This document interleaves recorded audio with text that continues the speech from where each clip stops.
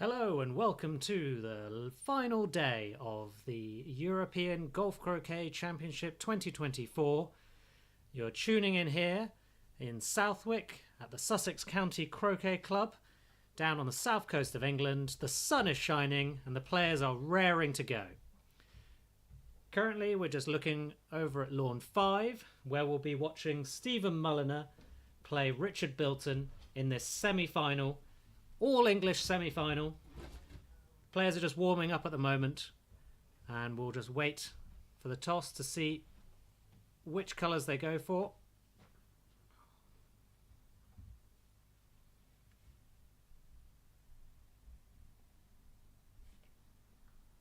The semi, so those of you that were watching last night, the quarter-final between Don Nuns and Jose Alvarez-Sala, they are currently playing their third game as a decider of their quarter-final to see who goes through to the semis, who will then meet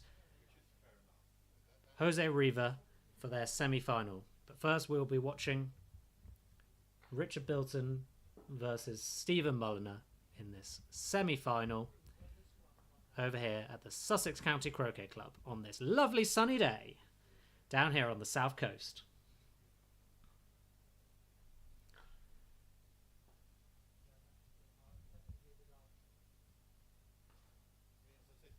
Hold tight while these players finish their warm-up and we'll get ready to go.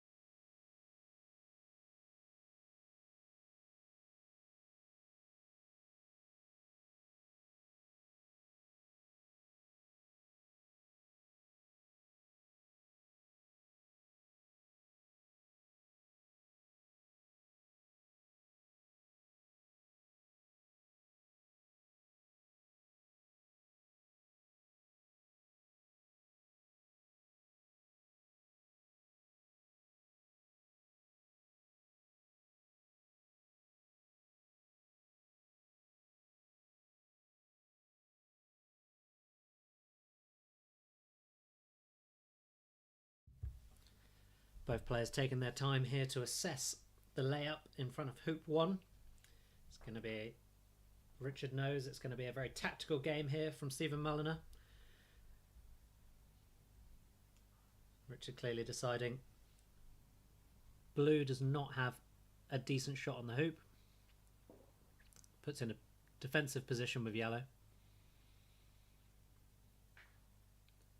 Ooh, an uncharacteristic miss there from Mulliner, leaving Richard with an open hoop 1. Take an early lead.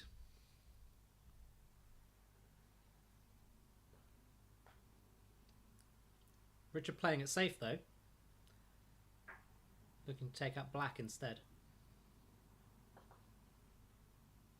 Yep, nice stop there.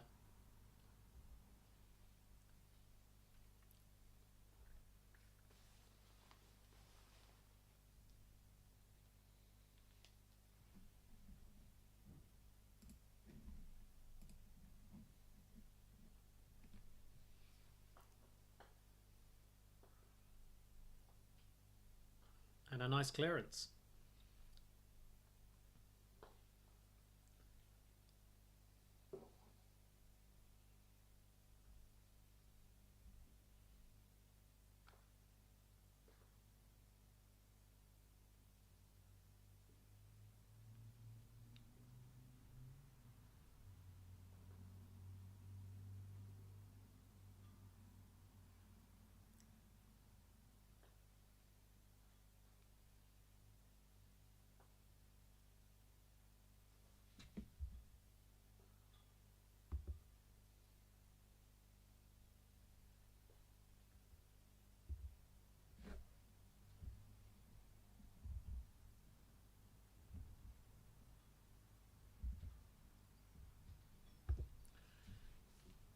Mulliner interrupting his neighbouring game to lie down on the floor, align his shot. His signature move. Let's see if he can run this hoop.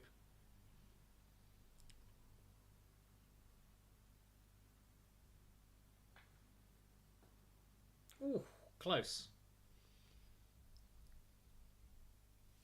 But not close enough when you're in the semi-final of the European Championship.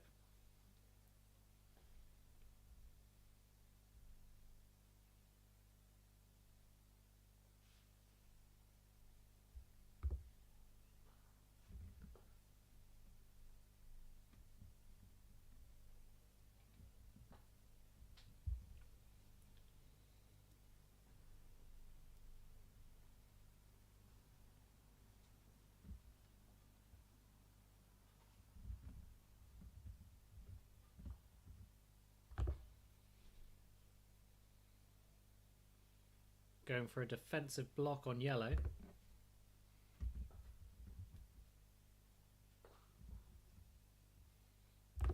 Looks like he might have done it.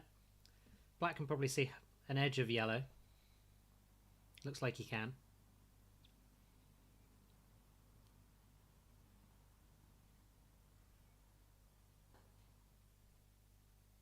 Yep.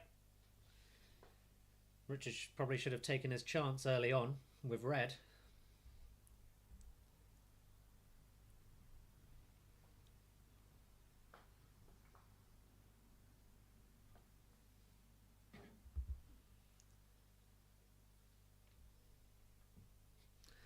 Our camera is shaking a bit here.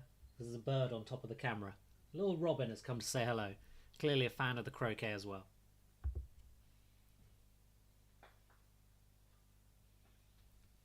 Nice clearance there to the boundary.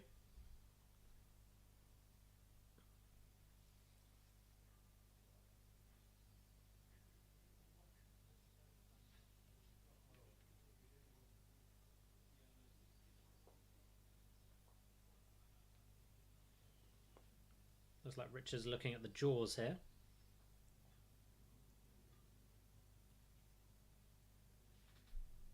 And that looks like he's done a good job.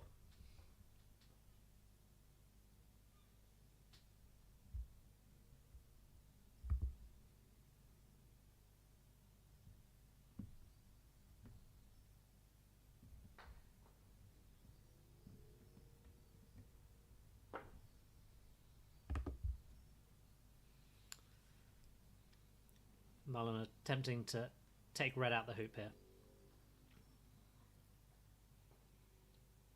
If he doesn't, that'll give a big tactical advantage to Richard, and he does it.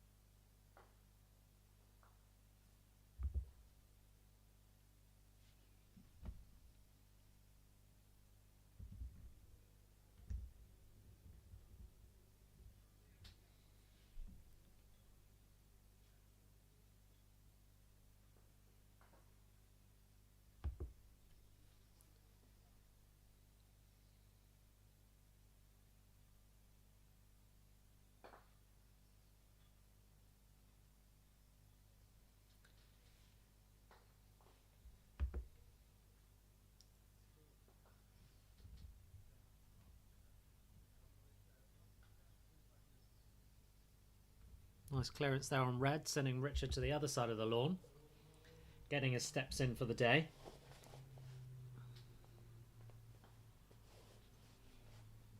Richard choosing to take a positional with red.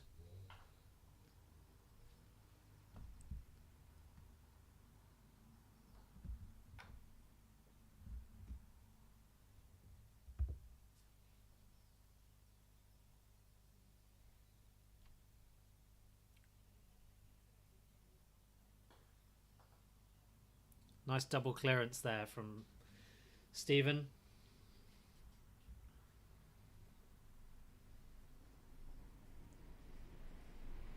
And Richard has to clear blue, otherwise, or block. He's gone for the block. That looks pretty good. Classic Mulliner here on the floor.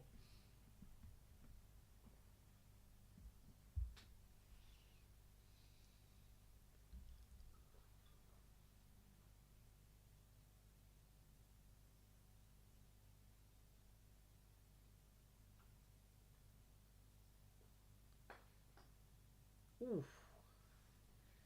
Just a bit off. Hit the centre of the left upright. He's not happy with that. He's re-practicing his swing.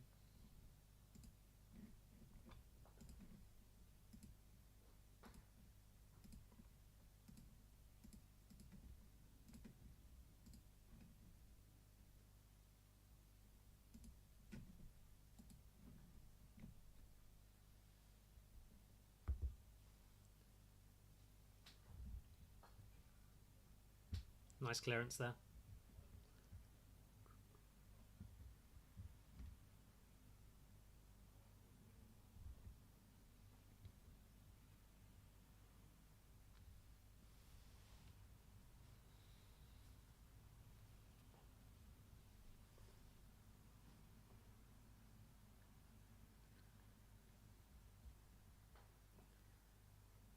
From this angle, looks like he might be able to get a double clearance again. If he gets the angle right, uses AC tactics. But not today.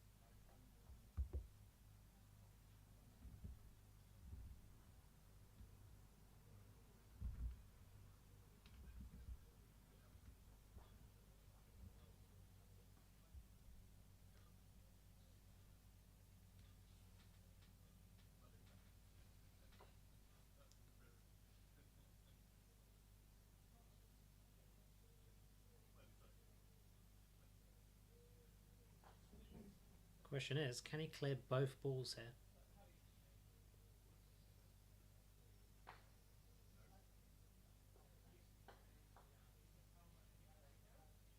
Not quite.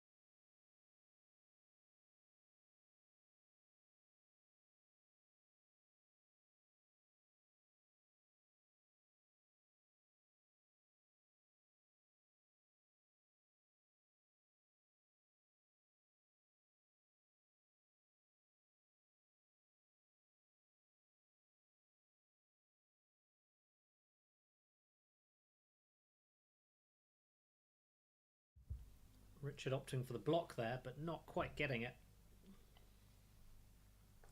Leaving the hoop open for Stephen.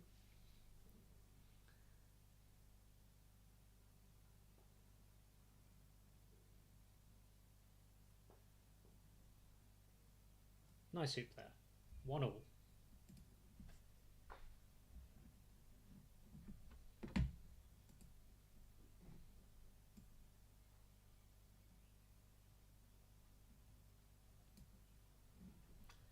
Well, these two have managed to spend 20 minutes almost on hoop 1. So let's hope the rest of the hoops pick up at a bit more pace.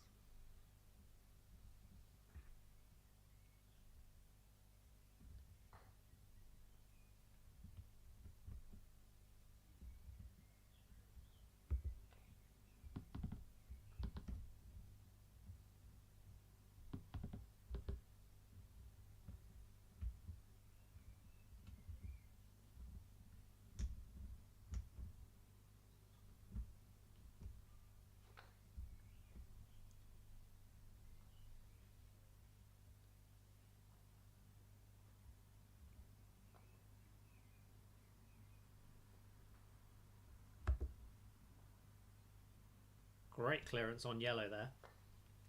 Absolutely what was needed.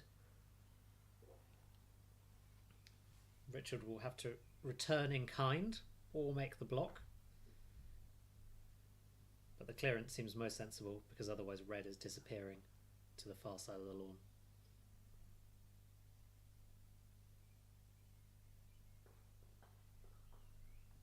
Yes, nice clearance there. Got the angle that he needed pushing blue very far away.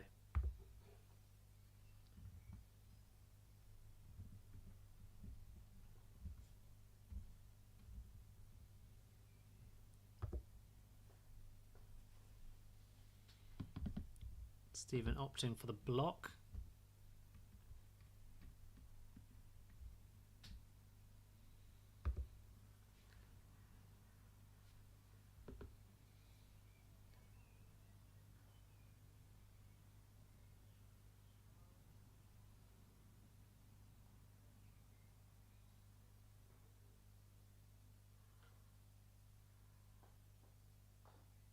Ooh, he'll be unhappy with that.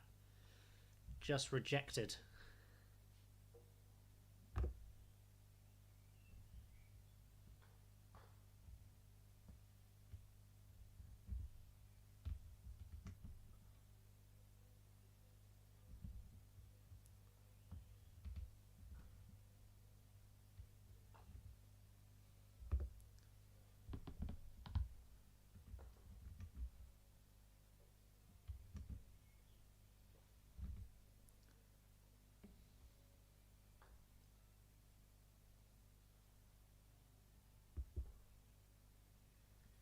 Nice clearance there.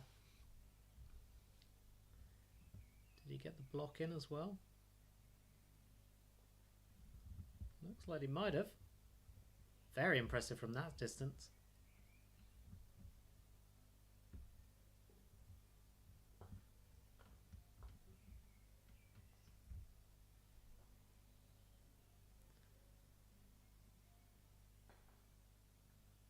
Yes, nice clearance there from Stephen.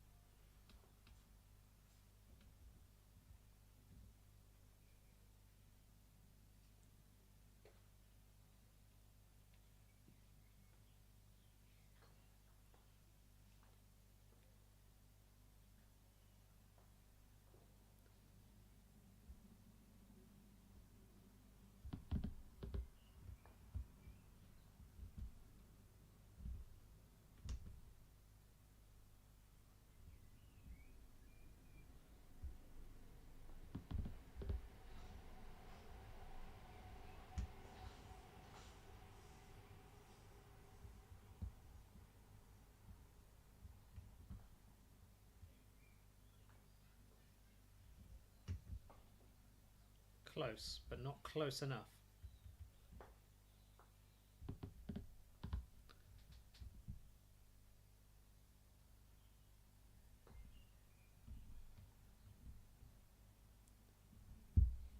This leaves Mulliner with a good advantage to run straight up to hoop 4.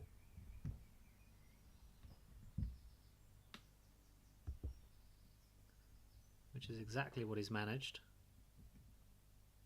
Very nice.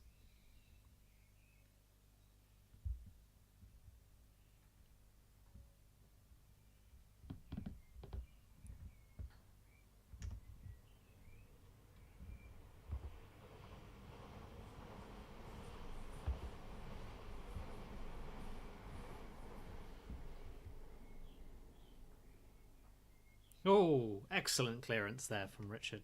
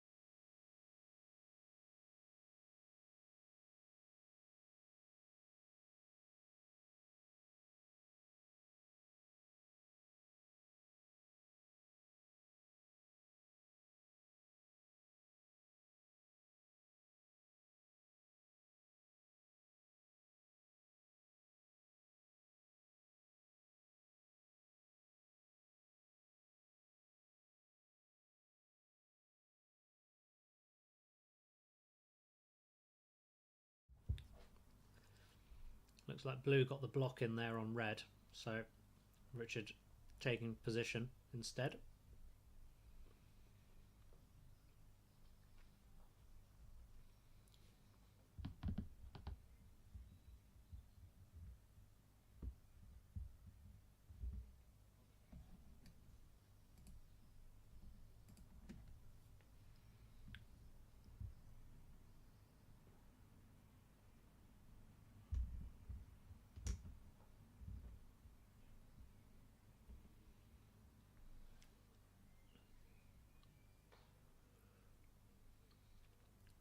Looks like he's going for the hoop.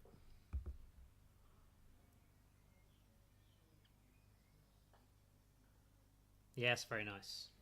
3-2. 3-1, sorry.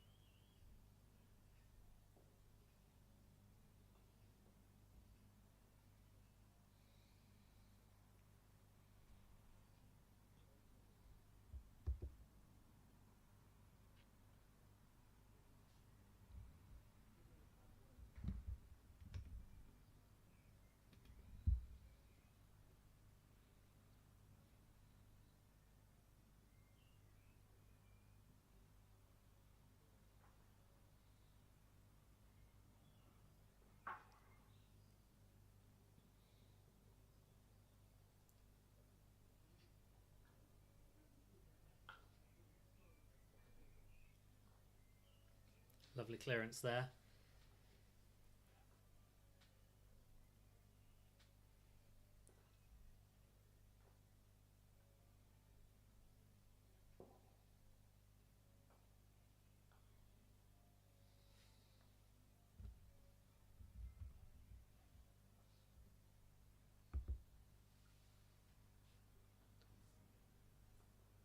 And I'm sure blue will be getting rid of yellow very shortly.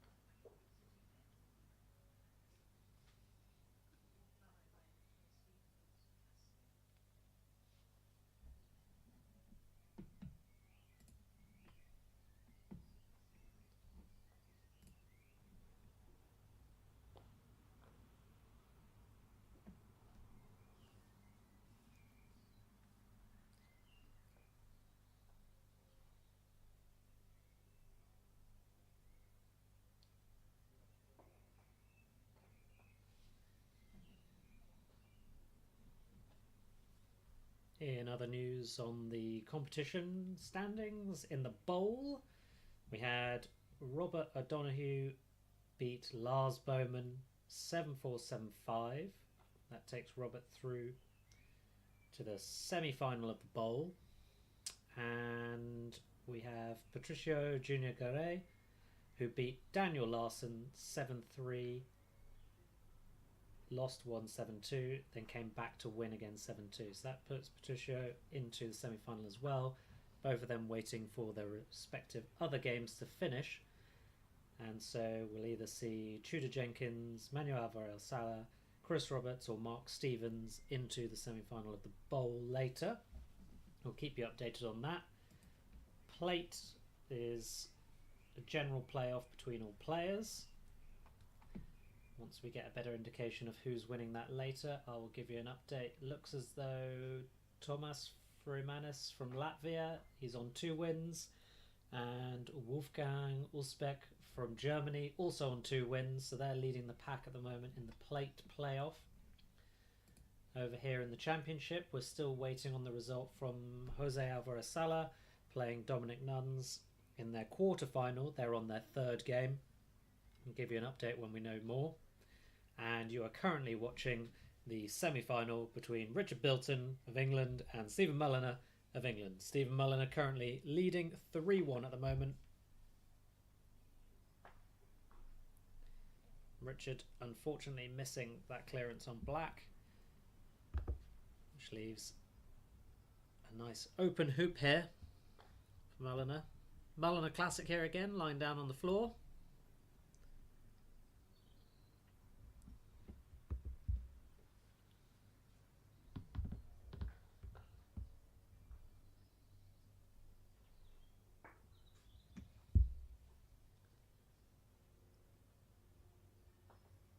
Yep, good hoop. Looks like good weight as well. That's 4-1 to Stephen. Probably wanted a little bit more power on that black, but it's in a good position.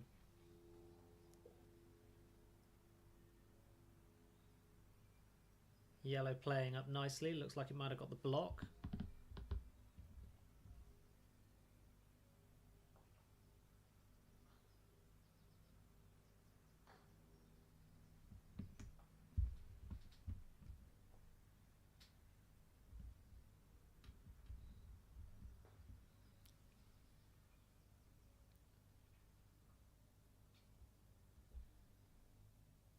Blue just overrunning very slightly.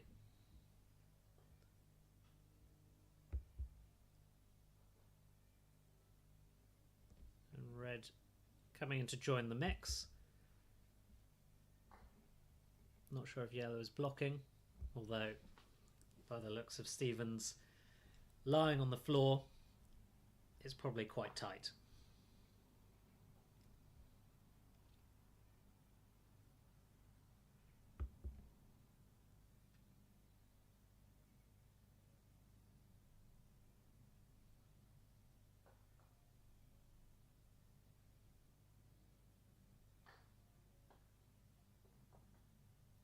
Very nice there. I mean, he probably would have preferred to go slightly through, but given that that's hoop 6 over to 7, he'll probably be okay. Right, that leaves Mulliner steaming ahead 5-1 in this game.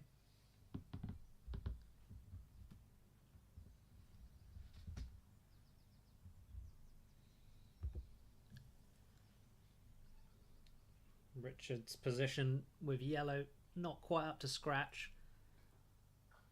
Mulliner opting for a promotion. I think black just on the edge of the hoop there, couldn't really give it enough power to get it in front of the hoop. But it does give him an easy clearance on yellow. Nice stop, leave him in front of the hoop.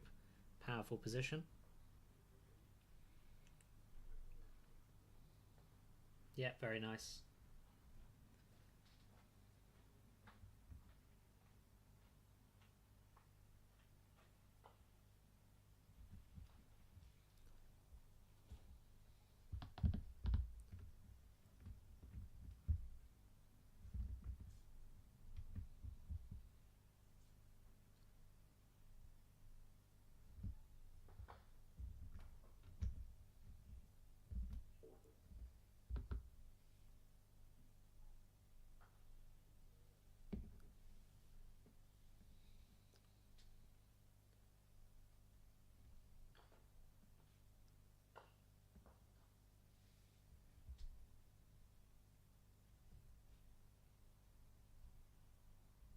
Mulliner must really love the smell of the grass today. Freshly cut grass. He keeps on lying down. Maybe that's helping him win. Certainly seems to be doing the right trick though. 5-1 currently.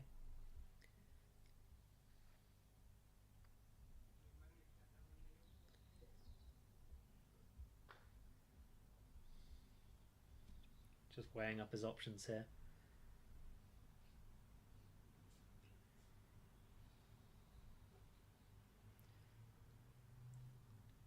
Looks like he was going to go for the edge of red, try and push it a bit further down the lawn.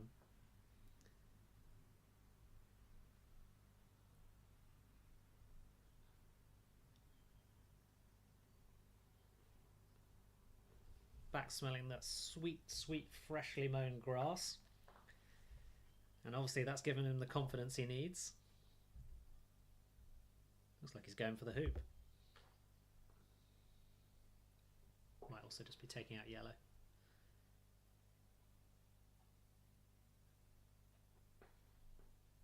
Oof. It looked good, but these quadways will spit you back out. Goodbye, black.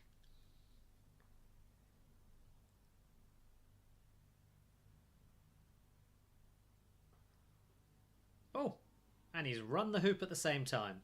Very impressive. There are no mistakes or no lucky shots in top level croquet. I'm sure that was intended.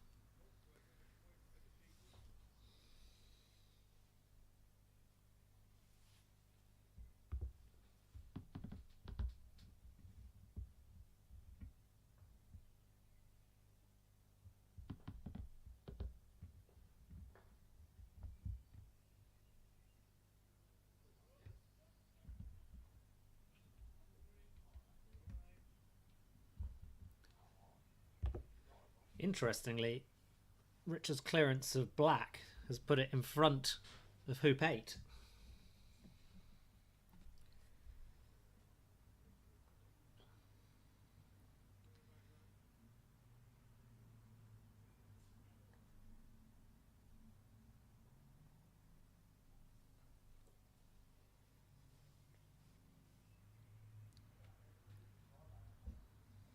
So I think we can say goodbye to yellow.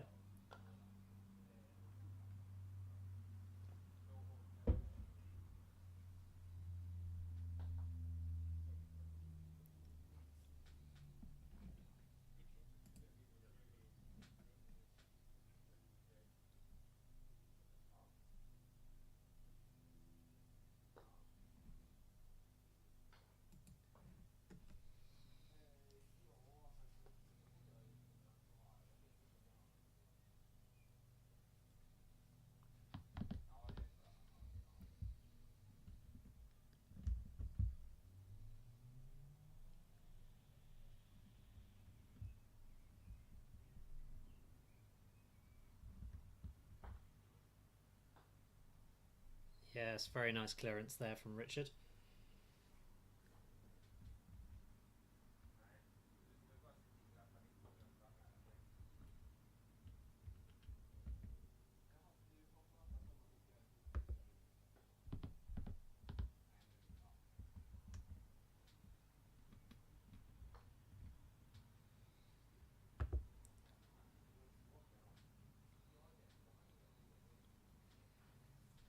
Decent position there with blue. Looks like it's blocking red on the hoop. Black's also got a pretty good shot there. If Richard can see the hoop, he may well decide to go for it, given you've got two balls in front of the hoop.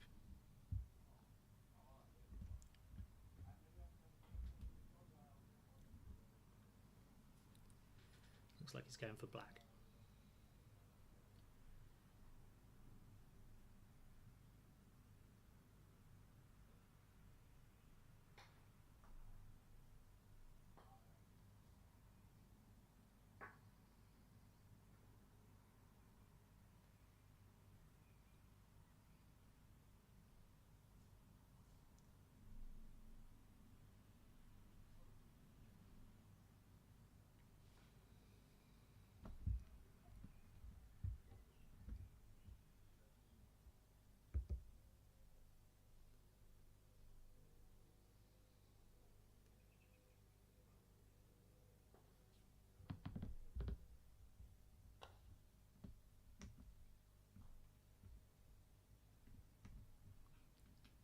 Stephen looking to get the wire here on red.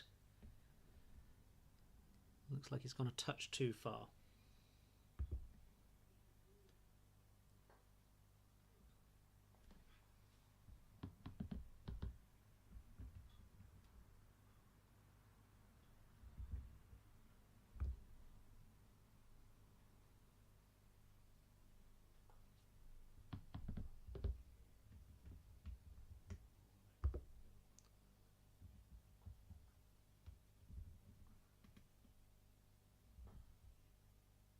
Going for the hoop. Ooh, pretty good effort from that distance. Just not enough.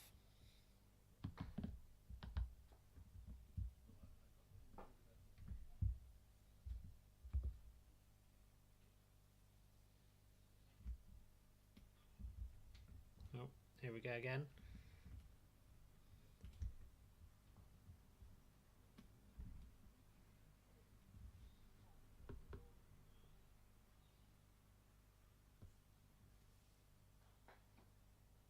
Nice hoop there. 6-2 to Stephen. Richard really needs to pull something out of the bag here to stay in the game.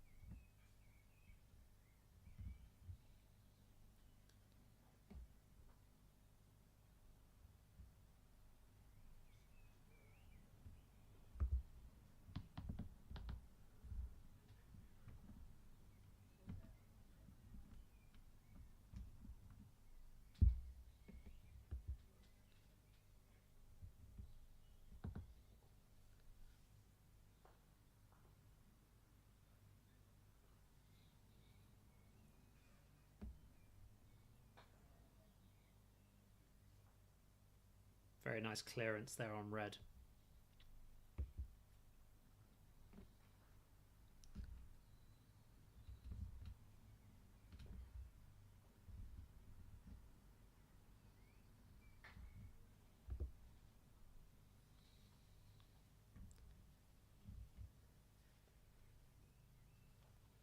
Clearly there's something in the grass because 6-2 up is pretty good going for a semi-final of a European Championship.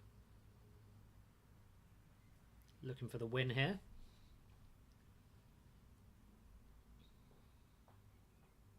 Yep, very nice. 7-2 to Stephen. One game up.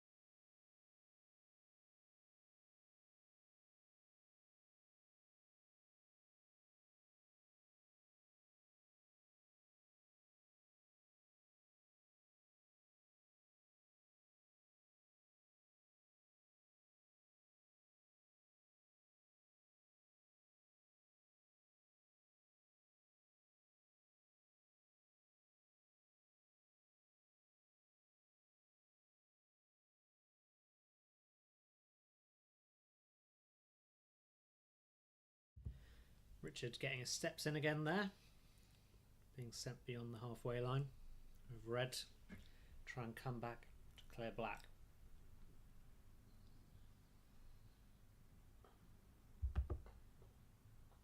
Very nice.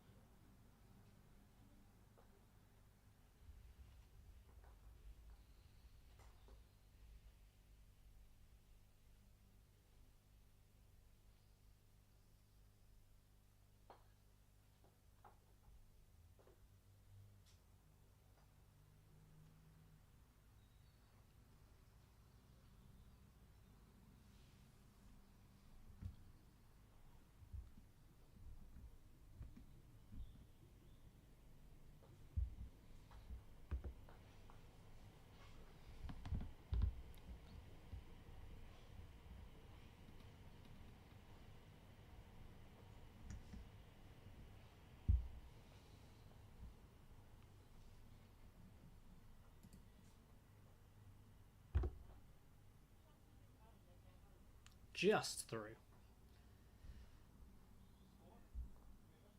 That's not where he wants to be.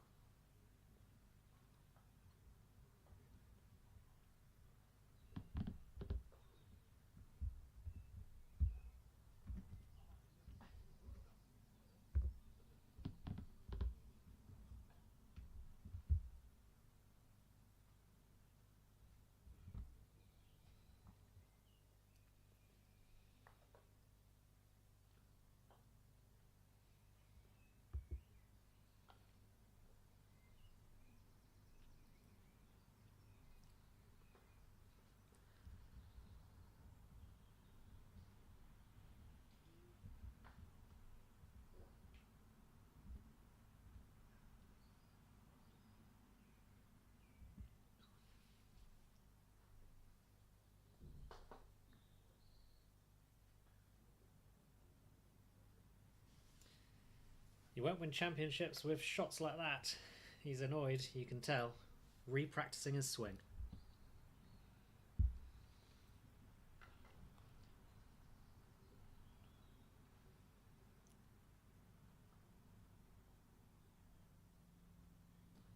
Yeah, nice stop shot there with red. Probably would have hoped black to go a bit further. Black going to come in for the block. Doesn't make it.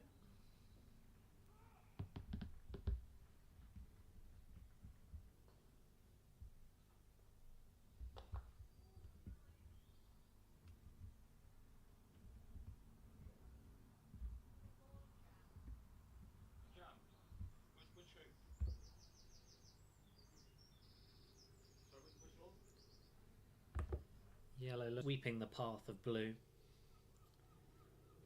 Taking inspiration from curling, perhaps.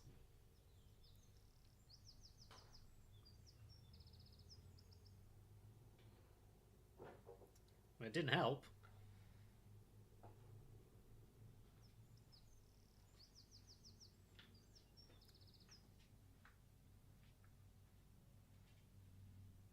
Well, that mistake is going to cost him.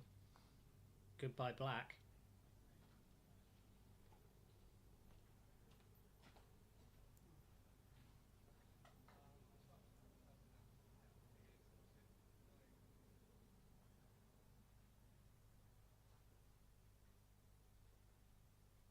I think Richard might have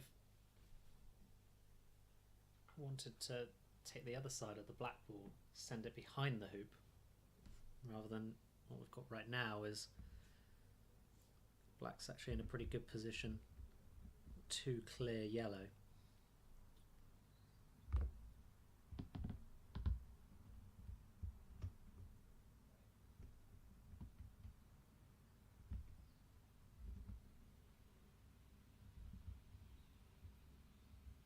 It's not enough though.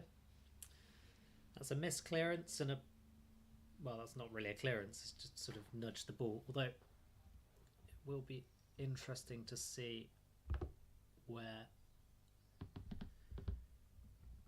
black did end up if it's over towards hoop 3.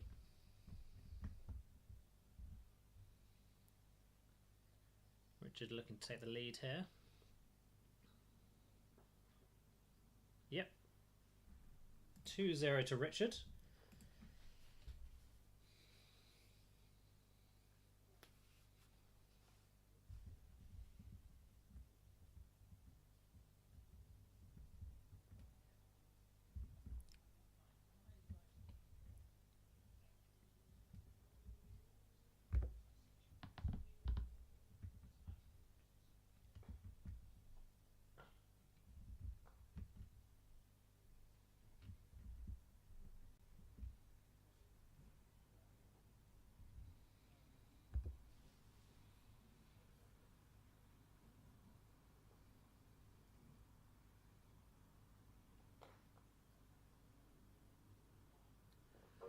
Blue looks like it's in a pretty good position here.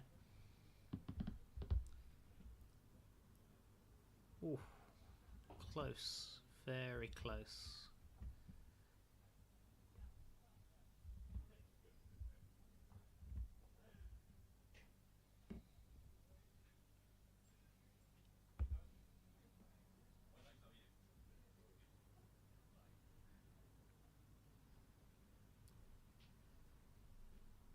Black looking to take up a position to hide from red.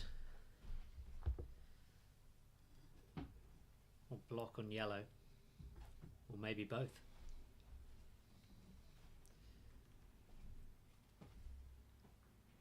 Yellow's going to look for a big clearance here.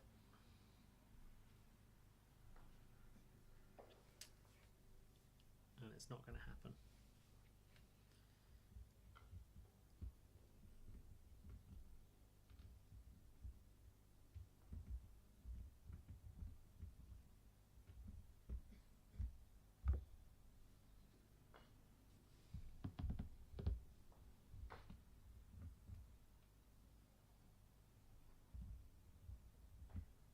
Yep, nice hoop there from Stephen, sending himself down towards hoop 4.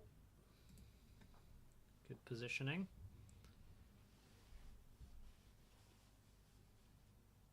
Well, it's a lovely day here down at the Sussex County Croquet Club here in Southwick on the south coast of England. Weather's a lot better than it was on Thursday. The players were looking particularly soggy Thursday morning as they started this competition.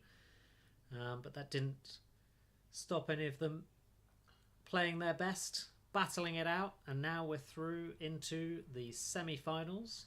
You're currently watching Stephen Mulliner versus Richard Bilton, semi-final of this European Golf Croquet Championship.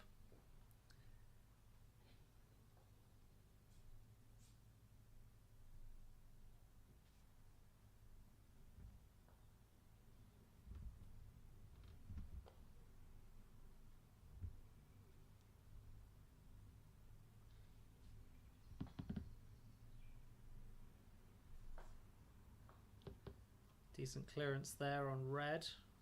Blue not quite finding position in front of the hoop, but still pretty good.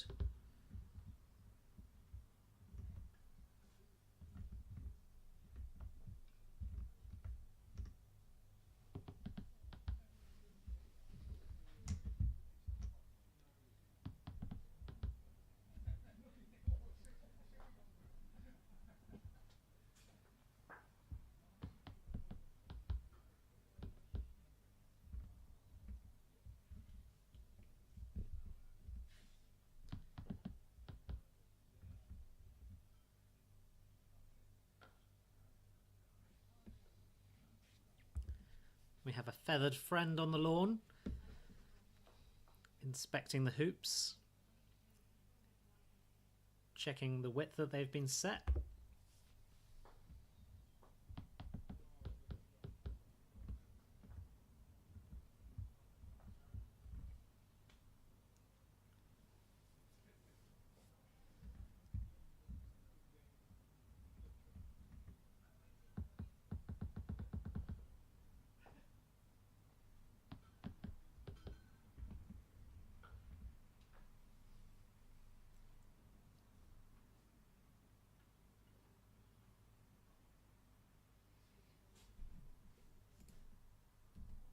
And that's 2-all.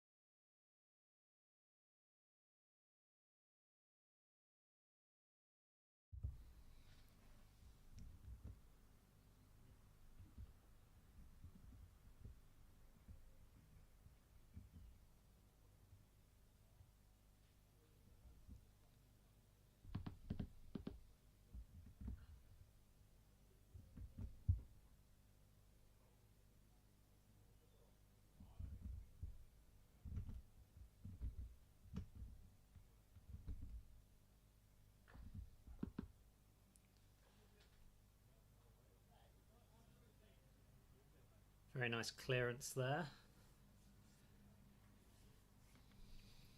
And hello to all of our lovely viewers from around the world. Hello to Elizabeth, watching down under in New South Wales. Hello to Tony in Madrid. And David in Switzerland.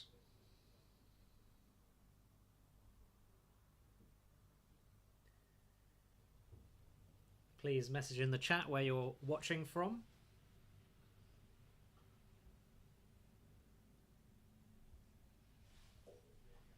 Yellow looking for the return clearance, but couldn't quite make it.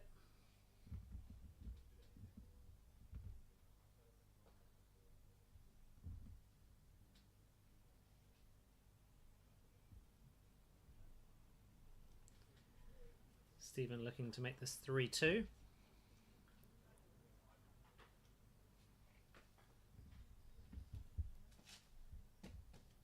That looks like good weight. Could have had a bit more power. He hasn't gone as far as he would have hoped.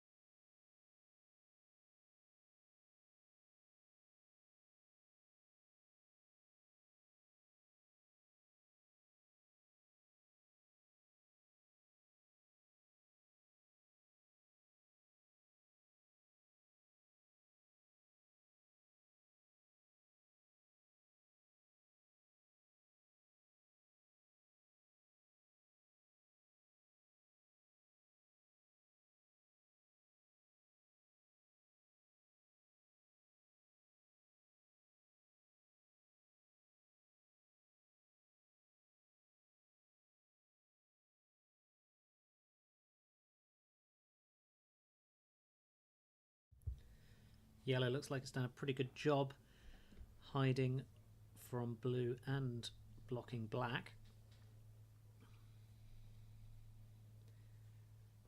Stephen opting for the position instead here.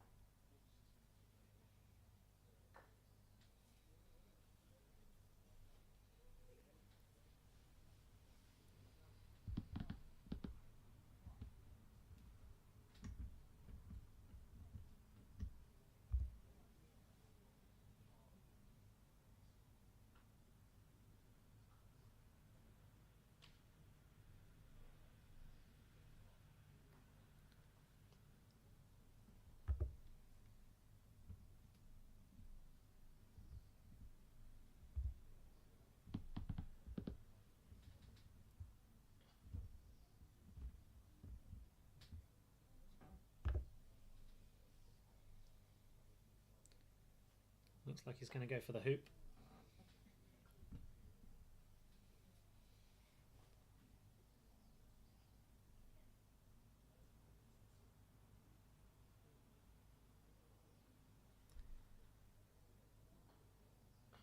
Very nice hoop.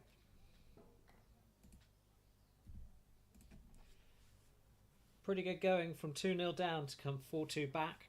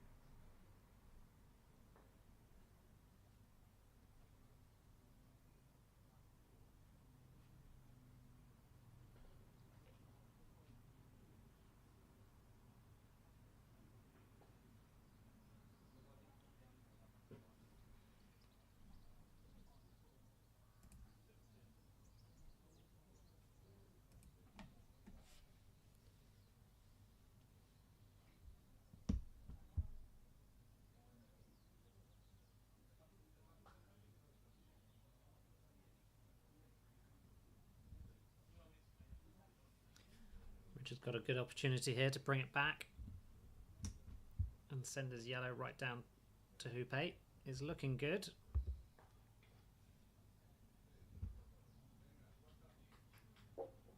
Ooh, actually just came off the hoop there. That would have been exciting.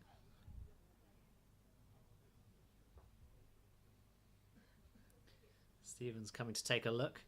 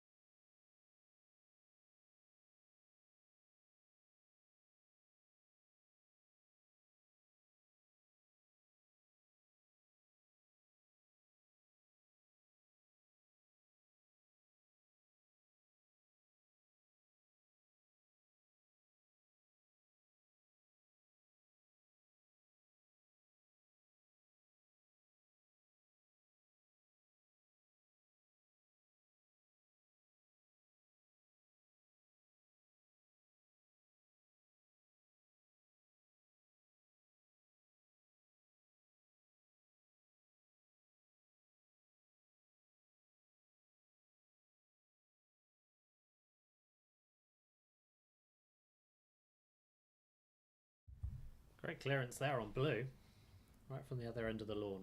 Very impressive.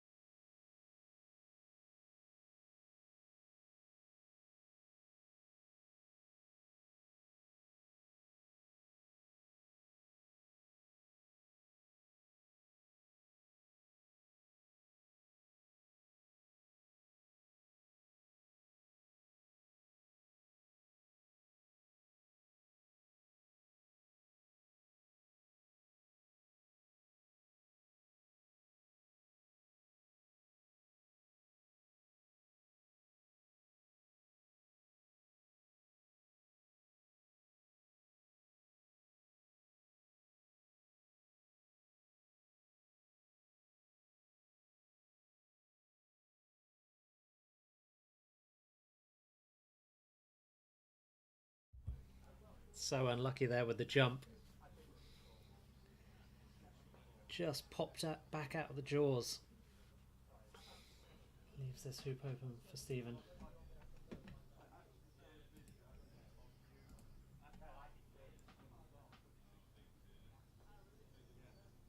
6-4.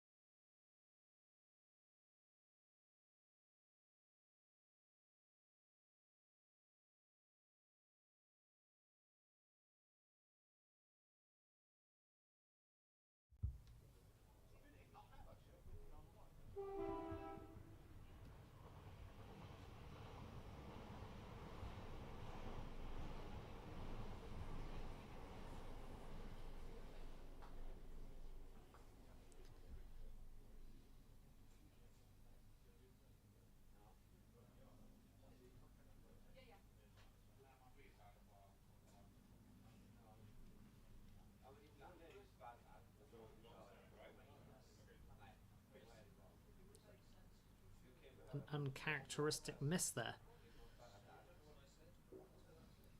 Be interesting to see what Richard decides to do. I think he's going to have to run it because he can't take the chance. It does leave yellow in a slightly unfortunate position to come down to hoop 12.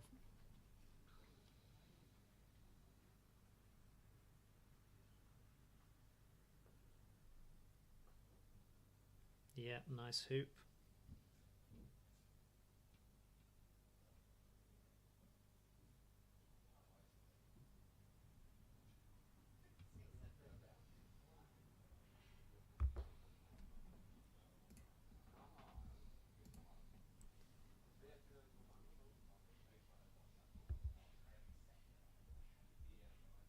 Good approach with black there.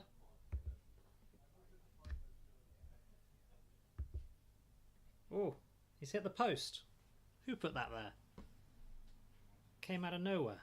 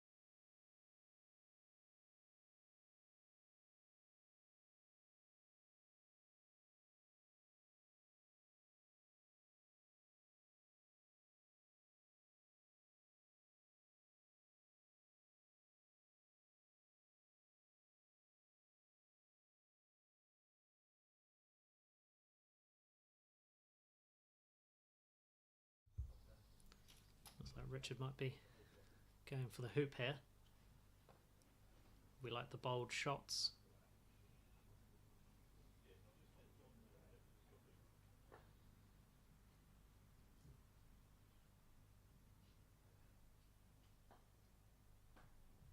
Oh, very nice. 6-all.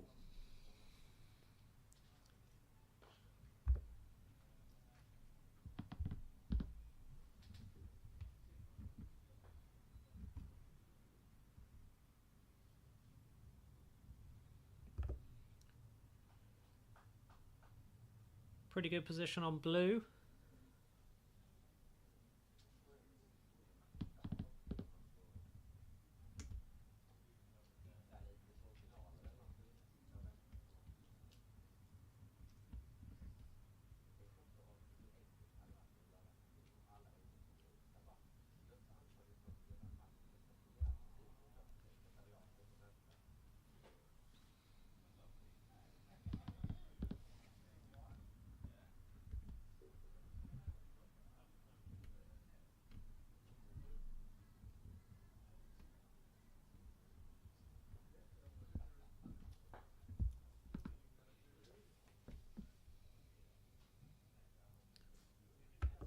Red looking for the clearance, didn't quite make it.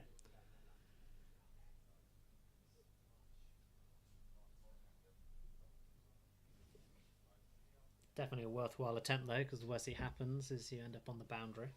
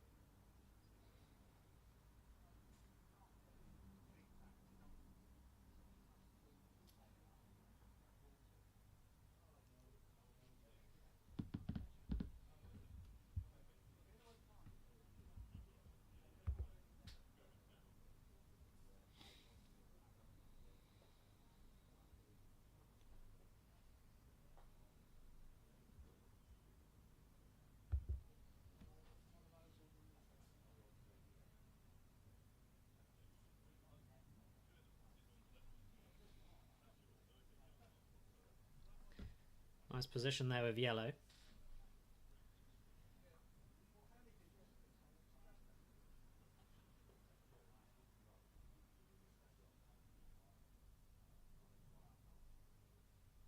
Checking his line.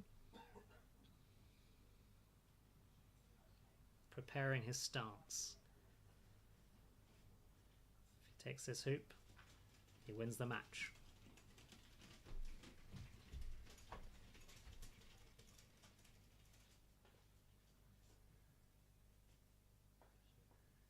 Always missed it. Oh dear. Not what he was hoping for.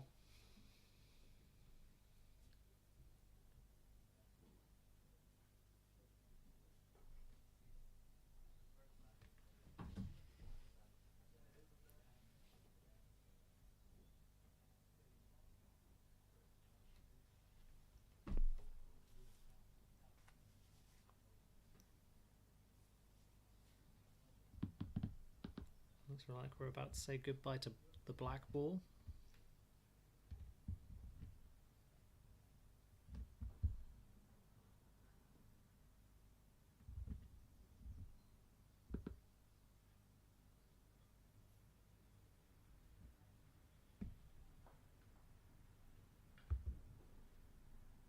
Nice clearance there.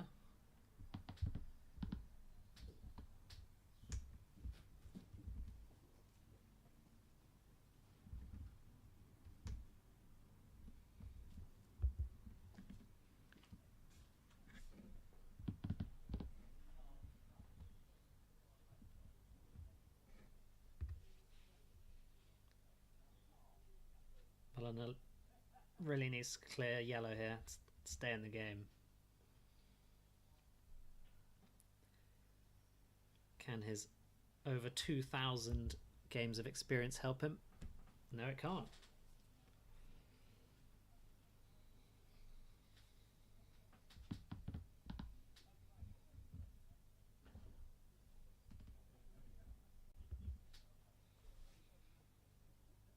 Both players nervous here, checking the stiffness of the hoop.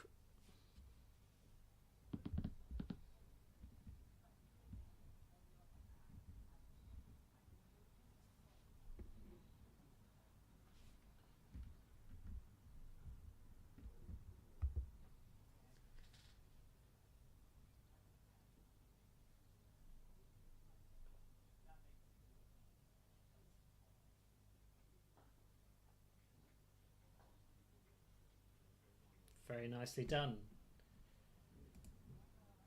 7-6 to Richard.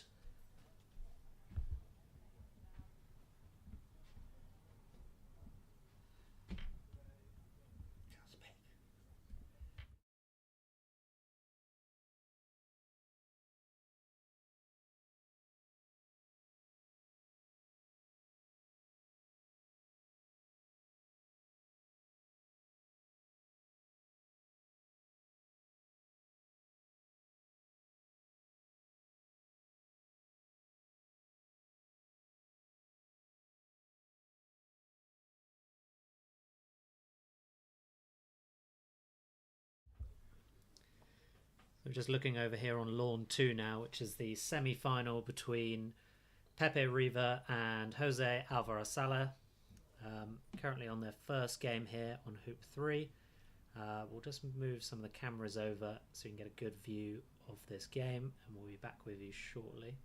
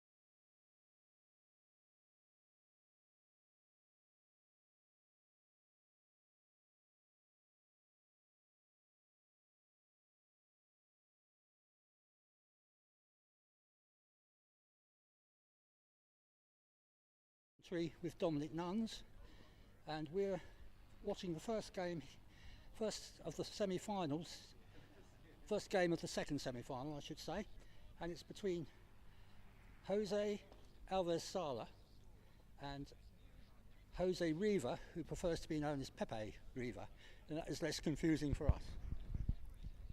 I'll just introduce you to Dom now. Dom is Sussex County's leading GC player, AC player as well, I believe. He was in this event, and he can give you a little bit more background perhaps about the players themselves. Sure, thanks Richard. So yeah, welcome to coverage of this semi-final. As Richard said, between Pepe and Jose, currently 2-1 to Pepe, contesting hoop 4. And yes, it's been a really enjoyable event. I mean, as ever, the club members here do a great job of laying everything on, fantastic catering, really well set hoops. We've got these brand new Atkins quadway hoops, which are providing a suitably stiff challenge. And yes, I haven't played against Pepe in this event, but he's been, from looking at the results, in scintillating form. Quite a lot of his matches, I think he's conceded 5 hoops or fewer in the whole best of 3 match. So I'd say probably on the basis of that and the rankings, he would be favourite for this match. But Jose is also a very strong player, as I just found out to my cost, because I lost him in the quarter-final, albeit in a closely contested match and a very enjoyable one. But yeah, he finished that off this morning 7-6 by running a very composed hoop 13 from near the boundary. But yeah, very very strong player as well. I'd say a particularly strong shooter. Yeah, he was telling me he comes from he lives in northern Spain. A lot of the other players are based in Madrid, I believe. Thank you, Dominic, for that. The situation at the moment is that Pepe is just about to try and clear the yellow ball from the east boundary. The ball is at hoop 4. He's going to try and clear it towards the west boundary. I must say we aren't in the best position to commentate on the angles of the shots here, because we are the other side of lawn 1, but we are limited with our microphone cable at the moment, so we are doing the best we can.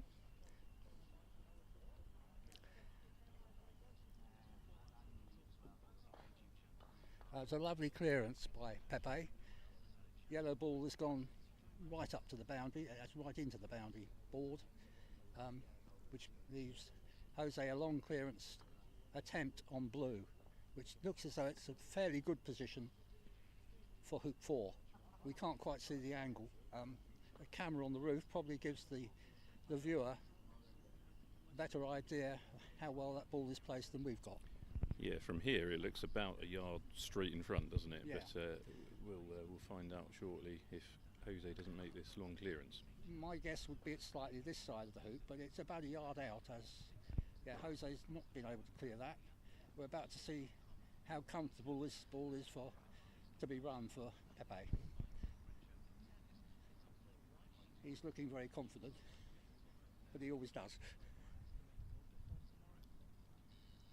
I believe Pepe is a past winner of this event and one of the European finals at Budley, but I'm going on memory, so if someone is looking at the records, I'll be able to say whether I'm right or wrong. Another hoop scored by Pepe, well scored. It was, look, as Dominic said, it was pretty straight.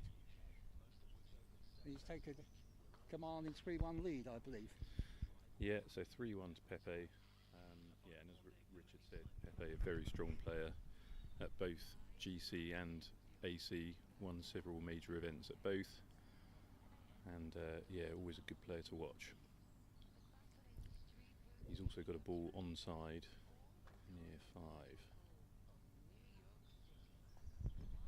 So he's put that into position, hoping to clear red with blue in a moment. What's yellow going to do? Doesn't look like red's well placed for a block, so yellow's taking position and is going to hope that blue misses its clearance on red. Blue being on the south boundary, probably about a 15-16 yard shot, I would think. What do you think, Dominic? I should think, yeah, something like that. Yeah, maybe a touch less than that, but not far off. And for those familiar with Southwick, it's looking absolutely glorious in the sunshine today. We're looking across, as Richard said, from just to the east side of lawn 1, looking across to lawn 2. So we've got the railway on our left. If a train does come just as you're making this clearance, it can be a bit off-putting. Some players will stop. There's not one at the moment.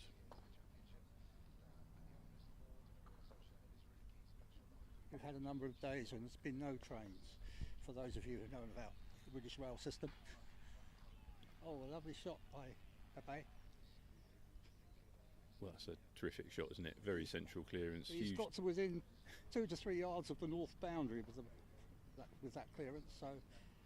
And not only that, blue's rolled Yeah. on into quite a nice position, Yeah. heading towards 6 if red misses this. And red may even be obscured by the hoop. We can't tell from here. He's Shooting. demonstrating some extremely good controlled clearances, leaving his ball where he wants it and the object ball where he wants it to be. You may have heard the train has just gone by, first one we've had since we've been on commentary.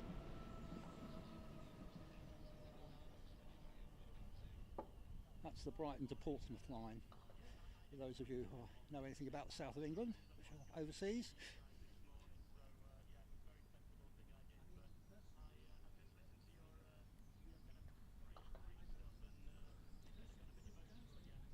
Another beautifully run hoop by Pepe, and a lovely position for hoop 6.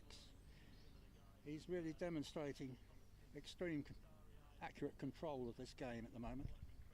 That's right, and that's a 4-1 lead, isn't it? And yeah, that black from here looks like it could hardly be better. So for that reason, Jose went for the hoop. Whether it was a double, I don't know. He bounced off the hoop. Yeah, it was pretty close, wasn't it? A good effort. Like you say, it might well have been a double. We can't tell from here.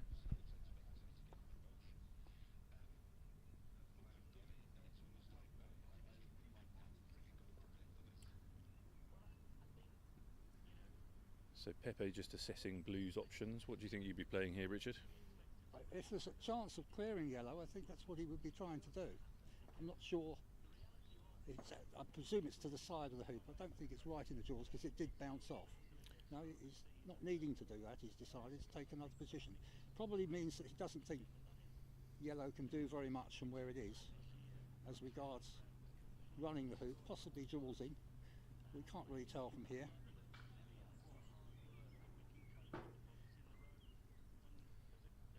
That looked like it just flicked off the outside of the left wire. At first thought was, did that run? But now I see what Pepe is lining up. I'm pretty sure I know it didn't run.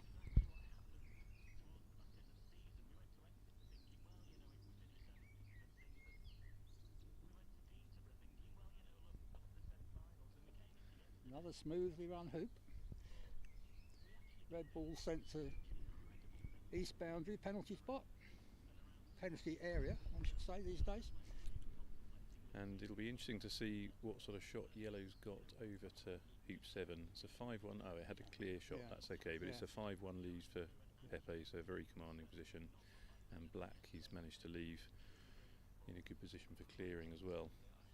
Yes, Pepe seems to have been able to leave Jose with some very long clearance shots on a number of occasions, which unfortunately he's not been able to connect with very many of them.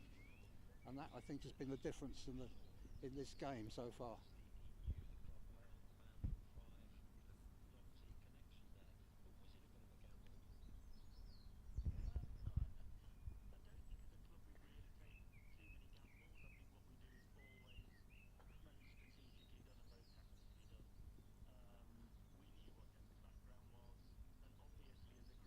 Duncan, our technical director, has just gone running up to one of the cameras on hut 5.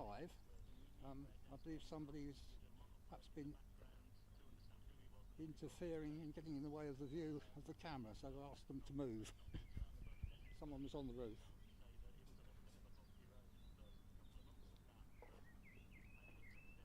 Okay, so yellow is now on the boundary, and from the fact that Pepe's just removed some clips, you'd assume that he's looking at a jump shot here. So his blue presumably has red in its path to the hoop. We can't see the alignment from here. He wouldn't be needing to jump if it wasn't in line, so he's about a yard back from the red ball and about 3 yards from the hoop, 3.5 maybe. Settling his position for a jump shot. It's for 6-1. Yeah, good shot. Beautiful shot. Demonstrating his extremely good all-round game Pepe's got. On the results of his block games, he's going to be extremely difficult to beat. Yeah, and that red from Jose there, unfortunately, very short. These lawns are quite a bit slower. Lawns 1, 2 and 3 are slower than the other lawns in general, and they're especially slow as you get down towards the southern end of the lawns. So because Jose's just been playing on lawn 7 in finishing that quarter-final against me, he's probably still just adjusting to the slightly slower pace, especially in the southern half of these lawns. Yes, lawns 1, 2 and 3 at the Southwick Club here are rarely used at all in the winter. Being situated adjacent to the trees and the railway bank, it never really dries out at the southern end, does it, Dominic? No, that's right, and with all the rain we've had in the UK recently, they're especially boggy. A rare mistake from Pepe. I think he was trying to clear red there and hopefully leave black with a hoop attempt next time. And red's got a clearance. And I've got to say, Jose against me with clearances of this sort of distance was very, very consistent. But it is interesting how it all becomes much harder when your opponent's putting you under extreme pressure, which is what Pepe is doing here.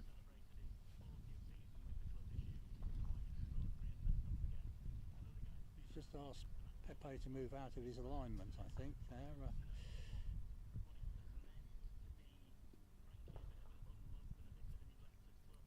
Jose's playing for, is he playing for a spot on the south boundary?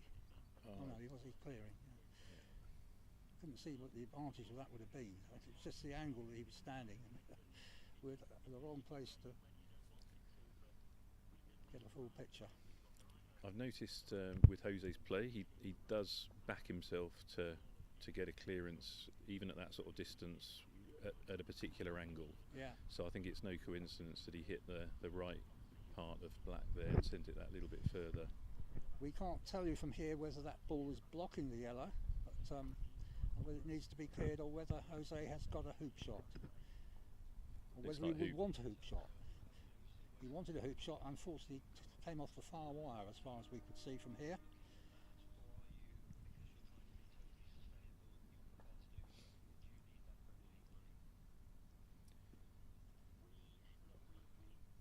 So blue and black now in a very commanding position in this hoop. And it would be a 7-1 game if Pepe was successful, wouldn't it? Not his first in the event. No.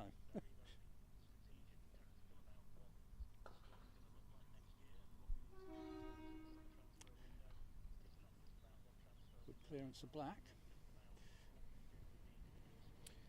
Yeah, that's potentially started to get Jose back in this hoop, hasn't it? A really nice central control clearance there. Well, imagine he will might go in tight to the hoop here, trying to block yellow at blue, possibly, rather than clear red. Would you favour that, Dom? I think I probably would be at the very least interested in that idea, yes. Not sure that's what he's playing. No, he went for the clearance. Oh, and he's actually collided the red ball with the hoop. And whether he's left that in a runnable position, we can't tell from here. I think it's probably this side of the hoop. But Jose is interested. He's going to have a look.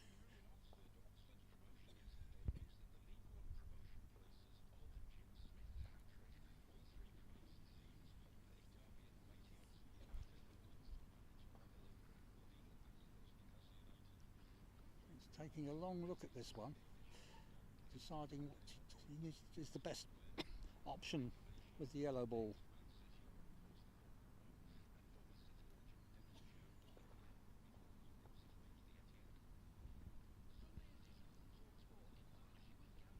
I think red's unrunnable.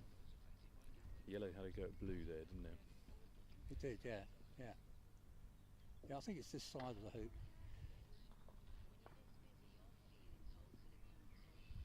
Although Pepe's taking clips off, so does this necessitate another jump shot? Yeah, I was just having a look at the feed there actually, Richard, Yeah. and I'm pretty sure red would be obscuring blue, so yeah, it's. I think you're right. It's a jump. Well, I saw him take the clip off the top of the hoop. So Clips off, so it's going to be, isn't it? We'll see his feet move forward in a moment. you don't have to take clips off these days, whereas in the previous rules it was a requirement, because if you collided with a clip, it was considered a fault. These days that isn't the case. Don't think so, was it? No, No, it's a bounce. Hit the wire.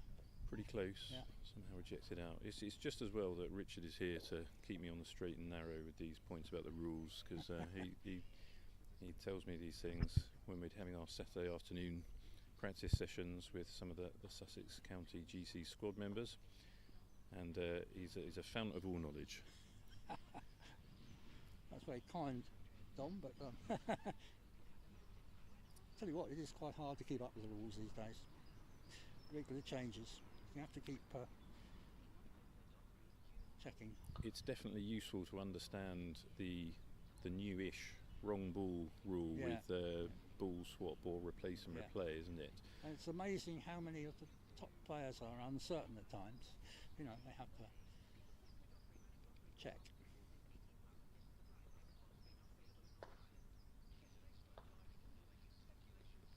So we all mentioned the other semi-final going on lawn 5. It's one game all there between Richard Bilton and Stephen Mulliner. It looks like 2-1 to Richard from the clips in He'll be playing game 4. Referee needed by the Spanish gentleman, and there goes Francis Coleman, referee of the tournament. No, Cliff has offered himself. He was closer than Francis. Cliff Jones. 82 years young. He was Yes, telling me yeah, yesterday. I don't yeah. suppose he'll mind me telling you. He told me himself this morning, because we had an age competition. He is actually 4 years older than me. But explain that I'm very much at the veteran stage of my croquet days, whereas Dom is at the prime of his. Well,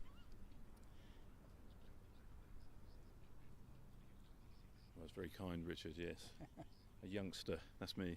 Well, for our club, you are one of the younger players. We don't have many young players in this club, unfortunately. So Cliff Jones, who's doing the refereeing duties here, of course, has been a top coach, particularly in AC, for many years. One of the real characters of the game. Often shows up here at Southwick to coach courses in his camper van, and that's when I first met him. Actually, it was a few years ago, where he was kind enough to give me a few tips. But yes, I had a very interesting game match with him actually yesterday.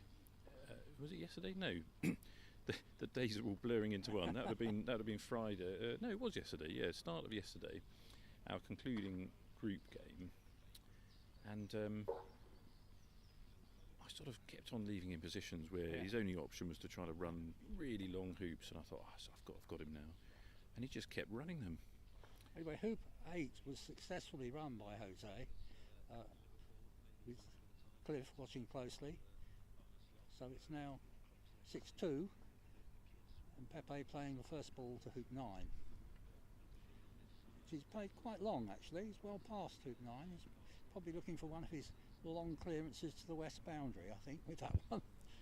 Perhaps get control of the hoop that way.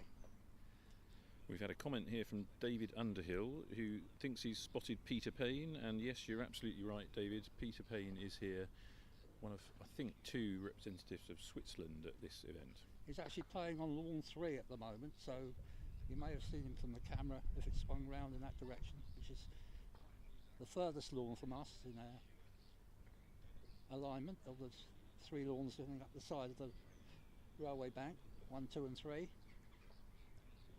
Peter's up there playing one of the plate games, I believe.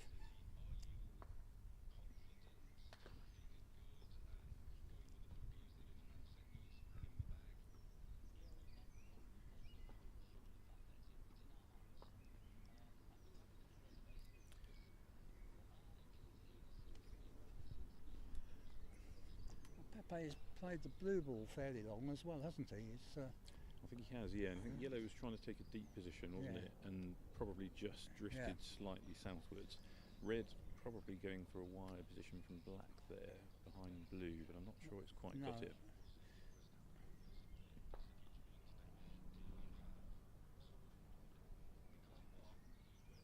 He's checking to see if there's any shot there for either the red or the blue before he makes a decision what to do here.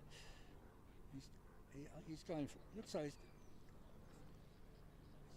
going for a clearance. Yeah, not a full-blooded clearance this time, not by Pepe's standards. It's from halfway across the lawn.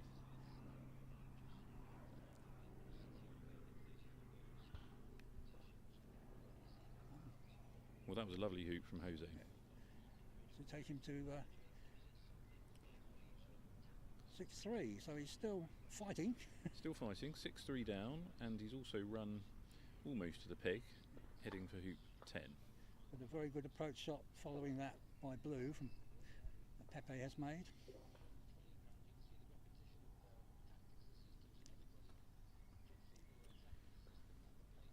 Black here, you'd expect would be looking for the block. Yeah.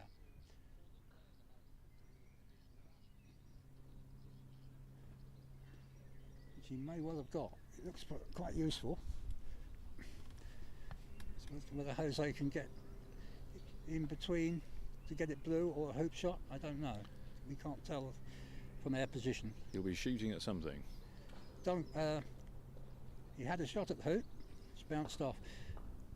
Dom's trying to follow the feed on the live feed on the camera and see if that picks up a little bit of the alignment that we aren't able to see from our seated position here.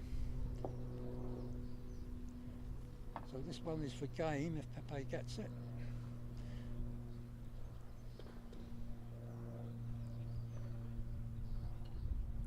Look nice and smooth, first game to Pepe. 7-3. Yeah, well, that was a very tidy, controlled performance, wasn't it? Yeah. Not many weaknesses to go out there. No. How would you go about tackling a player on that sort of form, Richard? With great difficulty. With great difficulty. I wouldn't fancy my chances unless I got extremely lucky with a couple of hoops. Well, luck always helps. I suppose sometimes you can make your own luck, can't you? Yeah. I suppose, yeah. If you're taking position, there's a case against a player in that sort of form, in going closer than you typically would. Really trying to get in close to the hoop, you've got a chance then of blocking them. Maybe even chances of being peeled through. That would always help. Can you see the pegs on 5, Don? I've got the feeling it's. They're contesting hoop 5, aren't they? I think it's 3-1. I think it's 3-1 to Richard. Yeah. 3-1 Richard, who has just shot at hoop 5.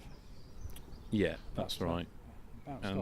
But blue and black nicely placed, so you'd expect blue to run this, and that'll be another hoop for Stephen, taking it to. I don't know if Duncan has switched over to lawn 5 while there's no play on lawn 2. Can you tell on the feed what's being shown, Dom? No, we're still looking at lawn 2, so we can just tell you what's going on lawn 5.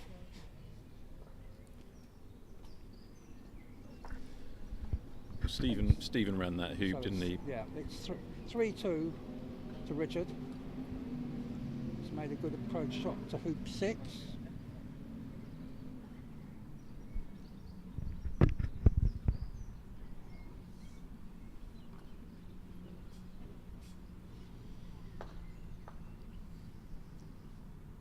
Did you put yourself forward to go to the Worlds in October, GC?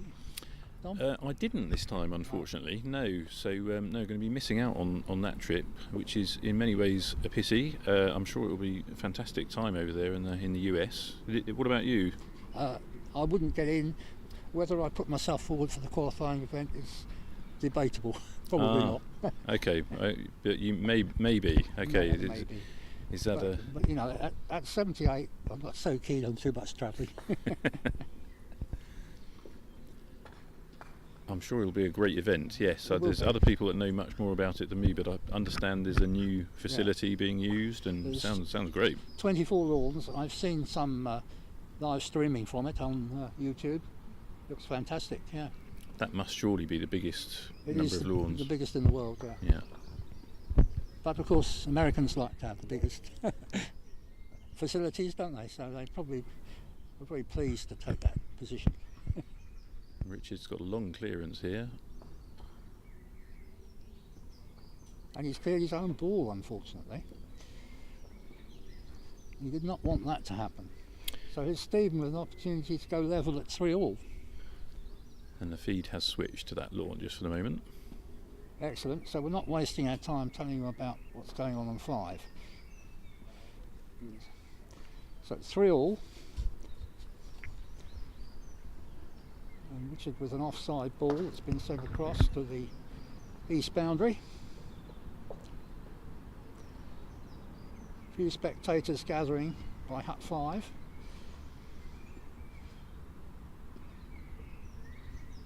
Well, that's a beautiful positional shot that Richard's played to hoop 7 there. However, with black in close proximity and Yeah. Stephen shooting well, it may not stay there. I watched a bit of Stephen in the first game. Oh, sorry, the second game. He finished the first game. And his shooting went off for a little while. His sort of 7-yarder consistency wasn't like it normally is.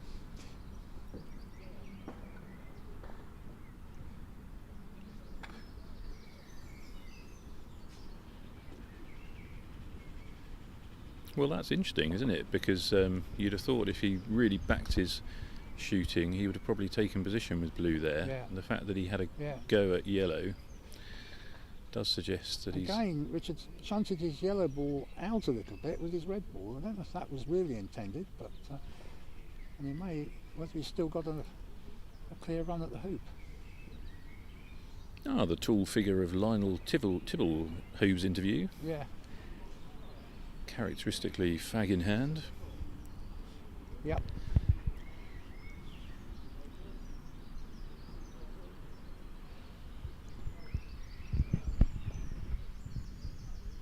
I think probably Pepe would be quite anxious to get this next game underway.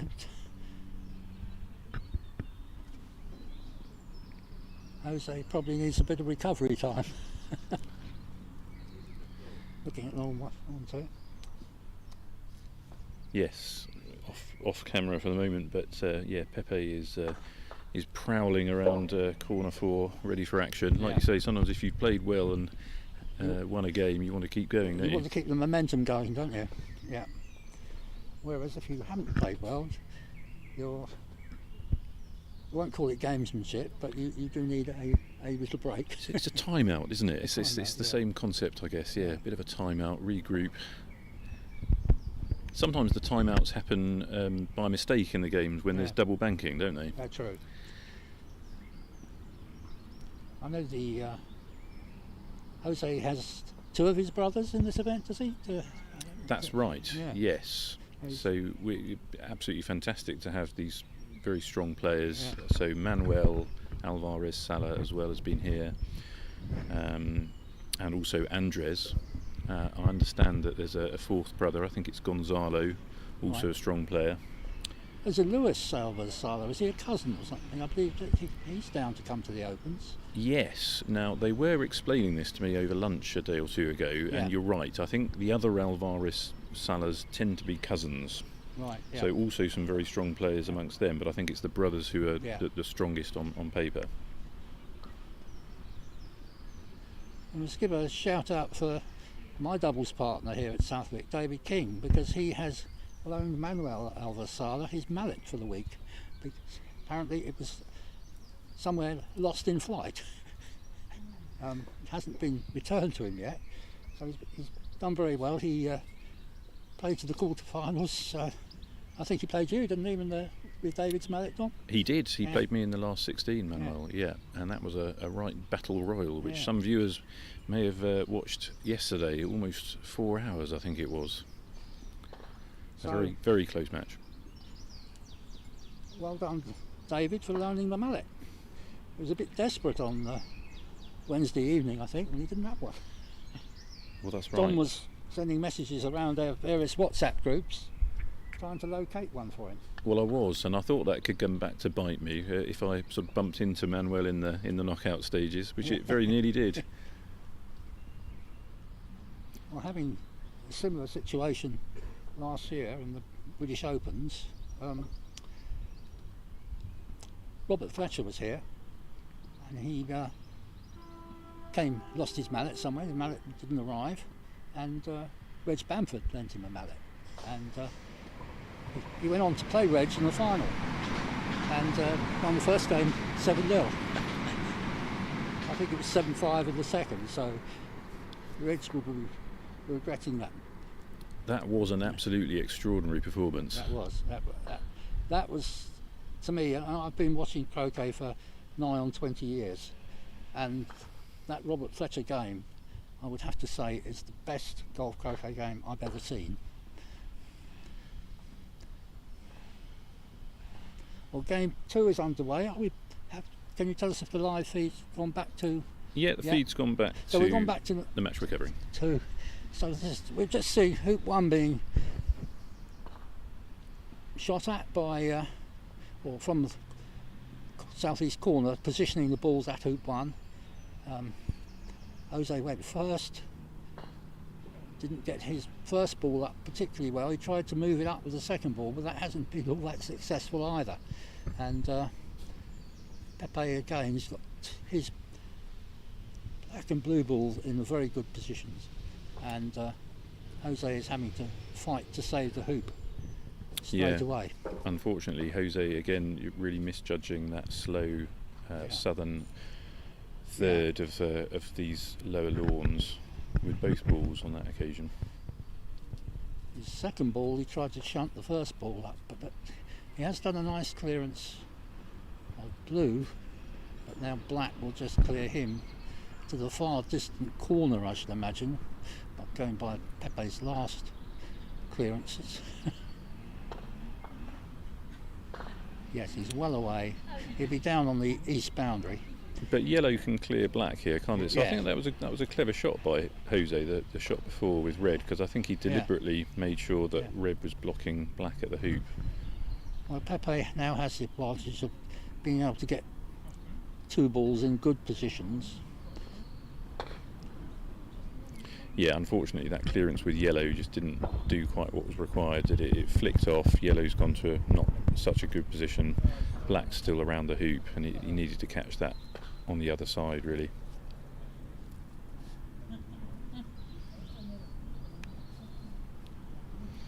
Just playing to a deep position, hoping for a shot at the hoop. Next time with red, he'll have to make a clearance first.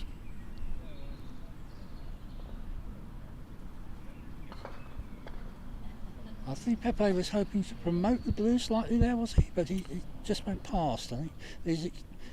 His hand gesture after the shot led me to believe that he was attempting a little promotion there, but didn't happen. Yeah, I think you're right. He definitely wasn't happy with that one, was he? No. And a really nice controlled central clearance there by Jose, so maybe just starting to settle.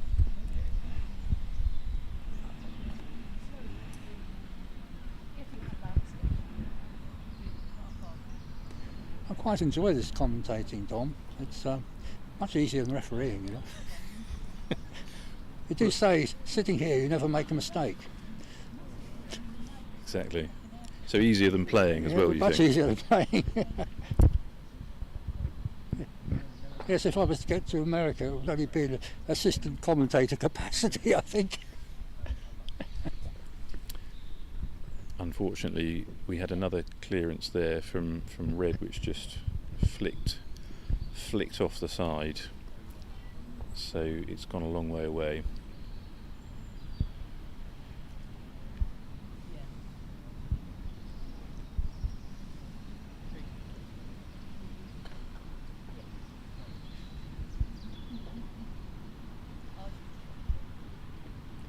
Just to keep you updated, they are fighting over hoop 8 on the other semi-final in the third game, which at the moment I think is Richard leading 4-3.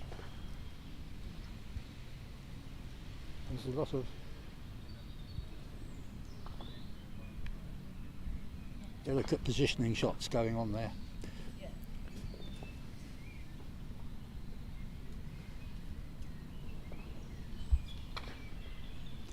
And Stephen's just missed one, and that could be crucial.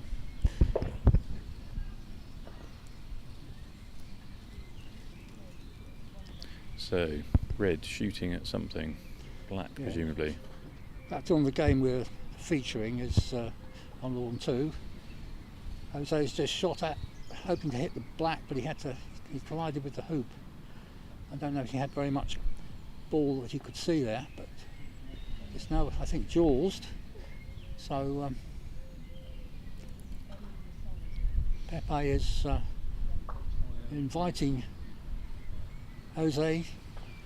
He's not even considering a jump shot. He's played halfway. No, I was going to say, based on my games with Jose, he has a perfectly serviceable jump shot, but I don't think it would extend to jumps from that sort of distance and angle. No, that was quite an angle and distance. It was probably 8 to 9 yards, given the angle. Yeah. And it was 25 degrees probably, something like that. Yeah, some of the players with the most power would probably have had a go at that, wouldn't they? But Yeah. Based on my experience watching a lot of the Spanish players in this event, they don't seem to favour the extreme power. They're No. pretty powerful with their clearances, Yeah. but Their football clearances are quite powerful, but they're not so. When it comes to the aerial shots, the jump shots, I've not seen anything really long jumps from the last few days anyway. no, unfortunately, yeah, red thought it could clear black there, but it's just peeled it through. So it's 1-0 to Pepe and advantage at 2 as well. The great thing Pepe seems to have in this game is his ball to the next hoop is always extremely well placed. Although this time Jose has got a very good yellow in front of him. So we'll see what develops. And Pepe's come back with an even better blue ball. They look extremely close. What's the feed showing, Don? I'm trying to see what their angle is. Yeah. Difficult to tell at the moment, but they all look like runners from here.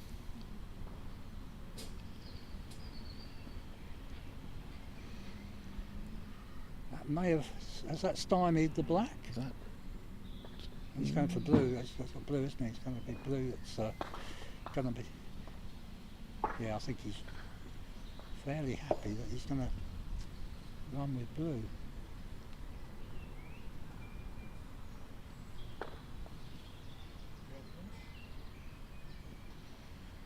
So you think black to clear yellow,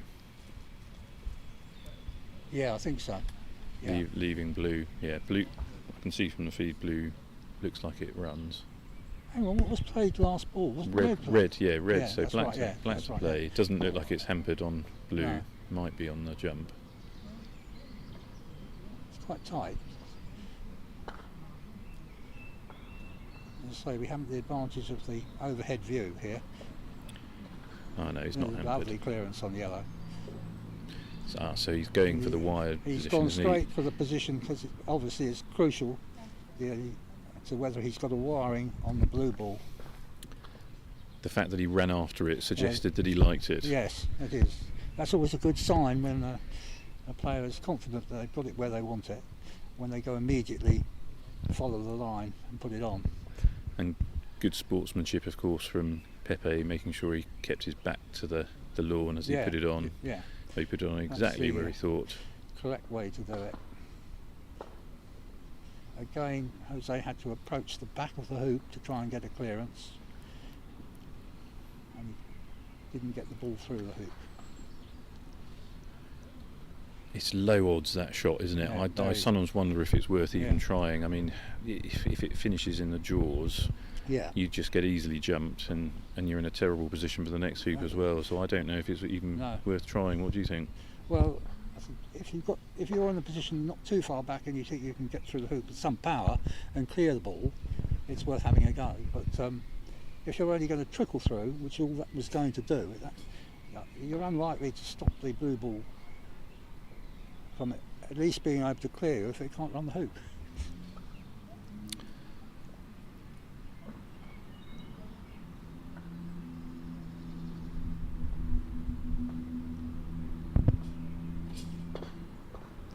So 2-0 to Pepe, and got a huge cut.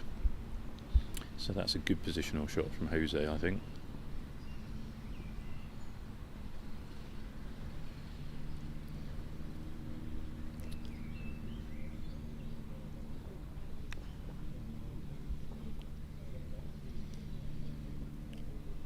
So much so that it looks like blue is shooting at it now.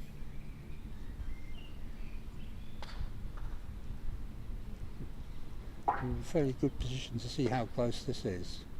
Yes, but he got it on the left side that time, which is what he wanted, because he wanted to stay on the shooting side of the hoop. Even though he's not in a position to shoot, he's in control down there for anything that comes back in, isn't he? That's right. Although you'd have to be very confident with your shooting to be aiming for the left half of the ball from that range, wouldn't you? Yeah. Do you think he did? Maybe he did. I think yes. Sometimes, as you say, where does luck and skill marry up with each other? Wasn't there a golfer who said, "The more I practice, the luckier I get"? That's it. Yeah. Can't remember. Was that Arnold Palmer? I'm going back a long way if I start talking about Arnold Palmer. Probably before you were born. It was one of the old classics, wasn't it? Yes. Gary Player is in my mind. Oh, but yes, you could be right there. Could Gary be Player. one of The old those. South maybe. African player. Yeah. This is the other form of golf we're talking about. More expensive type. Just while we've touched on golf briefly, there's a very entertaining feed on Instagram at the moment, Richard, which I'm sure you're an avid follower of a guy who's a 12 handicapped golfer. This is not golf croquet, actual golf, and he's going to play golf, he says, every day until he makes 18 pars or better on a course, and he's on about day 100 at the moment. His best is 6, not surprisingly, but he's incredibly relentlessly cheerful about it, and it makes for good viewing, these little short videos. I'm afraid I'm not an Instagram follower, actually, Dom. I do WhatsApp. More of a TikTok man? No, not TikTok. That's for young teenagers, isn't it? Your daughters would be more into TikTok than I would. Yeah, it's YouTube and WhatsApp. I'm into them. Instagram, no. Facebook, not really. Occasional. Now we have a lot of WhatsApp groups within the club here. All their organising is done by WhatsApp. All their games are set up. Works very well. It's a great way of keeping in touch, isn't it? And like you say, it was a perfect way to make sure that Manuel got a mallet to play with. Anyway, it's a hoop attempt here, is it? Yeah, Manuel, hoop attempt at 3, I think. Or is he clearing yellow?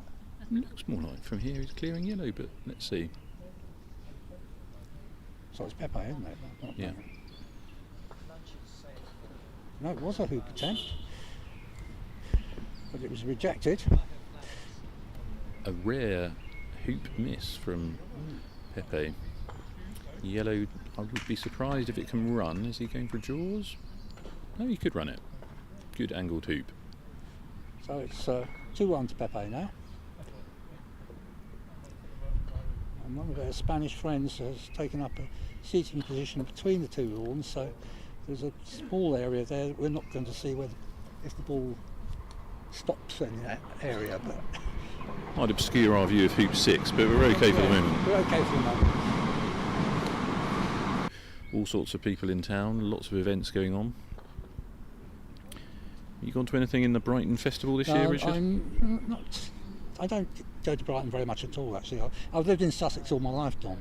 I've never actually been that keen on Brighton, personally. I'm more of a Worthing man, the other way.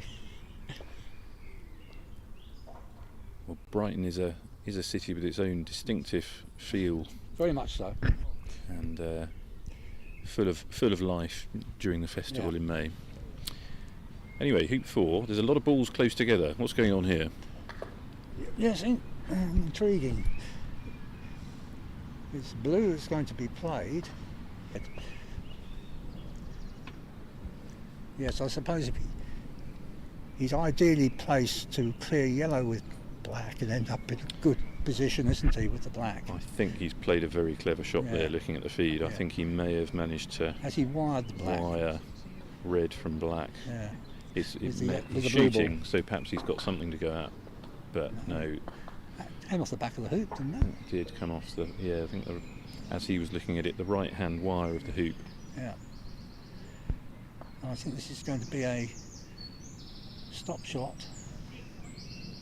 sending yellow to the south boundary, don't you? Oh, he tried an in off, actually. The hit here, and He's it got is a miss. not. We had a very good view of that one. Yes, straight we did. straight towards us. Straight at us, yeah. We could call it when it was halfway across. It was going to miss.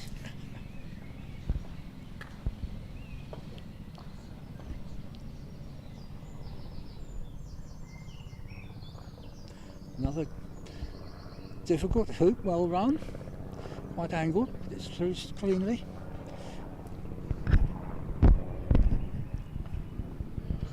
So the Spaniard who's just standing on, was that Andreas, the one that you were going to play if you carried on in the... Andres, that's right, yeah.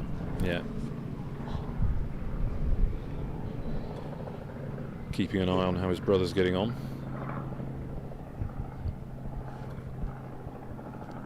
That's obviously finished on 5 because the spectators have just turned their seats round. I didn't see... I think Richard might have won. I think he was... I'm not sure. I didn't see the... I'm trying to read the body language, but I'm not having much success. No. Stephen is bouncing around, but he tends to, whether he's won or lost. Yeah.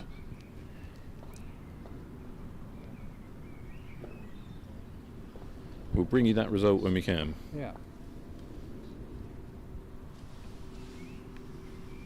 It's Duncan. Did you give him a wave? Did Duncan see you? In the meantime, ball's playing into hoop 5. Blue shooting.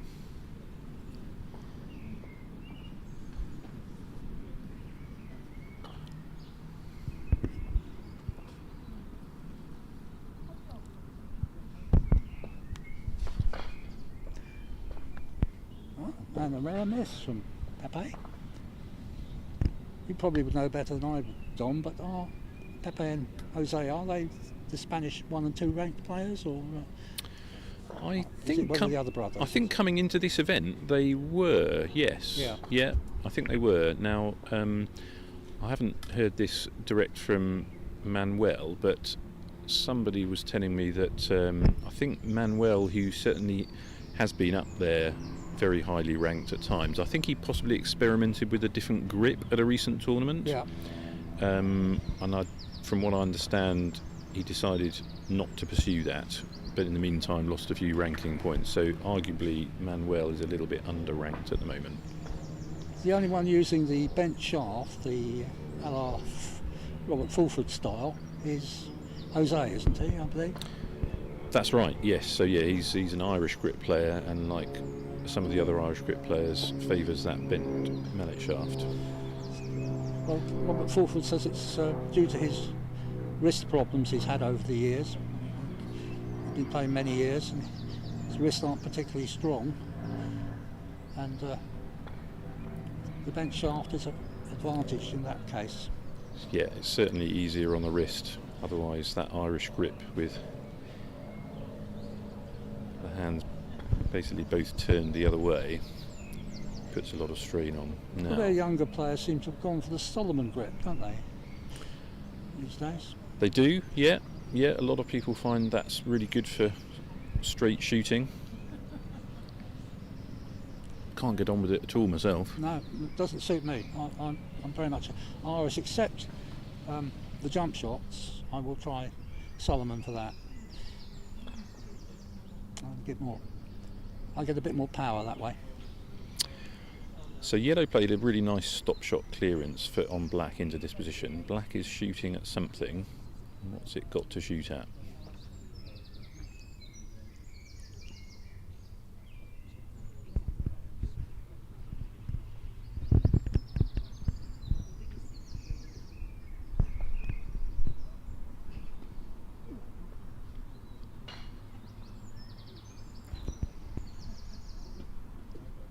Yellow was the answer. Yes. Successful that's clear. clearance. He's ended a long way away with black, but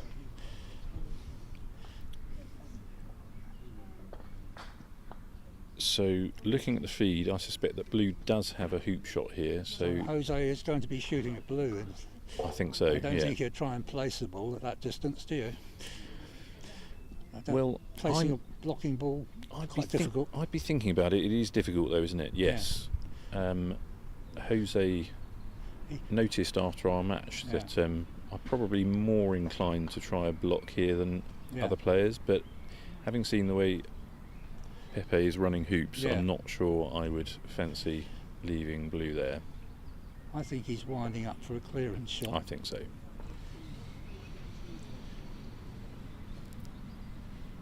Definitely, that pace was a clearance shot, but it was a miss. He hasn't had quite the success rate that Pepe's had with his longer clearances in this match. It is interesting, he hits so many of those, that sort of length against me, and I think it's just that extra pressure that Pepe's been able to exert. Possibly also the feeling he's playing the Spanish number one as a sort of, local bragging rights up. Is that in his mind a little bit?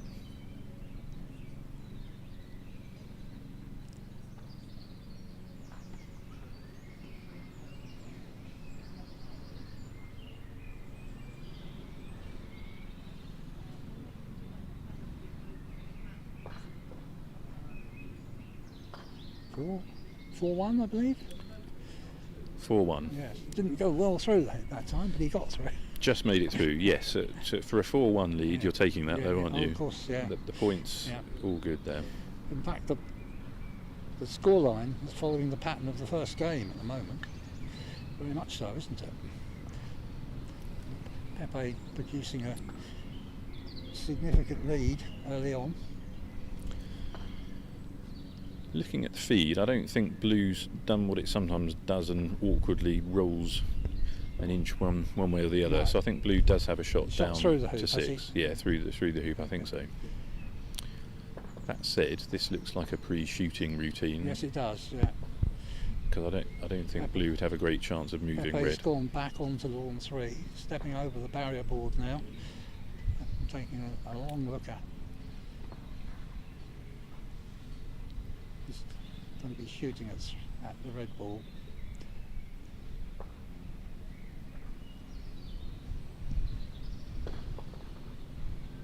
And a miss, a rare miss from Pepe.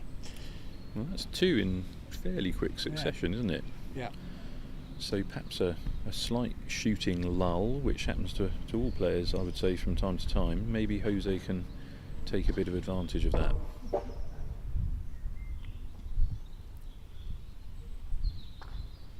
Oh dear, has that actually stymied the red ball? Doesn't look good, does it? No, it's very close to it. And a very nice blue has been played in by Pepe, and now I think Jose may have created a problem for himself here. Not sure. Can you tell anything from the feed, Don? I don't think it's good from the. It's not completely in the worst possible place, but it certainly looks awkward. He's worried about the proximity of the yellow ball, I think. I think he had a shot at the hoop, but he had to hit it Yeah. on the side of the mallet face, Yeah. and I think that was not ideal for him. Not literally the side of the mallet. Off centre. Side of the face, yeah, off offset, off centre. off Yeah, centre. much better description. We- You're right. We don't want to talk about beveled edges. No. Well, I think it was fairly clear that that isn't what happened from the No, true. where the shot went. Yeah. But yeah, you're right. Good to be clear. Yeah.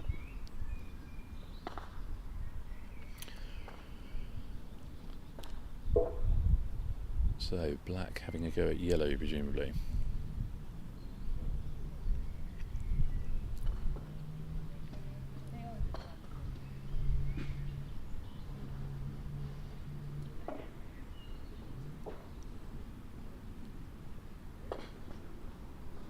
Oh, good clearance this time. And That's the sort of clearance we've been getting used to from Pepe in this match. an excellent result. Yeah. And again, surely, especially after the last two misses Yeah, from yeah. about that distance or even Yeah. shorter, surely he didn't go for the right hand edge. But it's a No. beautiful result Yeah. because blue's runnable, black's gone nice and near 7, and yellow's a long way away. Ah, Oh, excellent counter Excellent clearance. reply. Yeah, really Excellent good. reply, With black Jose. there, that was a crucial shot. Yeah.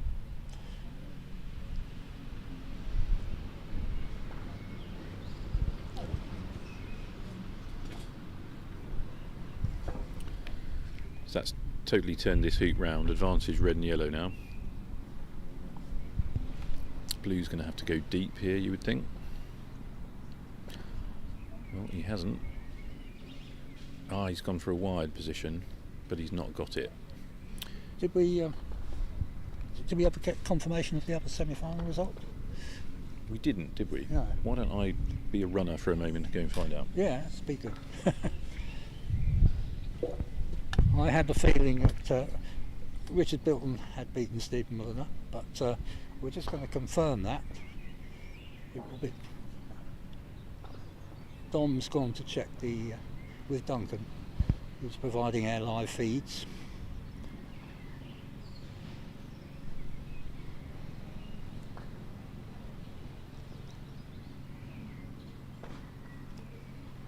A good clearance by Jose.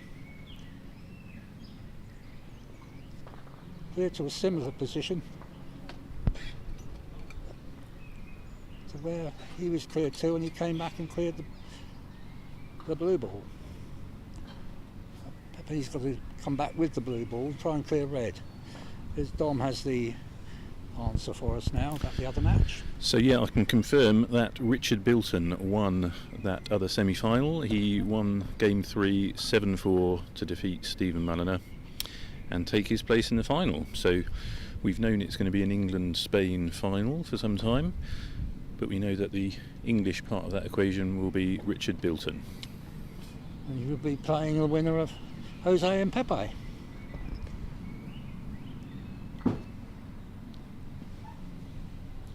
Which will be a very interesting match.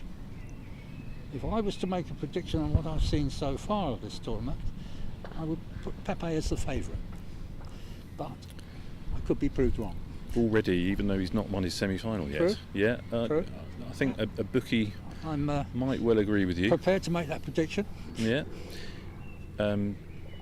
But that I was. could be proved hopelessly wrong, you realise, Dom. But Jose Sticking took my that. neck out like that. Jose took that hoop to reduce the arrears to 4-2, right? Yeah. But yeah, 4-2 still a useful lead. You're right, and so you'd have reasonable odds.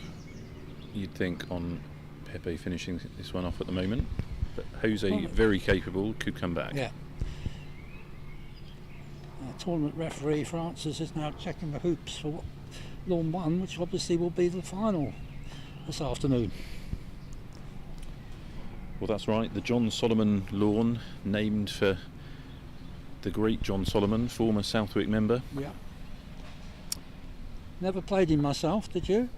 I never played him. I did meet him. I have spoken to him. He's presented me with a trophy once, but one of the internal club trophies. But yeah.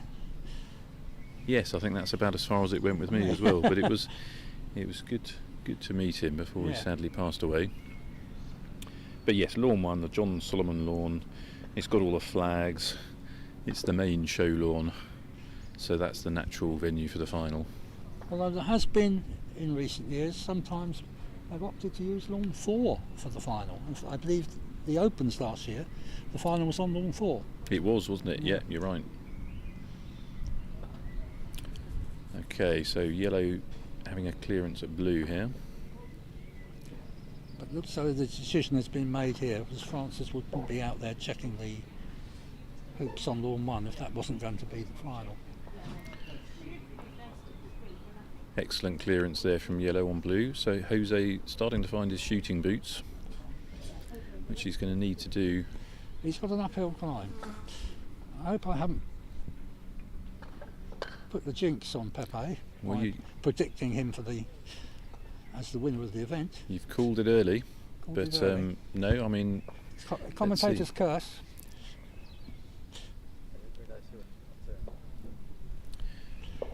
we've got Tudor Jenkins here representing Wales, another Southwick member who perhaps wants to let us know some crucial information. I've really got nothing to add at the moment. Are you watching an empty court? Yes, we're watching all 2 Tudor. Okay. We're watching Pepe against Jose, And what's the score? and the score is 4-2 to Pepe. And he's just had a hoop shot there, which bounced off the wire. Was that reflective of his play? He played very well. He won the first game 7-3, and And I think that was a fair reflection on the play, wasn't it? He I was think very it was, dominant. Yeah. Jose is attempting to get back into it. He's still got an uphill climb, we feel, but Red is runnable. But not this time. How No. were his hoop running against you? Well, I was about to say, Jose ran a similarly angled hoop to me, against me, to that one, and not only ran it, but got a bit of run on it as well.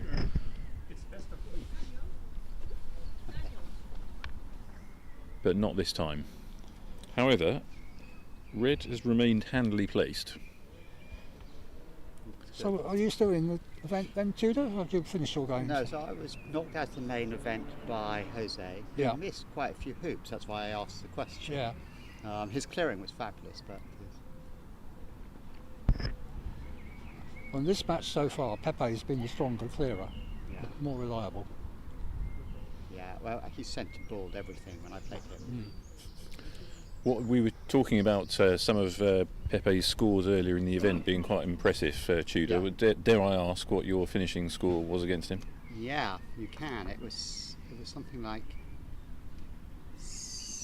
Something like, I don't quite know what this is going to be, Dom. No, I'm just trying to remember. It was something like 7-6, 7-1, 7-5 or something. Yeah. Okay. I'm thinking maybe I'm being dreaming. Maybe it's not quite as good as that. It's definitely 7-1 the first one. I suspect you got more hoops than some people did. Yeah, I'm just going to have check that. In disbelief, Tudor's now checking Croquet scores to see what the actual score No, was. I'm absolutely sure I didn't get that many. So Tudor against Jose. I don't even know how you do it. Oh, I got 1 and 3. Okay. That is interesting. How yes, in your memory had Those three- It's increased sort your of performance. scoreline Those three were scoreline so inflation by magical Tudor. that they were worth 100 to me. Never mind, Tudor. Excuse me. Right. In the meantime, both red and black have played into what look to be hoop running positions. We'll get our concentration back on hoop 7, which is quite crucial. I think if Jose gets this, he's clawing his way back into the match. If he doesn't, I think he's really got an uphill task. I think he's clearing black here, which he does Doing successfully. very well at the moment. He's clearing a lot better. But it's the longer clearances, particularly in the first game, that Pepe had the advantage on, wasn't it? He was a better success rate than Jose was. Very consistent. Now you'd expect here a mid-pace clearance. The more central the better, so Yeah. that blue hangs around.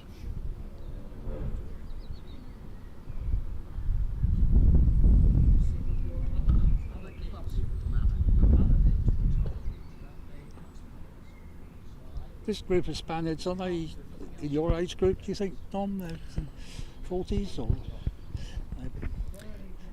I don't know.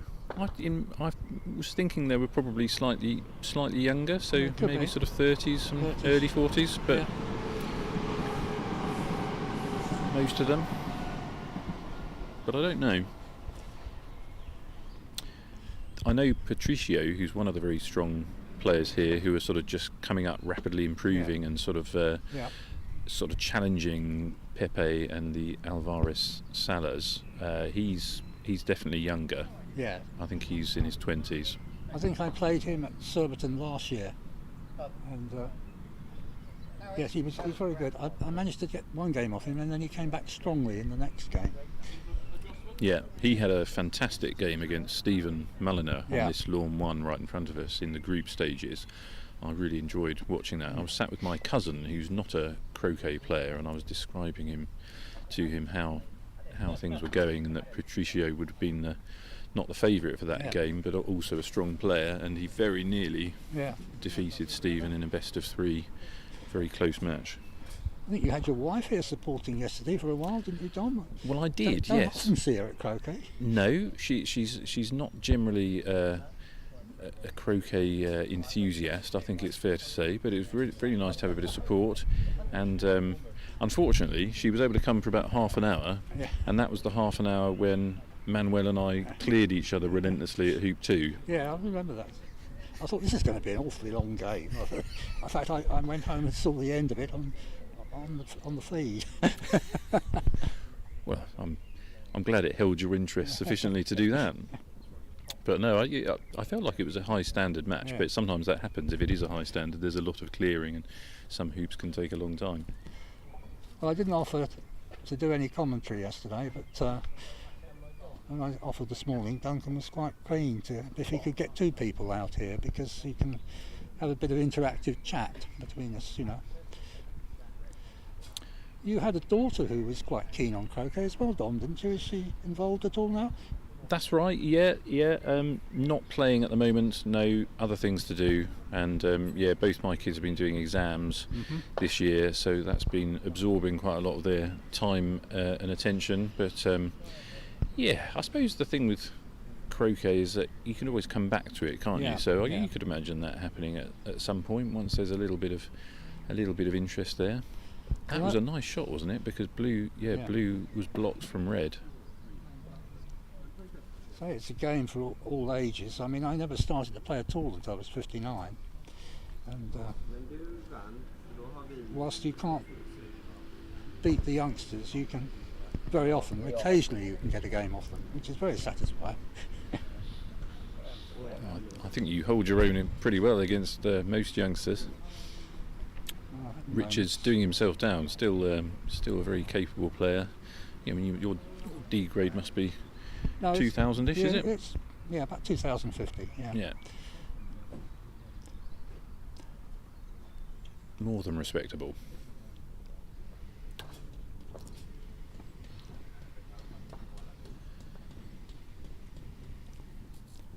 Well, I decided to make this year my last year as captain of the Sussex County GC side. I think it's time to move on and let somebody else carry the baton. And so who's going to be taking over duties in that role? Well, hopefully Peter Dowd has more or less, I think, agreed to. I think it won't take too much persuading.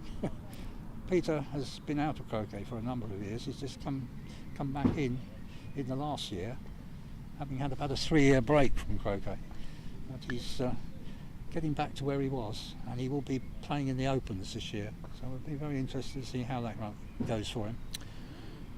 Meanwhile, blue looks to be shooting at yellow here, some risk of hitting his own ball black. But he's missed everything. Yeah.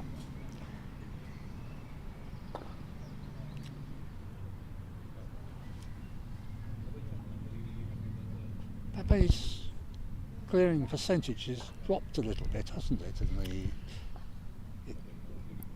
in the last few hoops? It has, yes, it has. And you do sense that this is the moment that Jose needs to pounce if he's going to get back in this match. If he's Take going to advantage of that. Turn it round, yeah.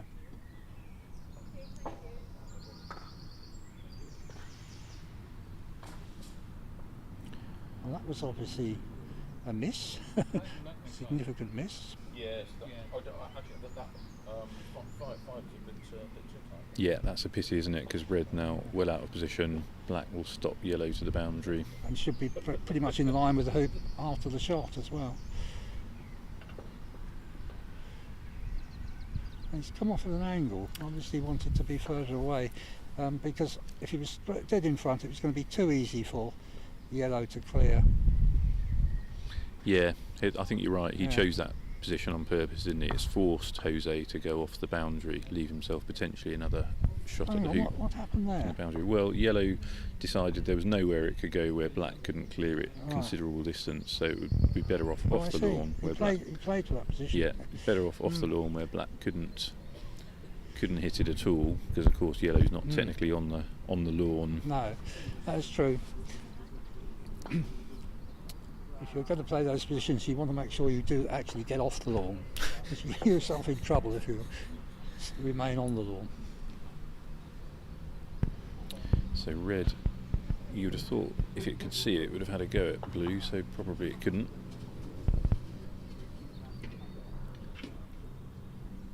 It's pretty close to blue, so maybe it's got in its, at least in the stance. I always think it's worth trying to get, if you can't see it, the ball, it's always still worth sort of creeping up around it, and you might just get a lucky roll, and if even ending up in the stance, I think it does something. Particularly if the player is about to make a jump shot, because it's quite crucial where the foot position is for a jump shot. If you can get it in the way and annoy them, it certainly helps. So another good clearance by black on red, with black running somewhat in the direction. We're having a succession eight. of clearances here on this 7th hoop. It's now gone on for... It's been dispersed with shots at hoop, which haven't succeeded. Now, is this a hoop shot or a clearance, would you say, Don? I think if he can see the hoop, he's going for the hoop. That's what I'd be doing. Considering red is right out of position at the moment, yes. That is what he did, and did he get it? Didn't get it. No. No.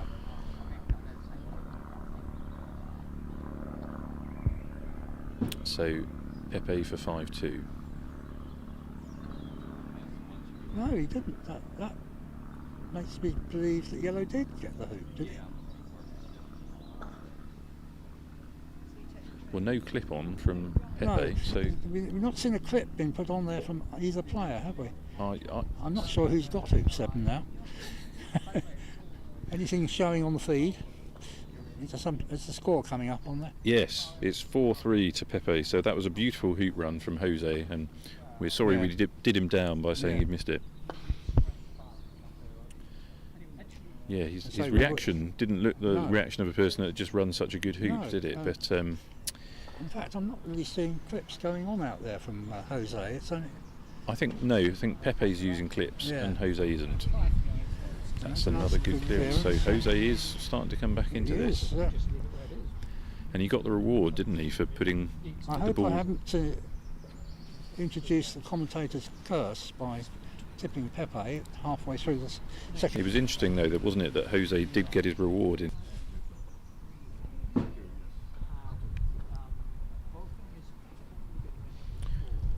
So at the moment I'd rather be red and yellow here, providing you're clearing relatively consistently. Pepe goes for the block. That looks good. Yes, I think he's got the block. I don't know. I think he may see a bit of black. Whether he's got full ball or not, I'm not sure. Yeah, I'm pretty sure if red can see black, it's not much of it. Having said that, there is a case for going at it hard, because you're likely to be clipping the right edge of something. Yeah. If you clip the right edge of black, that's particularly good. Even if you clip the right edge of blue, you're still coming over towards the next hoop.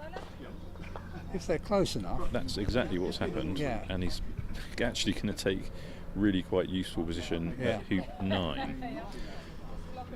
Whether it would be enough to dissuade black from going for the hoop, I don't know. No. But I think it has. I think he has the hoop here, but he is considering refusing it and clearing yellow because of where red has gone. it's certainly given it considerable thought here. And it's still making the decision. I think you're right. I think it's a clearance of yellow. From the angle that we are, that's what it looks like. But yes, it was. Yeah, he didn't want to give red and yellow that potential big advantage at the next hoop.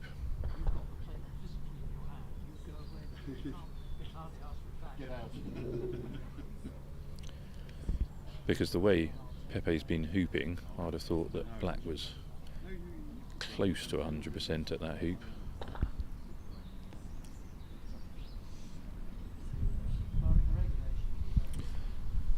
Now if yellow's got wired from black there, it's advantage red and yellow again at this hoop.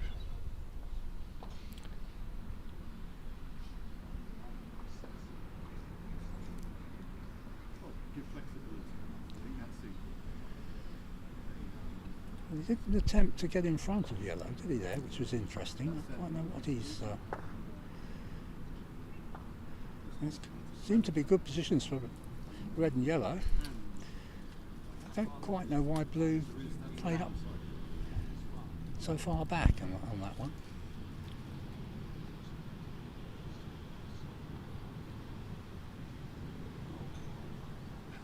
Pepe's just gone and indicated the actual spot on the red ball he wants to make contact with. That's something I've seen Stephen Mulliner do quite a lot. Not a lot of players do it. I've seen a few players do it. Do you ever do it, Dom? Indicate on the object ball where you'd like to hit it? I don't, no. I think I do that by feel and experience. Yeah. Well, sometimes I've seen Stephen do it. He goes up and that point there. Yeah, and he gets the angle he wants. Probably Often. even more so at AC, where Yeah. you'd be rushing a ball to a position. Yellow at the hoop. The hoop, this would be 4-all, would it? Well, it would have that's a been, pity. but a rejection. From the neutrals' point of view, who are enjoying this match, we'd all quite like to see Jose level that up at 4-all, but it wasn't to be.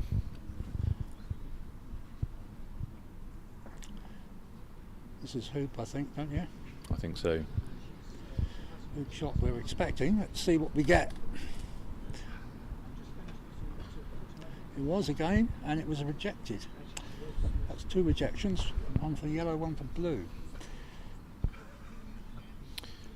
Yellow is still in running position, albeit a little angled. Blue is not in running position, and I don't think it can even jaws. So we've got to have a black clearing yellow is the expected outcome of this shot. Do you think, Dom? I think you're right, and anticipating that, I think that's why red's hung back a bit so that blue can't stop shot it away if black gets yellow. He did make contact. He didn't get hold of the ball. It was, I think, in the air. It looked as though it was bobbling along, and did it clip the top of the ball? I got the impression that ball was off the ground when it made contact. You're right. I'm watching the feed on that one, just a little behind. Yeah. Live, and you're right. I think it wasn't the cleanest of contact from Pepe. I won't hear a word against the lawns. I don't think that was the lawns. I think he just didn't catch it quite cleanly, and it was bumping all the way from the mallet. It was bobbling along and that clipped the top of the ball. Contributed to not a clean contact on yellow. So it has put yellow into a position where I don't think it can easily run the hoop. Blue looking to block red's hoop shot. Or worst case, just issue a challenge to red. Are we getting any feed coming in from followers? Interesting comments coming through? Well, Tom? we've got commenters have been invited to say where they're watching from, and we've got viewers from as far afield as New South Wales, Australia, Madrid, Switzerland. Is that the Field Coast? The Field Coast in the UK? Oh, right. Yeah. Not familiar with that, No. I'm afraid. No. New Zealand, Nailsea. Other parts of Spain, Asturias, and Bangor in North Wales. Just think it must be the middle of the night in Australia. New Zealand. It's Getting towards, getting Yeah. late in their evening. Yeah, Yeah. it's going to be the true enthusiasts Yes. still with us at this Yep. stage, Yep, and they're very welcome. indeed. So red and yellow maintaining their advantage at this hoop for the time being. Are we any American followers? Not really for the European event, I suppose. They'd be just getting into the start of their day now, wouldn't they? Well, no American followers who have declared themselves, No. but why don't we invite them once again? Let us Yeah. know if you are watching from anywhere in the States or Canada. Would you like to tell us anything about this famous Chesapeake Bay Croquet Club that we are here at the 24 Lawns? We'd be interested. Jose considering what looks like an angled hoop with red for 4-all, but he isn't very convinced by it, is he? No, I think he's somewhat reluctant. I think he's looking for a better option. Oh no, it was a case where he was just checking to see what the following shot from red would be. He went for a block to stop the blue ball clearing Yes. red. And it looks Yeah, pretty looks- good from yeah. here. So He might try a cannon, possibly.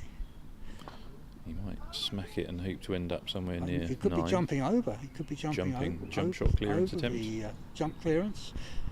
Not a common shot, but it does work sometimes.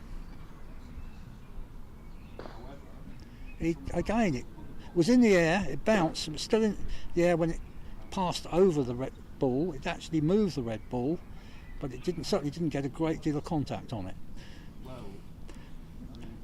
So fairly sure red's still got a runnable hoop, but it has achieved something in that blue is over near Yeah, it hoop was 9 an excellent onside. straight shot, but the bounce, it was still in the air when it reached the red ball, and it just topped it, as we say, and moved it a few inches, I think. It looked tricky, didn't it? And I Yeah. think Jose probably deliberately placed the yellow in such a place to make the bouncing point Yeah. as obscured as possible. When you do those, you've got to estimate where the players don't likely to bounce the ball, haven't you? And assuming they're not going to go completely over the ball in one, the chances of doing that are making the point of impact with the lawn exactly where the red ball was would be extremely unlikely. You've really got to go for just get it over the yellow ball and has he done that? Has he jaws? I think he has gone for the jaws because he didn't like blue being over near 9 onside, Referee but he might have overcooked it, so they're possibly Yeah. calling for a referee calling to for a referee to determine looks whether it's like through. a very fine decision as to whether that ball has cleared the hoop or not. And if it's not through, it's in a really horrible. If it is through, rather, it's probably in a really horrible position, isn't it? Walking away now, as they've agreed something. They're not waiting for a referee. I think they've agreed.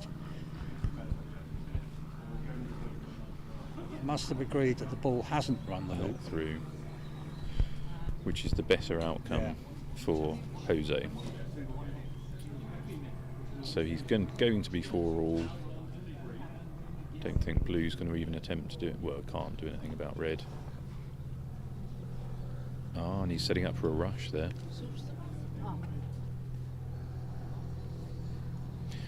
He's set up for a rush, hasn't he? Yes, that would be very good.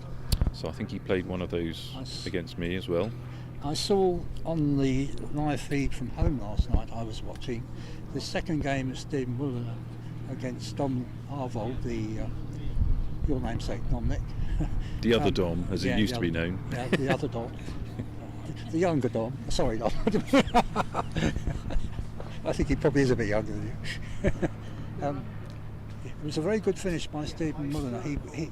I started watching, he was 5-2 down. He'd won the first game 7-2. He was 5-2 down in the second, and he clawed it back and managed to manipulate a position at hoop 12 whereby he was able to produce a very good promotion. Although he was 6-5 down and Dom had got a ball on the boundary, he produced a very good promotion to get the ball into an ideal position at hoop 13. That was a masterly piece of promotion. Well, that's the tactic. You assume that Jose was trying to set up, but I think he might have. Has he got it? Yeah, that's what he's played. Yeah. He's deliberately put red off again, same sort of tactic as before. He's gone for hopefully a hooping position from the boundary, or at least a position where he can produce a good clearance. But I think if he's got a hooping shot, that's what he'll be going for, because the yellow ball is really out of the vicinity at the moment, isn't it? Still up by hoop 8. Yeah, I'm sure you're right. He'll go for the...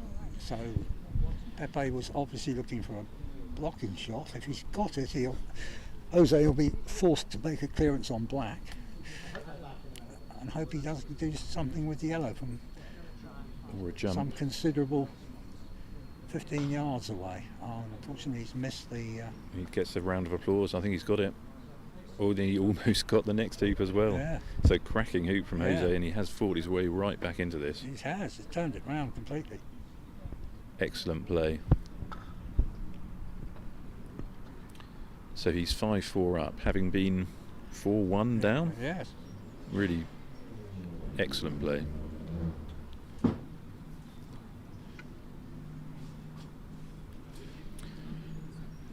And I suspect you may be rooting for Jose because he was the one who beat you earlier on. Oh, I see. So that I can say I lost to the winner.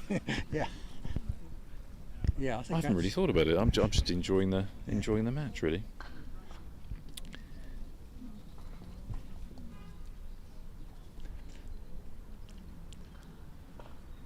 I'd quite like to see a third game, so I suppose I am rooting for him a bit. Yeah. Yeah.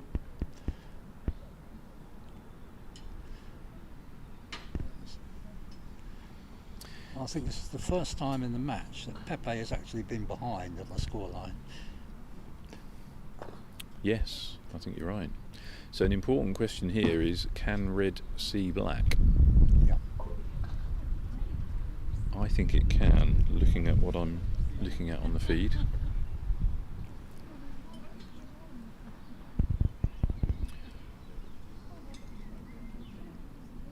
But I'm less convinced now he's taking position. What's he doing? One of their members, Bob Clark, there with a different T-shirt on, Sussex CCC. I haven't seen us. Is that one of their club ones, or is that the cricket? Could be Sussex County Cricket Club, actually.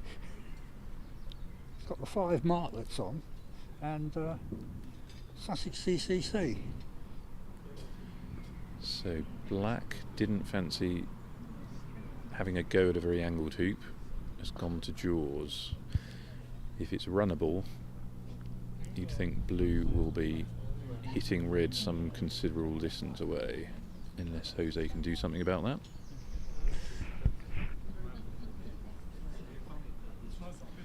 Interesting. So from yellow's shot, it's clear that black does not run the hoop.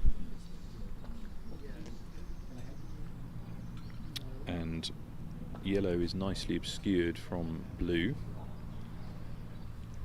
So it may be quite difficult for Pepe to do much about a potential jump shot from yellow. Let's see.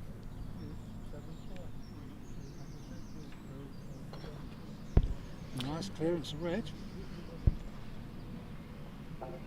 Yeah. I wonder though if he wanted to clip that slightly more on the right hand side and aim for hoop 11, because if, as we're assuming, black can't run, that's not a difficult jump shot for yellow. Based on what I've seen of his jumping, Jose will be strong favourite to make that jump shot. He can't clear yellow, and he's got to go in. You think he's got to go into the jaws? He can't get a shot at yellow. Well, I'd hesitate even to go into the jaws because the jump shot is so makeable. Then you'd be not with a shot to 11.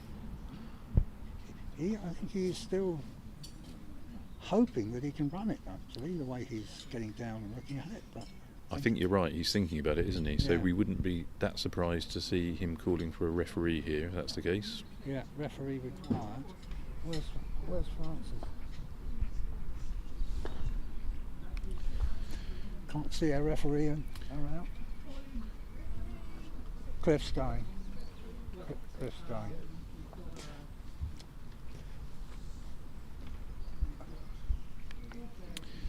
So I think calling of the referee tells us that black.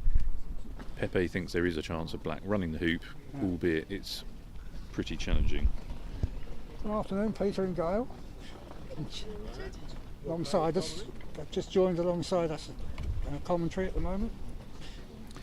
Have you got a few words for the watching public, Pete? Tell them about your return to croquet after your 3-year break, Pete. That'd be very interesting. Yeah, perhaps not. Well, there's a slight lull at the moment while balls are being marked. Cliff Jones, the referee, has gone out because I think Pepe is hoping to run that hoop from the position he's in. It's an extremely difficult.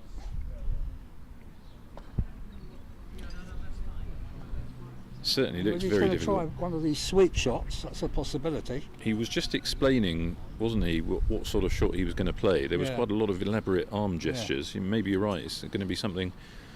Is there a braised slice? Some of their players, particularly in mind, is Toby Savage, would try a sweep shot on that. A sweep shot. Yeah, sweeping across. Okay. Or they call it a swipe shot. A swipe shot, a swish, whatever. I call it a sweep. A slice, whatever you want. I think I've heard it. Sweep across from right to left. So Yes. You take it away from the near wire. I That's think the idea. So you don't. He's not doing that. I don't think he's going to go directly at it.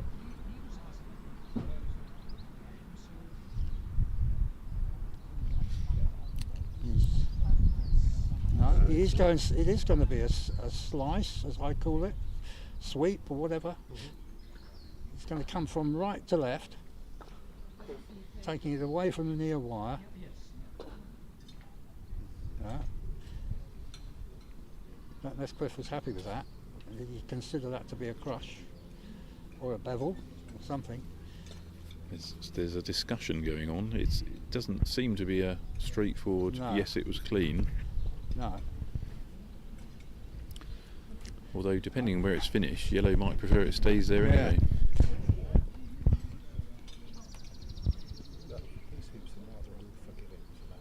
Well, They are, yeah. the markers have been picked up, so the conclusion was either that it was clean or that it was going to stay there anyway. Yeah. He's not repositioning, so I've opted for it to be left there. Discussion's still ongoing.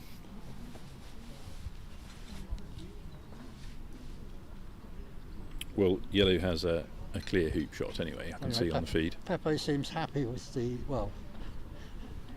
is willing to accept the referee's decision. Let's put it like that, rather than happy.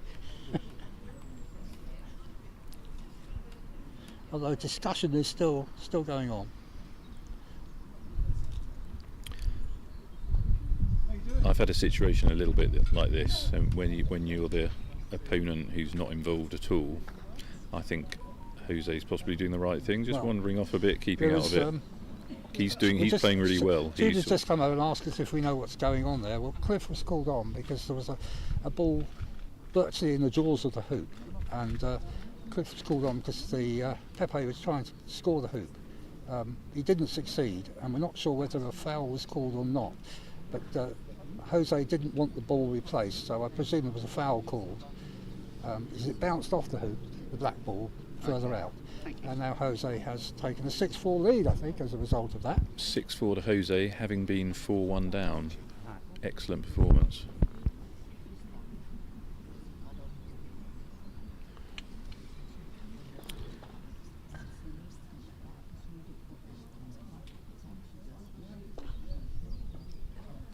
Immediate clearance, red on blue. I think that's expected given the positions of those balls.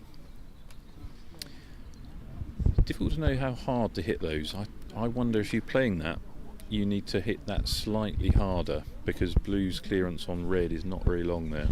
The referee, who's just been on to sort out the problem with the black ball at hoop 10, Cliff Jones, I'm just going to ask him what his verdict was out there. The verdict that it was a fault. The shot was a sweep shot. Yeah. and it caught the edge of the mallet and not the full face of the mallet. Beveled edge, wasn't it? It was a beveled edge as we would know it, yes. Yeah. And the player said that he thought it was okay because he didn't feel it as that, but he accepts what I said. And we had a little small discussion about having those videoed and then slowed down, because I think that would have been the fairer way of doing it. But I certainly felt that it was a beveled edge. And the opponent didn't ask for it to be replaced, obviously. It was better for him to leave it. The opponent suggested it stayed where it was. Yeah. Yep. Thank you very much, Cliff. You're welcome. Explain to our followers exactly what happened out there.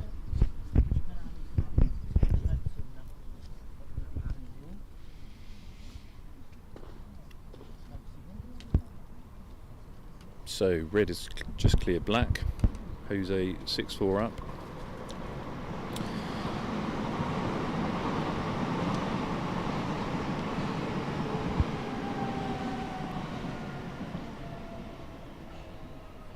You don't want to be too near yellow here. What's he doing? Clearing red, possibly?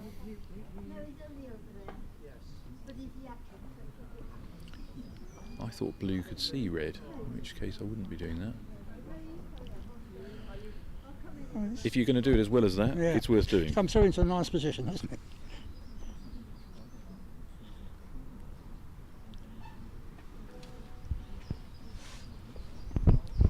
I'm now thinking you may be going to get your wish of a third game, Dom, from 6-4. Well, good chances.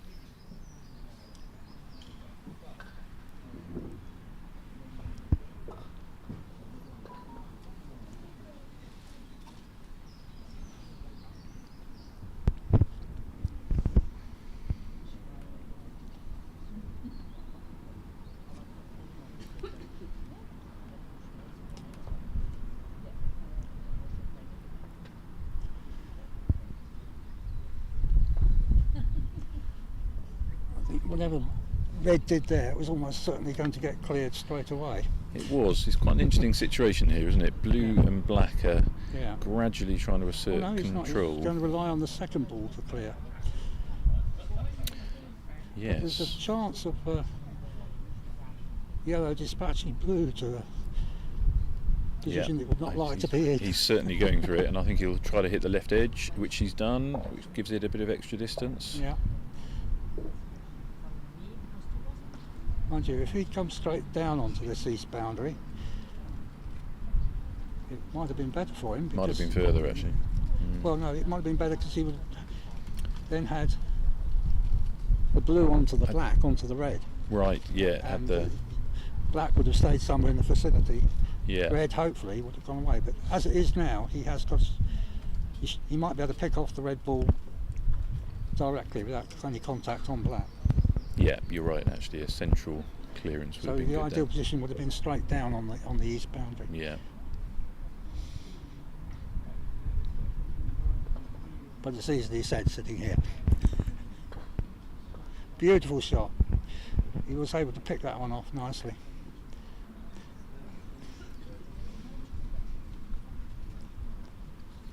Yes, if Pepe's shooting lull is coming to an end, Jose wants to hurry up and finish this game. Yeah.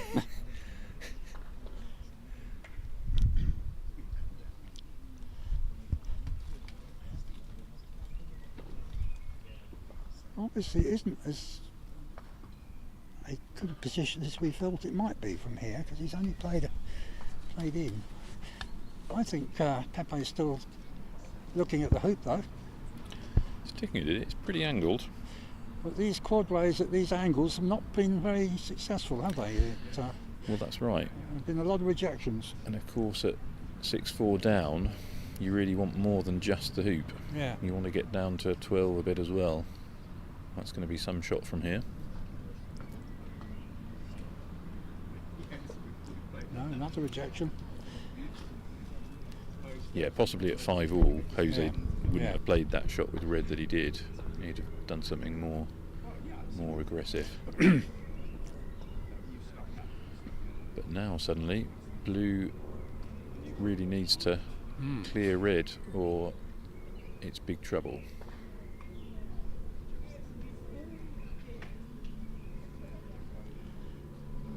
I don't think with these quadways you have quite the margin for area you have on some of the Aldrich hoops that we'll be using here for the inter-counties. Apparently we're not using the quadways for the inter-counties. Right. The reason being, I've been told, is that the other venue, Compton, won't have quadways, so they want all the hoops the same. So they're going to be, for your AC inter-counties, they're going to be using their Aldrich hoops here. Well, that makes sense, doesn't it? Yeah. Because players will have to go from one venue to the other, because you have one day at the other venue usually, don't you? That's right. Either 1 or 2 days at Compton. Oh, Now, it's good, right? excellent clearance on red. Almost looked like blue around the hoop as well, didn't it? Yeah. But Made contact with the hoop, but I don't think it's run. Pepe, we know, is using clips and he's not putting one on, so Yeah. that isn't what happened. But suddenly, black and blue have rescued a much better position at this hoop than they were in before. But yes, looking forward to the AC inter-counties. Yeah, as you say, it's coming up next weekend, and so I'll be off at Cheltenham while you're doing that, Dom. Oh, are you playing a GC event there? GC, yeah. Yeah. So red giving up, going to halfway, which he's just made, so good shot, albeit a little bit close for comfort. Black will be running this, and you would think be getting down somewhere towards 12. So this isn't over yet.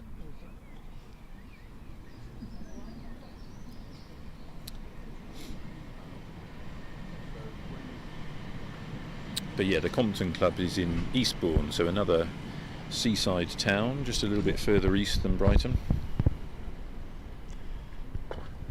So slightly longer than ideal, because he's not got a hoop shot, he's in a clearing position.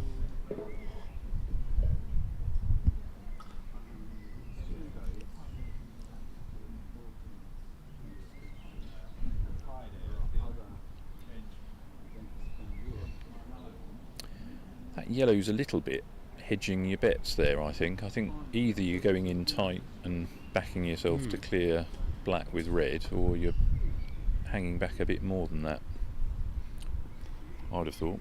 Anyhow, we'll see how it unfolds. Red surely is shooting at black here.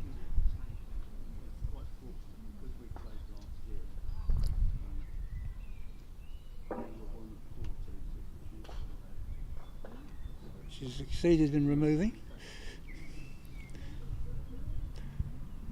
Almost to the boundary. In the southeast corner. Yeah, good shot that.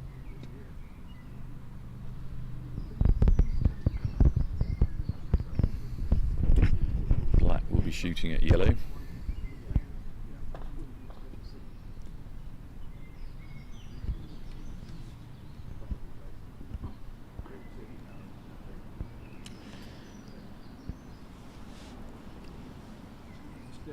Pepe has crouched down for some time with his stalking move. Now he's moving towards the ball.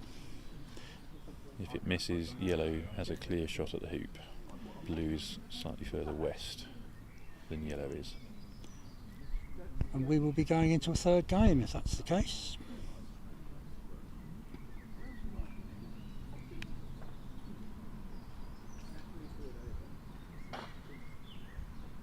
No.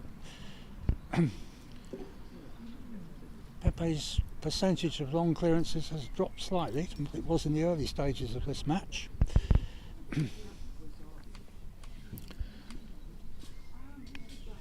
So, yellow has a hoop of around 3 yards.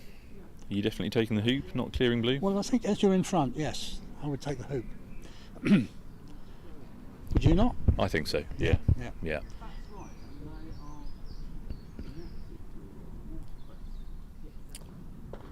Feel like there was a slightly similar position in our match where Jose did clear.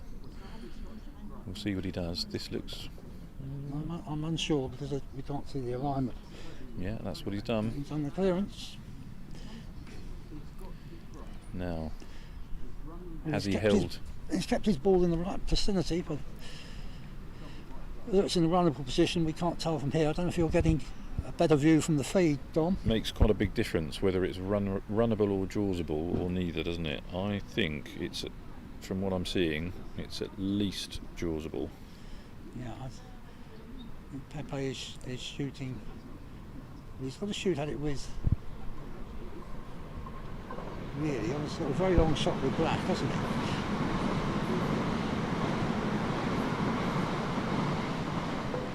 Oh, he's done enough. He's moved it away from the hoop. Well, More or less stood at right angles clearance, wasn't it? Towards the east boundary. But it was. What about this for a sequence of shots though? Blue's up near 13 Yes. onside. Yeah. Could black run the hoop from here? You'd think he'll. Says the ambitious Dominic.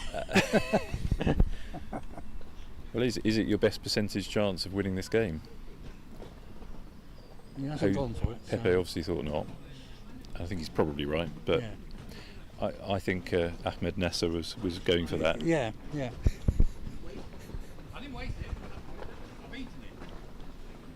Nasser brothers would definitely go for it. Probably the Fletchers as well, the Australians. With their sort of shot.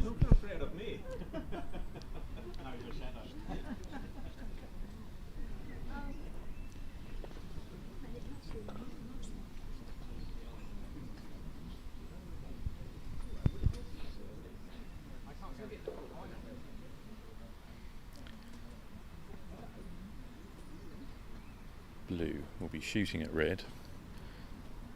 Other options in play as well.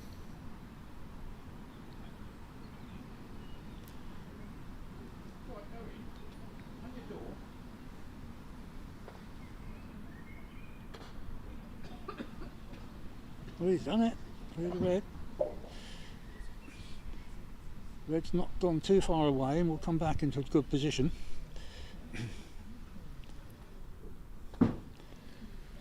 Still the odds are strongly favouring Jose. Pepe certainly justified the decision not to take the hoop on Yeah. with black from near the north boundary. Yeah, yeah.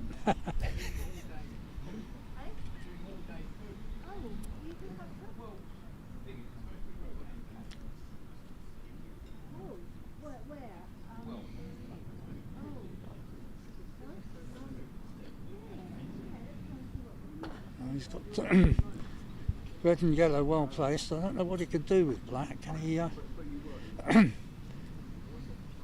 Is there a hoop shot there, or is it definitely got to be a clearance on the yellow? Well, okay, so actually on the feed, red is a bit short actually. From where we are, it looks like a good position, doesn't it? Black, I think, has a hoop shot if it wants. It's very difficult. I suspect, More given likely to go for clear yellow, I think. given don't that red's not great, I think Yeah. it will. Yeah, you might go for the in-off. I think you've seen him do that. you?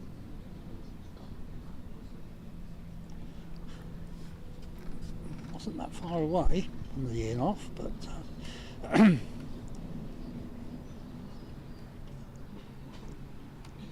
I'm still favouring red and yellow here for hoop 12 Yeah. and the second game.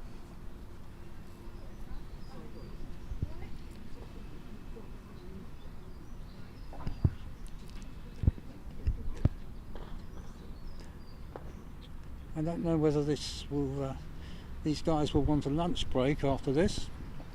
Do you think, Dom? Well, if it was me, I would. Yeah. Before they play the decider. Yellow, by the way, looks absolutely straight in front, about a yard and a half. So in very good position. Red had the option of a block there, but it's going to just stop blue away, keep total control of the hoop. Black will be clearing yellow here. Would you have thought about the block there? Yeah, I think I would actually. It looks like it potentially was quite a good position for it.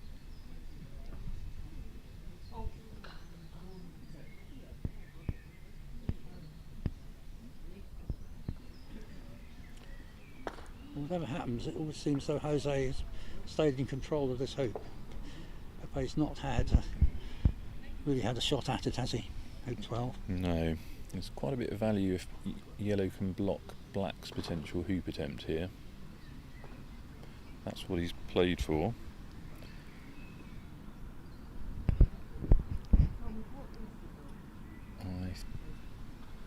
We'll have a look at the feed in a minute, but I'm not sure it's far enough east.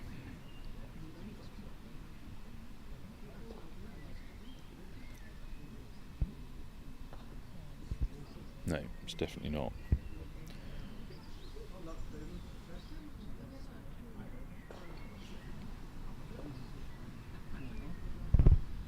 So, I think if I'm black here, I'm going for the hoop. Go for the hoop. Not likely to get a much better chance than this. He's got a clear shot, do you think, between the two? Yeah, he's definitely got a shot at it. I'm sure that's what he'll play. And I feel like, yeah, Jose didn't necessarily need to give Pepe this opportunity. Still difficult, of course. But if he runs it, it's quite a lot of pressure on Jose at 13, having been 6-4 up.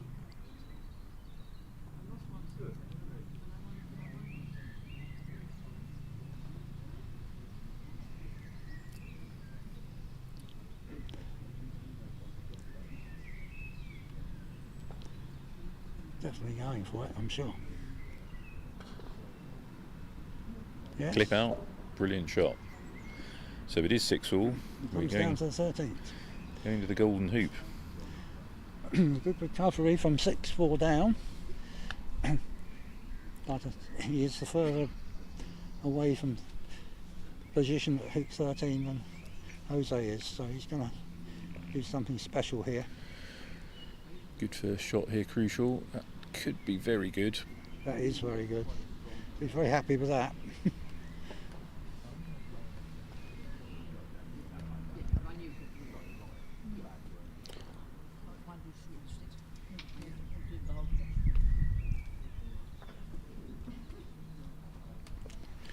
I'm waiting for a shot that shows us the angle. It looks like it could be a little bit to the west, but yeah, I don't think it is. I think it's just west. Not enough to stop it the way being a runner. Pepe came up and stood behind it and was looking at that, but not. I would say it's probably still runnable. Okay, looking at the picture, I think clearly runnable, but it's not an absolute gimme.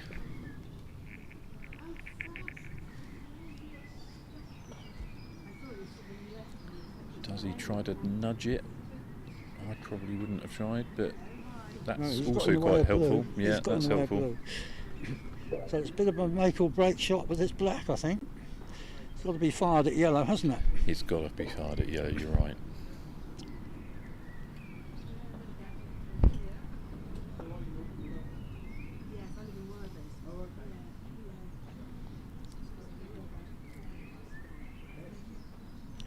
So a good club player might be quite pleased if they're making this 1 or 2 times out of 10. Yeah. What do you think Pepe's percentage would be? A bit higher than that, but I only give him 50-50 on this one. 50-50? No, I'll do probably 75 against, actually, 25 in favour. That's my... let's see what we get. Well, that was one of the 75. 25. He's hit it bang on the nose. Great shot. Now does Jose go straight back at the hoop? Well, he's run a couple of terrific hoops from the boundary already in this game. You'd think he'd be tempted. What's his mindset? Sometimes when you're in such a good position and think that your opponent's got a really long clearance to make, you can end up disappointed that you've got a 7-yard hoop rather than a 1-yard hoop. He's just been joined by Stephen Mulliner, who was unlucky in the other semi-final. He's got it. He's got it. So we go Great to the shot, third Jose. game. Great shot. Is that game 2? Yeah. 1-1. Yeah. Any thoughts from Stephen on the event or on your semi-final or prospects for the final? I've been very impressed by much of the Spanish play. Richard, who has shown his incredible tenacity. He was 7-1 and 6-1 down against Jose Alvarez-Sala in the blocks and came back to win the last 2 games 7-6, which must be some sort of record for a recovery. And against me he went 7-2 down in the first and 6-4 down in the second, but pulled off a very fine hoop 12 from about 7 yards to keep himself alive. So whoever he plays in the final will have their hands full. Well, I made a silly prediction halfway through the second game here, Stephen, and I thought Pepe was going to win the event. He was playing so well in the first game, was 4-1 up in the second game. That may come back to bite me. Yes. Commentator's curse, I think, possibly. But it's still all to play for in this one. Have you any more to play this afternoon? Oh, I mean, it'll be fascinating to watch. The hoops, the ground, we've had a lot of rain, so although some of the courts are very quick, the conditions do favour aggressive play. I think if a player of the standard has a 7-yard hoop, certainly if it's a very straight hoop, they'll have to weigh up very carefully whether they can get a definite chance of a better hoop in the near future. And if they don't think that, and given the quality of clearing that you're seeing, they'll probably take on the 7-yard hoop as the best chance they've got of scoring the hoop. One should never forget that in golf croquet you only win by scoring more hoops than your opponent, and if you squander chances by trying to clear the opponent, you frequently run out of position. That's the whole point of the so-called inside game, when you just basically tempt your opponent to clear you rather than to go for hoops which, along with the ones you would be left to be misses. But frankly, if you're not prepared to take on 6 and 7-yard hoops which are fairly straight, you probably haven't got much business hoping to win an event of this standard. Very true. Would you say with the quadways you'd be less inclined to take on quite such an angled hoop that you might with the other hoops, the Aldridge hoops that we normally use? I think here? that's probably a fair comment. It only affects the longer and definitely more angled ones. The ground, as ever, is what matters, and we've had a lot of rain, the water table's high, so you can see it. I mean, if you whack a hoop really hard, it will give. The quadways probably give a little less than some because of the square faces to their parsnips rather than carrots, as they're called, but there's not much in it. What's your view of the Cheltenham hoops, the ultra hoops with the larger carrots? I've had little experience of them, and I didn't think they were particularly difficult to run. No. Your preference would be quadways over there? I think it's the best of that available. I mean, the ideal is you have really, dry, hard conditions, which some of the weather forecast models for the summer are suggesting we might have, in which case you could put anything in the ground, and people will find it very hard. It all comes down to what I call the reactive impulse, or the speed of the reactive impulse. When a ball hits an upright, it sends a shock wave into the upright, which in turn sends it into the ground. In soggy conditions, it takes several milliseconds for the echo, if you wish, to come back, by which time the ball's gone through the hoop, so it doesn't matter. Whereas when you're playing in hoops which appear to be set in concrete, the echo is immediate and the ball gets spat straight out again. And of course the huge effect is on the player's confidence. Once they see their balls not merely sticking, when they can hope to run the hoop in the next turn, but actually being spat out, it tends to affect their ability to run hoops in the future. Well, thank you very much. Very interesting comments, Stephen. Looks like Game 3 will shortly be underway. I thought they might be having a lunch break in between. Well, lunch break does sound like something that we should be thinking about. Yeah. While it's on, Yeah. They are starting again, though, aren't they? Do you want to take a break? Well, should we do it in relay? Yeah, okay. Oh yeah, I'll go and Okay. get a bit of lunch. Do you want a drink? No, fine. Okay. Put one here somewhere.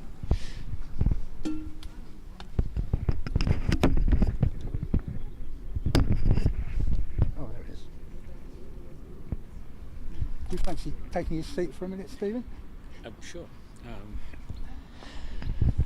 Stephen's going to join me as co-commentator for the start of the third game between Jose and Pepe. Well, we're sitting on the eastern side of court 1, so we're a little way from the action. Blue looks as though it's come up a fraction short.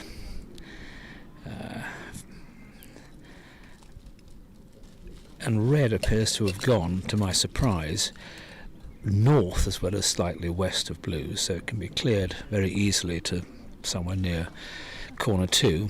But it all depends upon how good Pepe Riva's black is, and he's given that more effort clearly. You okay if I take 5 minutes? Sure, yeah. Again, black looks to be some improvement upon blue.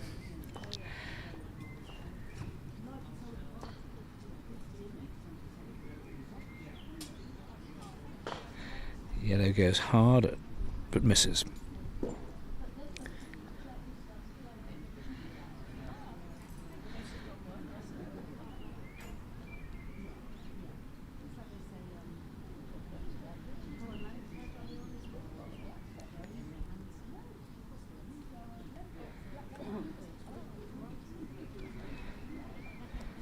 And it looks very much as if there is going to be a big clearance on red from a range only of about 4 or 5 feet. Oh no, he's played it quite gently and just simply rushed red. Possibly black isn't as good as I thought. I say it's very hard to tell from this range.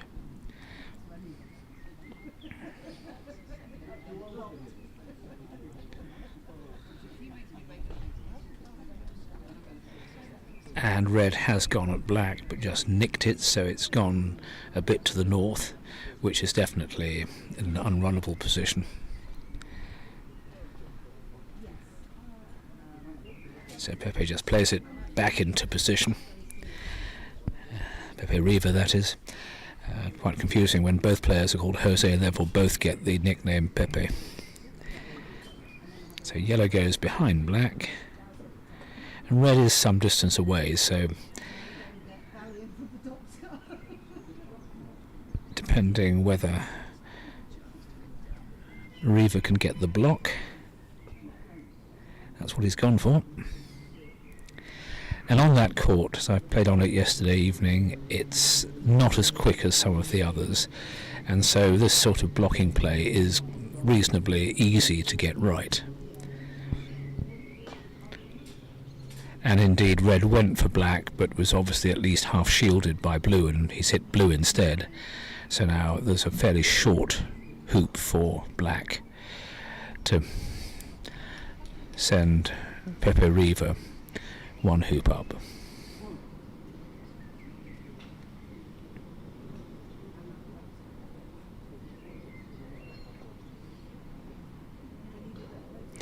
He plays it with reasonable pace, but to about 3 yards north of the halfway point. Yellow comes up but falls a long way short. He must be at least 6 yards south of the hoop.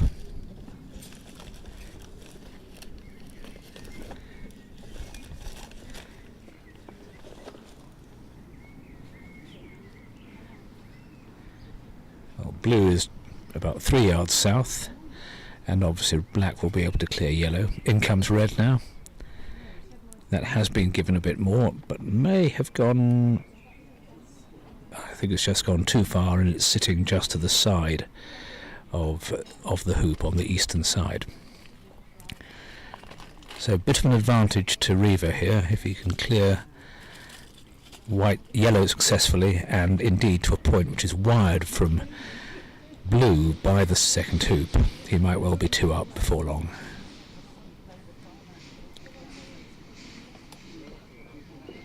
He's certainly got the clearance.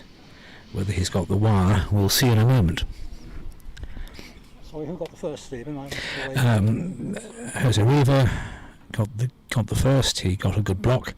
I was saying that the court is looking to be playing a couple of seconds slower than certainly 5, which I had the pleasure of playing on, and getting blocks is, a tactic that is well worth employing and should be fairly easy to succeed with. On a very much faster court, you can just get it wrong by a tiny amount, and you've left your ball exposed to the opponent's clearance attempt. So this is now yellow going at blue from about 10 yards, but misses.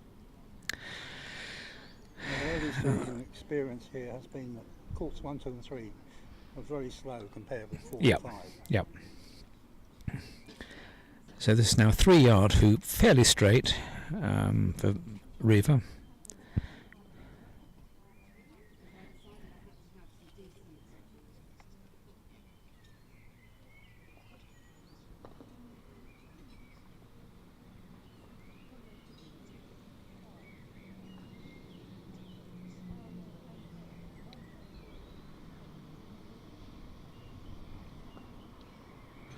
And runs the hoop cleanly.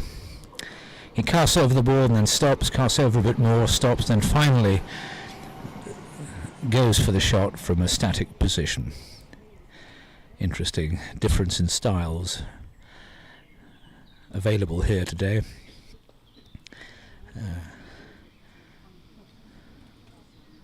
Whereas Jose Alvarez-Sala having a much more sort of fluid style in one sense, and that he has a very light grip on his mallet and just trusts that the swing will remain pure throughout, and when he's on his game he is phenomenally accurate.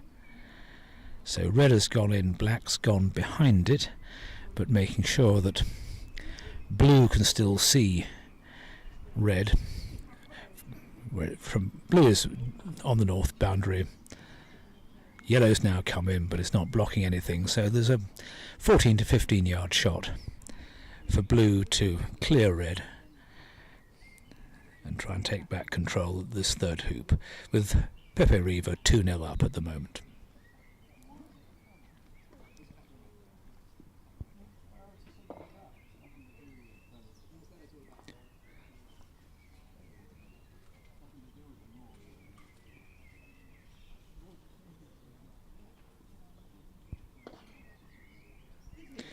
And he just misses on the right by not very much.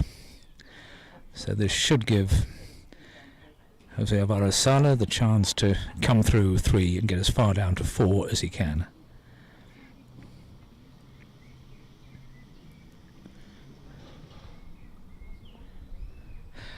He obviously didn't get position because he's now shaping up to do something to black. And he cuts it as far as he can, so gets it about 10 yards away from yellow. But by the standards of these two, that's no more than a medium distance shot, which you'd expect to be hit at least half the time and probably more like 2/3 of the time.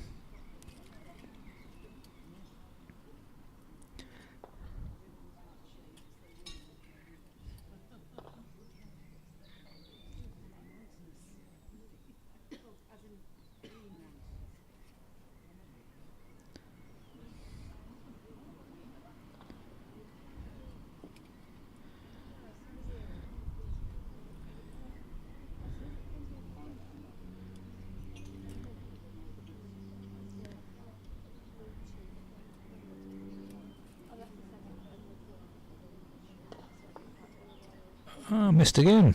Uncharacteristically, It is, he's... the last 2 on the right hand side. Yep. Yeah. Leaving a 2.5 yard hoop from probably a fairly narrow angle, I mean almost straight.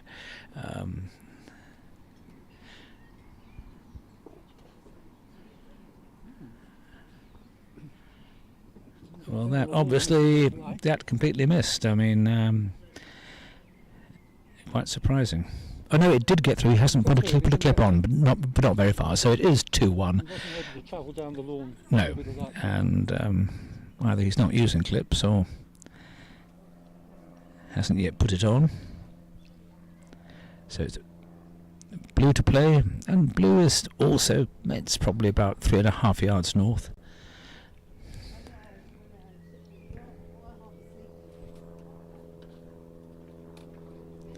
No, I think from the first 2 games, Stephen, only Pepe is using clips. Right, thank you. So that explains it.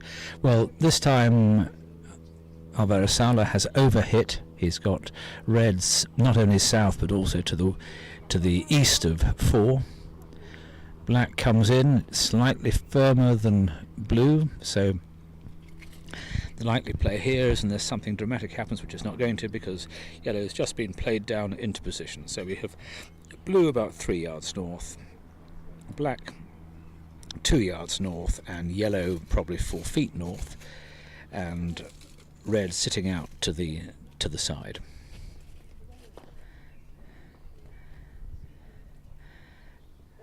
And once more, a block is being considered, blue being sent just to the south and slightly to the east of black to prevent red from clearing black.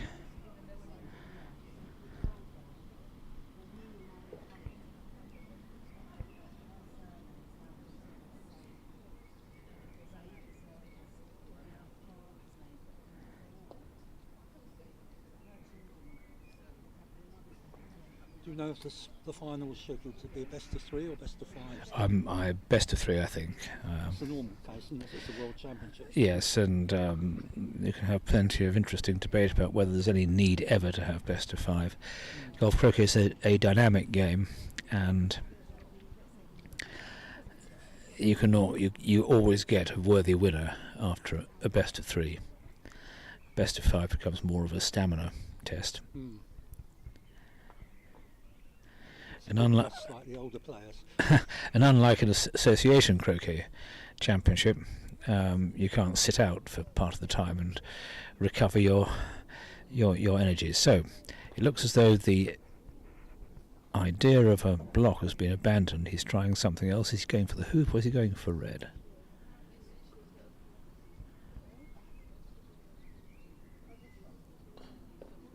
Went for the hoop. And got it. So this is taking the fight to the enemy. 3-1 to Pepe Riva now.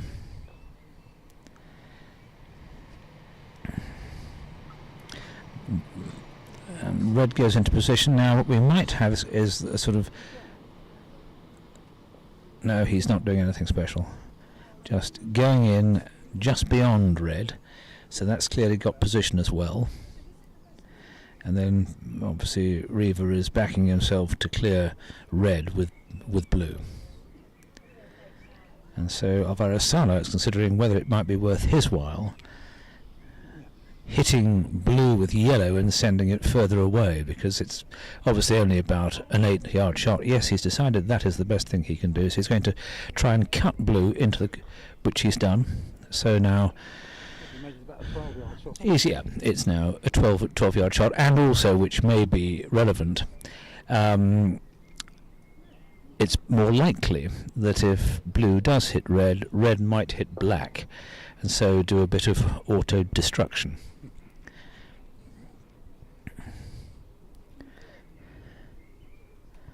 Whereas if you have a shot from 90 degrees with two balls which are separated, then a good shot will be fairly confident he won't disturb his partner ball if he hits the ball he's aiming at.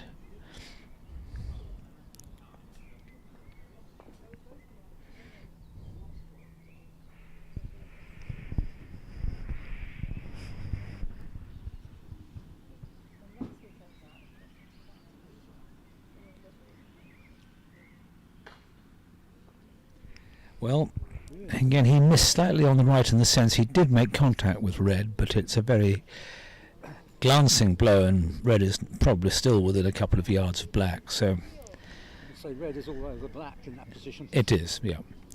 And here the classic play is just a stop shot, black away, and then bring your other ball into position, and you should be in charge of this hoop. Yeah, and he's done more or less that. It's a fairly low-paced shot. He's split black to probably level with hoop 4, which is not that far away. Not on the shooting side. No, well, red is well, it is, except that it's not that far from black. So, if blue comes down from the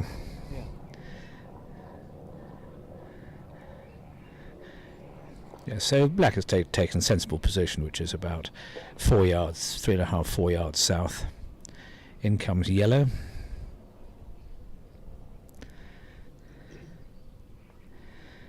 The point is that black can't be hit more than about 8 yards south of yellow. So if blue comes in accurately, red may well have to think about taking out blue immediately.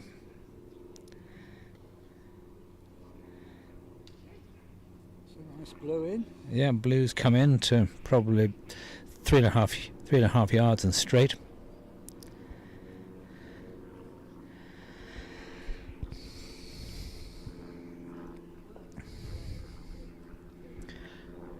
And you wonder whether red can see anything of black at all, as both blue and yellow appear to be quite close to the line.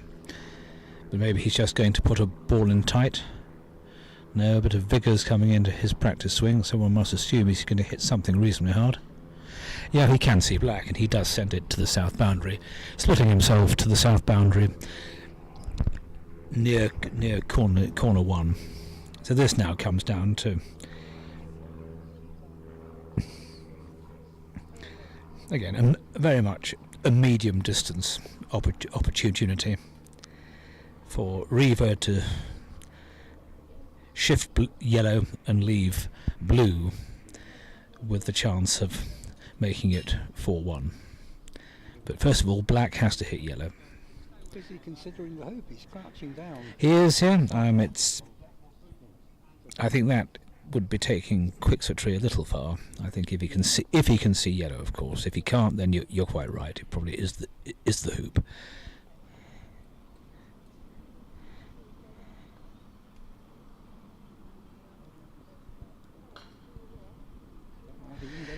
I suspect he was going for yellow, because when your partner's in position, it makes far more sense to go for the easier target. So, yep, a nice sharp stop shot leaves yellow more or less where it was, and probably a fraction straighter on the hoop.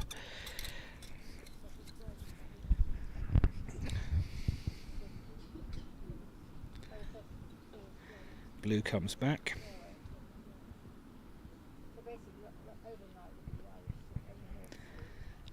But it can be very easily... Whether it's blocking, but well, it doesn't really matter, I think, that it's quite a useful position. yellow is just going to send blue as far up to the north and west as it can. And for Jose, all he needs to do is to bring red into position. Black is on the north boundary, and there are many positions where red will be able to run 5, but black won't be able to see it. So in comes red. It's a nice ball in. It looks pretty good.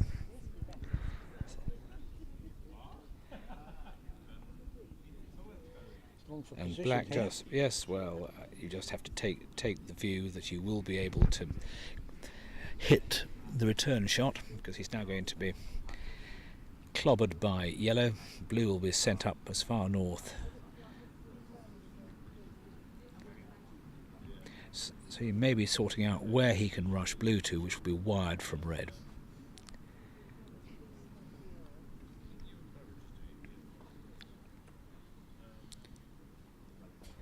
Giving this some thought.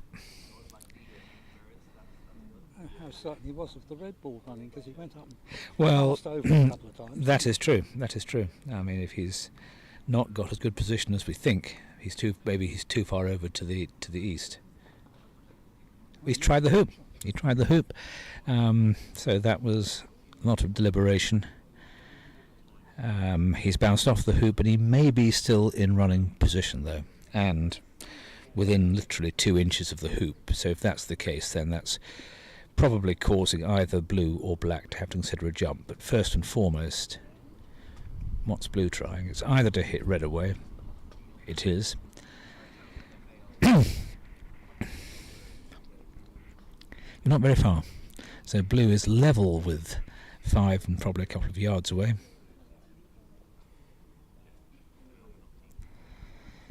Back between the black and the yellow, I think. Yep. Going for the block. I'm not sure whether he's got it.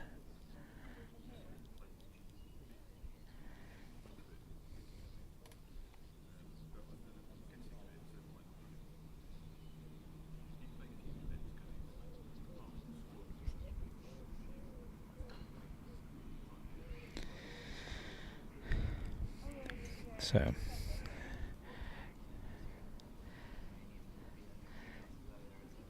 nice stop shot sending red away, which must mean that he doesn't think yellow can do much. I'm expecting yellow to even jaws, let alone run the hoop.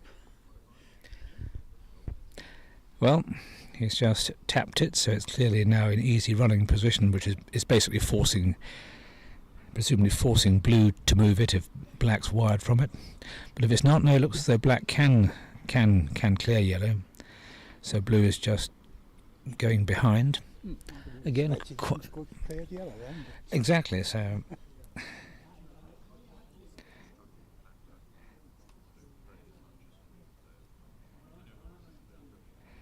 well, red has been sent back down south of the hoop. Again, it might be obscuring blue from either the hoop or yellow. There's some very delicate play going on here, quite different from the normal Spanish hard hitting. Now yellow's just stopped black away to the south boundary, so presumably blue is completely wired from the hoop. There have been many instances in this game where 3 balls have been as close together as those are. Yes, and a succession of really quite gentle shots.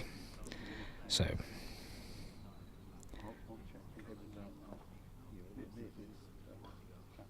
again, it's just simply a stop shot,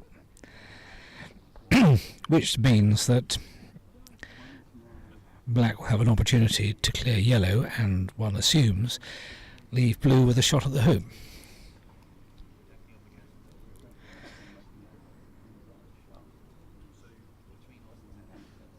So we're expecting red to come back, trying to block black now, are we? Beyond the other 2 balls. That's certainly a plausible line of play. You always want to do 2 things with each shot, and that will give him position as well as the potential block. So it wouldn't be an immense surprise if red ended up running the hoop if things don't go as.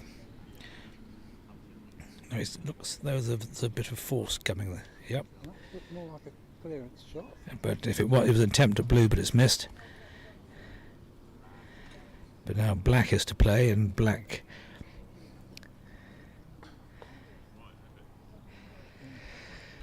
Pepe likes to crouch down in his stalking process. Mm-hmm. Seen him do it many times in this match.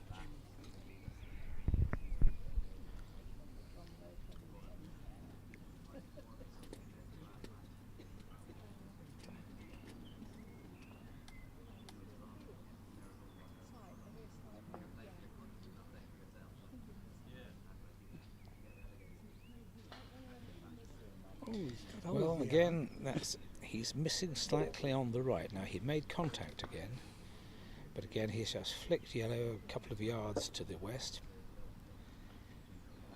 So it looks as though yellow can see blue. Yellow will be removing blue. He won't leave it to red, will he, surely? Oh, he wouldn't leave it to red because we've played before. He's got to move it. Yes, that's it. Fairly gentle clearance. But holding a reasonable position with yellow. yeah, so yellow is now the nearest ball to the hoop by some way.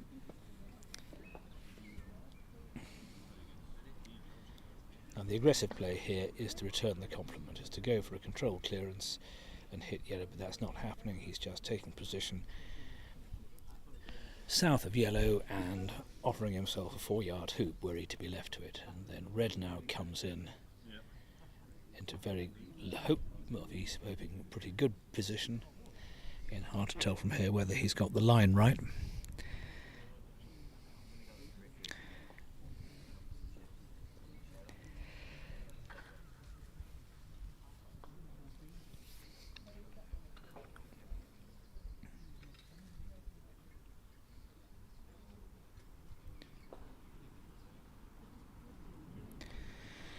That's gone sort of 3 yards south of the hoop, and now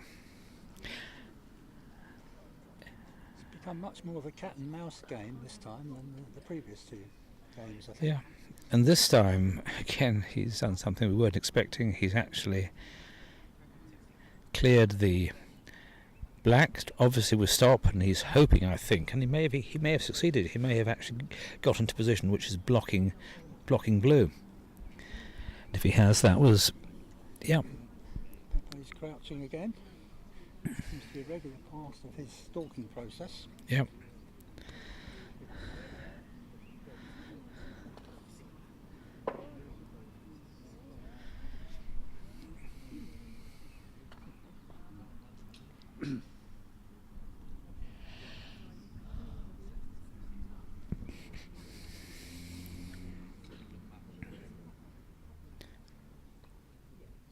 Got a hoop shot here, do you think, Stephen?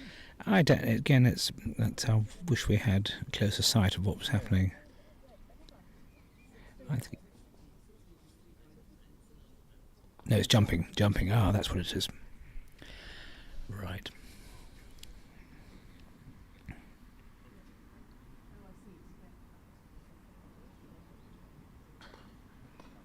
Oh. Now he got over. I think he had both yellow and red in the way, and what's happened is that he flicked off yellow and has moved red as well. Now, if red is right into the jaws, that's an unfortunate outcome. But again, it looks as though it probably is. Yeah. And of course, it's a good second prize in the sense. Yeah, that's completely changed the advantage, because now. If black comes in really well, there's a massive opportunity for blue to, yeah, that looks reasonable, to clear red to the west boundary and try and take position relatively close to 7. So it's 3-2 now. Yellow might be a very good ball indeed, but again, looking at the hoop. Looking for the clearance on red now. No. Well, there may be quite a tasty double. Yeah. That's often the reason why people take a careful look when a ball's close to a hoop, because you may be able to come, if you miss a bit on the left, you may flick off yellow anyway.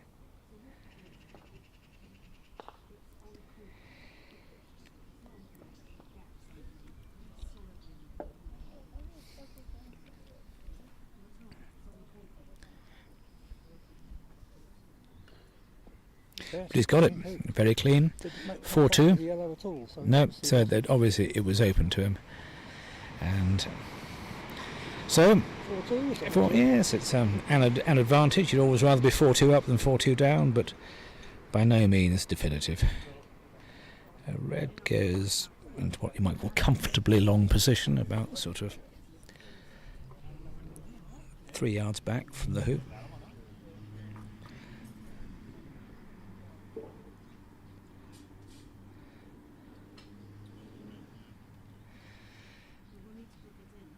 Goes in, and this of course is reasonably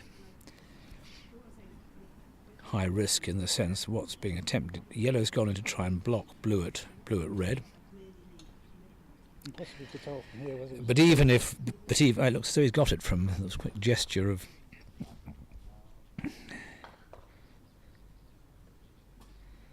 yes, he's just taking position because of course, or even trying to block red, but that hasn't worked. And now red has a shot to make it 3-4. But no, he's happy to clear black away and leave a hoop possibility for yellow, which must be at least 5 yards from the hoop and somewhat angled over towards the east. But at least by not taking on the hoop with red, he's avoided giving Riva an easy chance to go 5-2 up, which is the sort of lead that more often than not spells victory.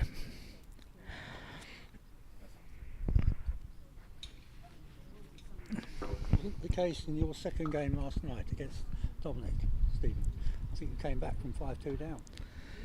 I don't.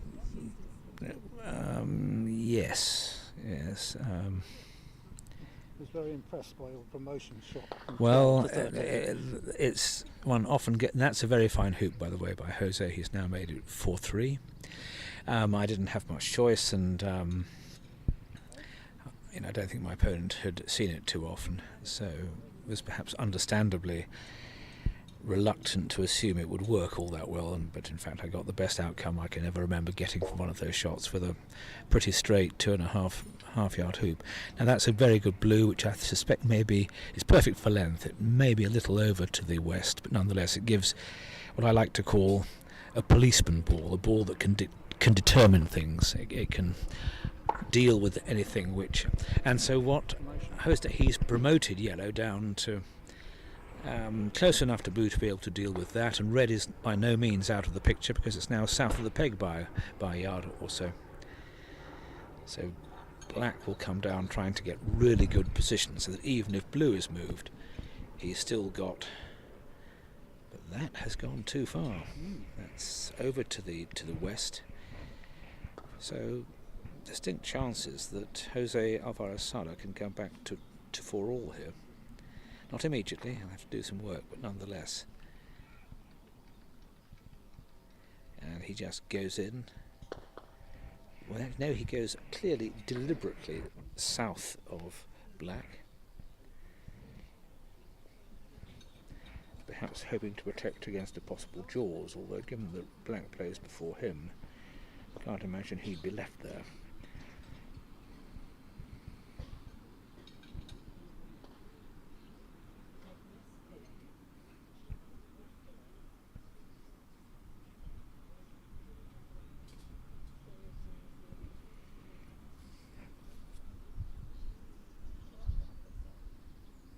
Another jump coming up.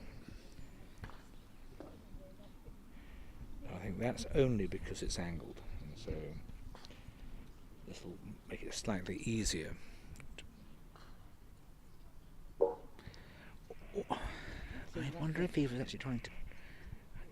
Quite clear. Well, you're trying to jump black to hit red away, or to hit yellow, and that's missed, and so yellow now has fairly simple clearance upon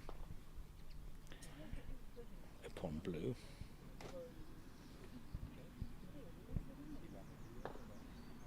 Sorry, wrong. It's red to play now. So yes, it's black, which is by the side of the hoop.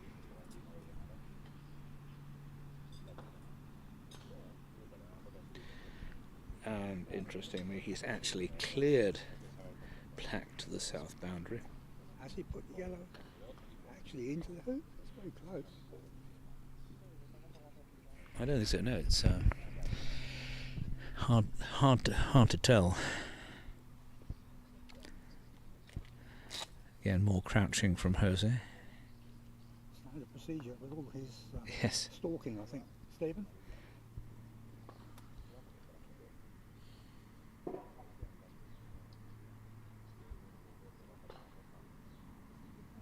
No, hits the hoop and bounces into an offside position, which. No, you're right. I think he must have got the. Yep. Just makes the hoop by very little. So it's now 4-all. Good recovery. And black being offside is just dispatched back to the western penalty area.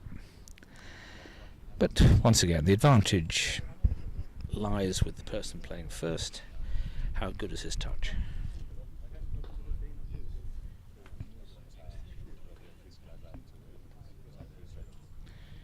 That looks as though it's gone a bit long.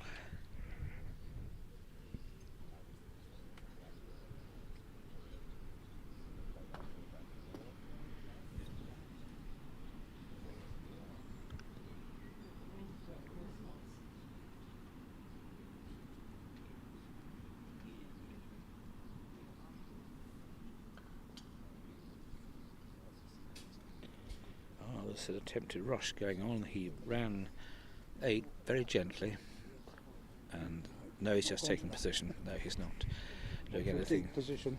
Yep, very deep position.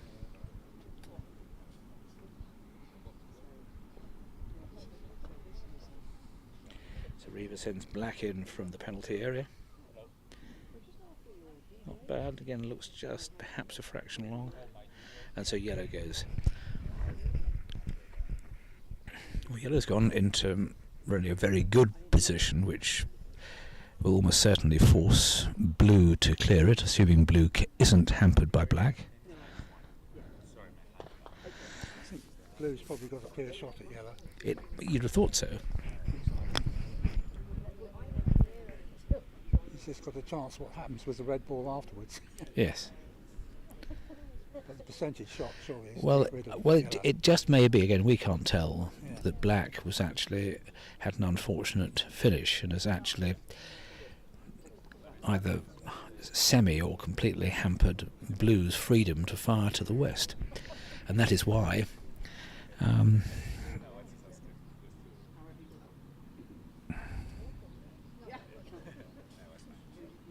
but no, that was, and he's played it, looks pretty nicely with a lot of stop, so blue appears to have a sort of angled position on 9, and now we have red missing completely, I think, again with no clips being put on by red and yellow, we can't tell, but there was no sound of any sort.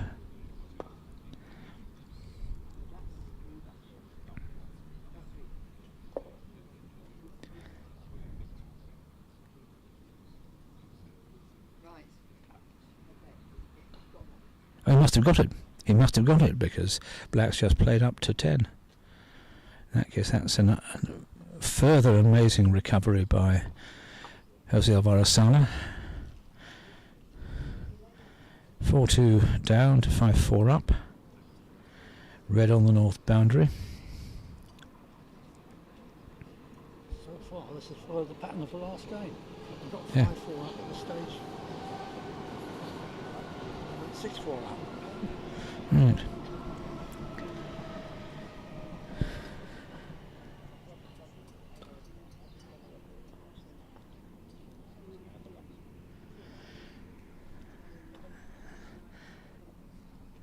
You ever try the mallet with the angle, at an angle? Like, I would think it's a straightforward position. Jose will try and clear black hard and hope to have yellow left in peace so it can run 10 to make him 6-4 up. But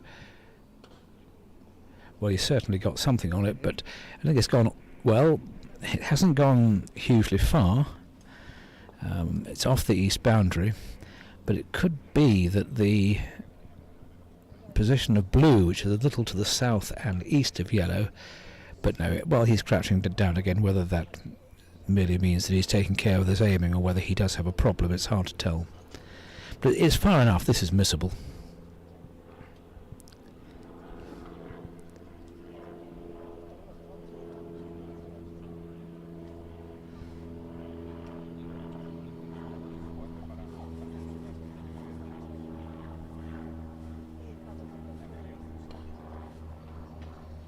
And he misses. And he misses. So this has all the makings of a pretty major turn. No, but interestingly, he's a very patient approach, just simply taps it away, taps blue away. Given what he did at 9, I'm quite surprised he didn't just have 10, but I suppose the point is that yellow is in excellent position to deal with blue next time round. Blue has gone north, but I suspect slightly to the east of yellow.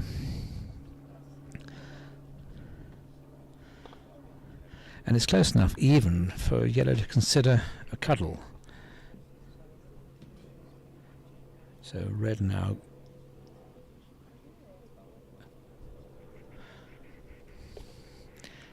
Well, it's hard to know whether that's stopped in runnable position.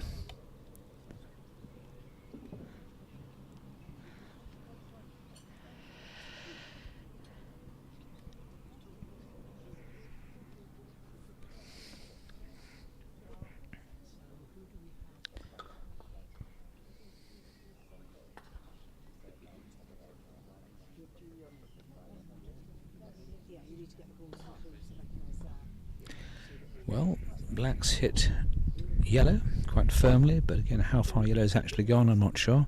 And of course, I can't tell what blue can see. You can obviously clear red. Whether it can go for the hoop as well or come in off red remains to be seen. So now this is yellow trying to clear blue to the north, and I imagine he'll be hoping he can get... Ooh. No, did that go through? Yellow followed through as well, but I don't think... is that your wife walking down there, Stephen? Very similar. it could be.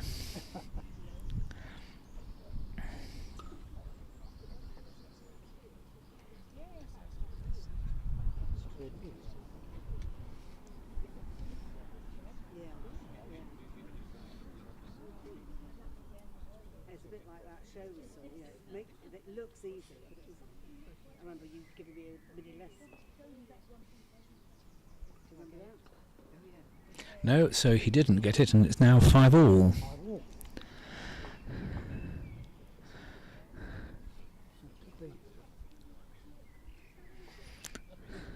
could be heading for a possible 13th. Yep, it could indeed. And it's clearly red has been sent off to the western penalty area. You use the Irish grip. Have you ever tried the bent handle?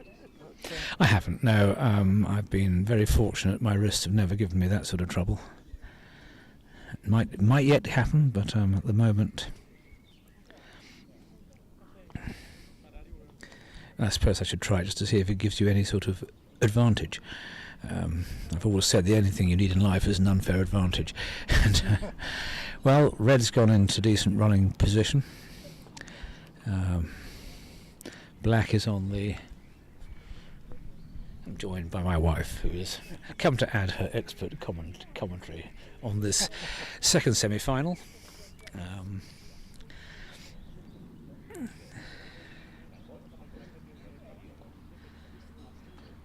So it's 5-all, in comes black, trying to take position and possibly block red into the bargain. Might have succeeded, might not. And of course what's very interesting is the juxtaposition of yellow and blue. Because they're so close together that yellow can, I think, just simply play into blue and completely paralyse it. But that really only is attractive if red can then run the hoop. And if Jose Riva has played that approach from the side boundary to get blocking position, that was a very fine shot indeed, very fine touch. So not too obvious quite what's going to happen here. He is cuddling, which is what you'd expect, yeah. Just a very gentle one. Just, yeah, so basically blue can do very little. Beyond perhaps, and this is the thing always to remember, is to come off it and get down to hoop 12. Although I do remember being pretty shocked by... Sorry? The hoop could be a problem there, coming off to hoop 12. The lie of the balls, that could be significant. But I have seen some, and also you could be thinking about the rush, so that he actually clears, and they want a referee. Good, and Francis Coleman will go on to check it.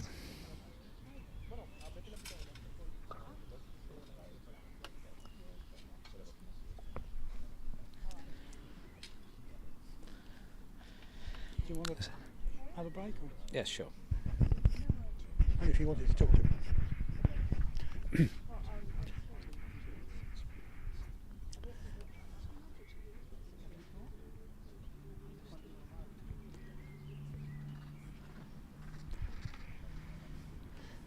The shot that's going to be attempted involves Francis marking a position of the balls.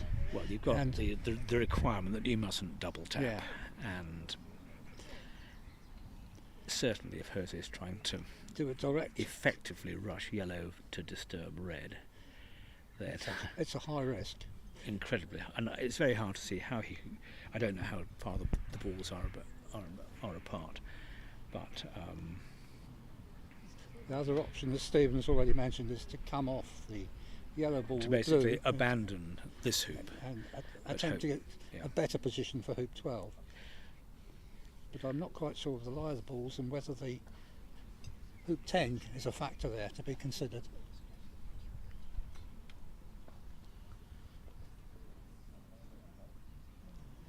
It's going to be a direct shot. Well, this is one where I would certainly be using a camera. I'd want Yeah. to see whether or not the double tap appeared. Not many referees are using cameras. No, well, I'm trying very... Well, he's Oh. Well, no, what he was... That was a very good attempt. What he was doing, he was splitting. That Yeah. makes it much less likely that you'll Yeah, double yes. double he's tap. got quite a good angle of separation. I don't think there was a danger of a double No, tap. no, in I'm that, sure so- he'd have been called for it. But if people are trying it more or less straight on, then I think it's incredibly useful to have the camera so you can just Yeah. go over it a few times.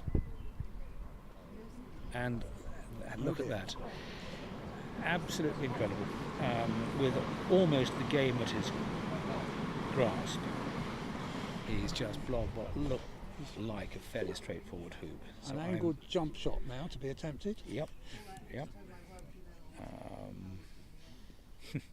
Yes, it's one of those things where you It, almost it- got a gift hoop there, and you can mess it up. You just then, so. well, you relax too Yeah. much, and I I do. find that you just don't keep the mallet face square because you're just not thinking. This angled jump is quite a challenge, though.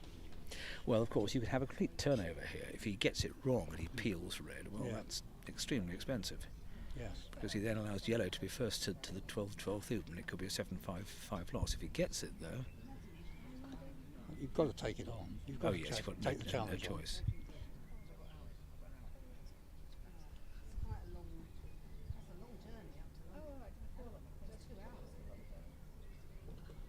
Beautiful. Got it. 6-5, and red will be... I think red's been actually Pull kicked slightly out of the hoop, out of the hoop, yeah. but black hasn't gone all that far. No. So yes, your prediction of a hoop 13 finish, I think, is... It's a possibility. Yeah.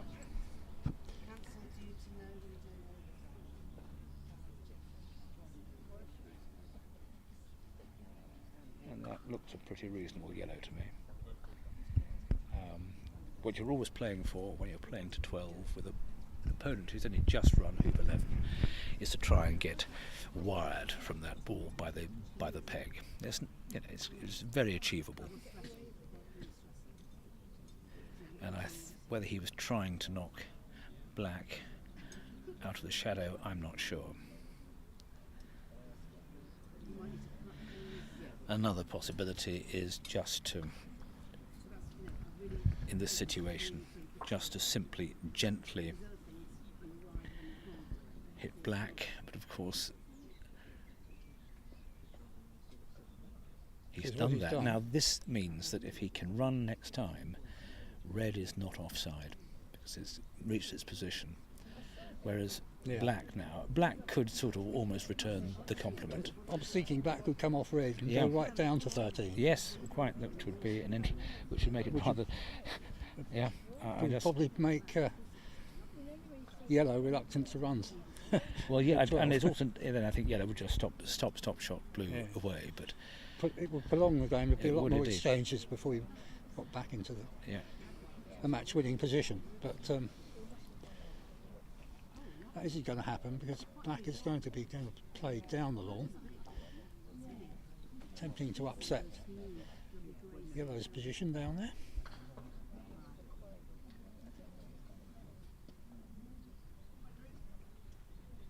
Yeah, because actually that garden is quite good for us. You know, Sid comes round, who's a cockapoo, quite tall, like you. He loves it. Well, everybody does now. Oh, Oh, great shot! great shot!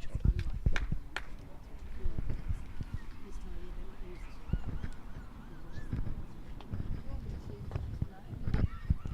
So, not that they know of. Saying I can ask. Stephen's just left the commentary seat for the moment, Yeah, but so all those I'll things- carry on my own for a bit. Yeah, I was coming back in an attempt to clear the blue ball from hoop 12, I believe, and he's missed.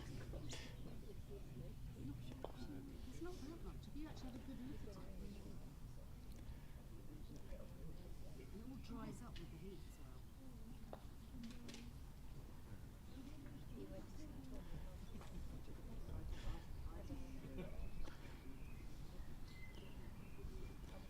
Pepe walked all down and put the yellow ball back on the boundary. Or he comes up to play the blue ball, which could give him the match. He's crouching in his usual style of crouching in his stalking process.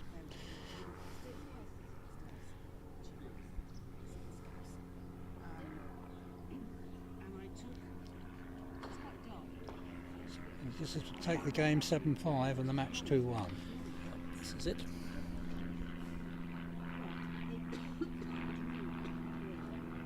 Oh no, and no. Blobbed. No one dispute that pressure is a problem, but it's hard to know. It all depends where he's finished, and normally those shots just land in the jaws. So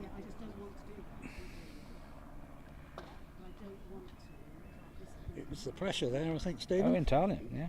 No one's immune from it. Sometimes you don't let it get to you, and sometimes it does get to you. And It doesn't matter how good you are, it gets to everybody sometimes. I mean, I watch quite a lot of. I play golf, and I enjoy watching what happens on the PGA Tour in America. There have been some absolutely classic examples of people put under great pressure, having to hold putts which they would normally expect to make most of the time, and then sometimes not only do they not get the putt, but they miss it by an embarrassingly large margin. This is now black trying to. I think I know what's happened. I think blue probably doesn't run, and red has gone to jumping position. Oh, And yeah. he tried to disturb Yeah. blue, missed. He's hit the hoop instead. So this still has some. And Of course, if And now all he's doing now with Jose Alvarez-Sala, he's sent yellow down to just south of the peg, so that when the maybe the blue can hit red after all, or maybe it's just blocking. his positioning, what he doesn't want to do is leave his ball in a position that he can't get to 13 Well, if of red course. is successful Yeah. with the Yeah. hoop attempt. So he's now presumably given. Inviting red to consider a jump, but he's more interested in a clearance. And so he just clips or stops blue away. Back comes probably taking a wide position from red. There's the theory you should never jump at 13 if you're behind. Sorry, if you're in front. Yeah. So you don't jump at 12 if you're in front. Well, yeah, That's now the theory. yellow's gone for the hoop but hasn't got it. It all depends, presumably, if red can see black.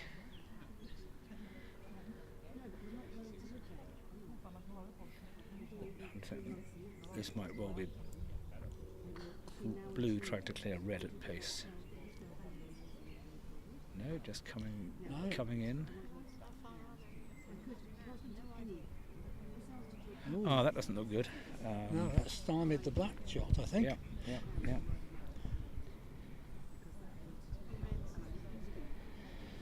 Well, yeah, that's extraordinary.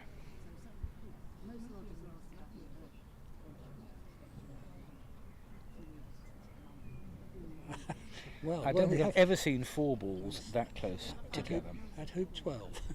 I think it may well be a request for a referee possibly soon. You might be right, yes. I mean, extraordinary position. Oh, no. He's going to play gently into the cluster, I think. Yeah.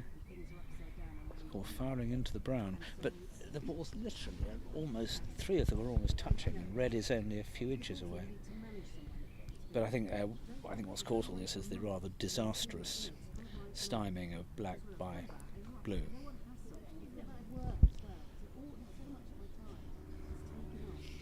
And as you say, you then have to. I mean, Jose Riva is 6-5 up. He still has an advantage, but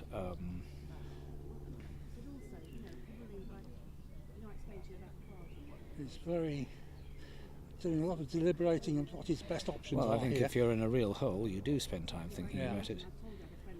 Now it's, I don't know. He's afraid of peeling one of the opponent's balls, I think. Yes, yes, yes.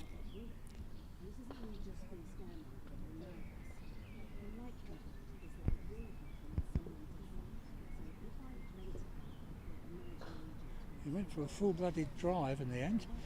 So he's played black. He's got rid of. He's not happy. Not happy with it. Yellow runs, so we are back to 6 all again. 13. But blue does, and blue presumably can get to 13 without. Yes, I think he's far enough away from the hoop. He's waiting for Alvarez, former CA chairman. Yeah. On his to manoeuvre. Batmobile. They're having to move the barrier board so he can get past the hut on his mobility scooter. Yes. All adds to the entertainment. Well, he's now crouched over the hoop. This is not a doesn't look good. straightforward shot. No, he's semi-hampered. So It's actually- the mallet judging is going pace. back through the hoop, I think, isn't it? Yep. Well, he's That's not bad. Not bad He's got considering, but I don't think it's going to get there. No. So No. and, we know why, and so you can't really blame him. But that is, of course, one of the standard errors. You never want to be short of 13. Yeah. Because then you are on the back foot to a huge extent. But it looks to be sufficiently wide. There's nowhere for red to get position, which is also wide from blue. But red comes in with quite sufficient pace to threaten the hoop. Wants to be well away from the blue Yes, at this exactly. stage.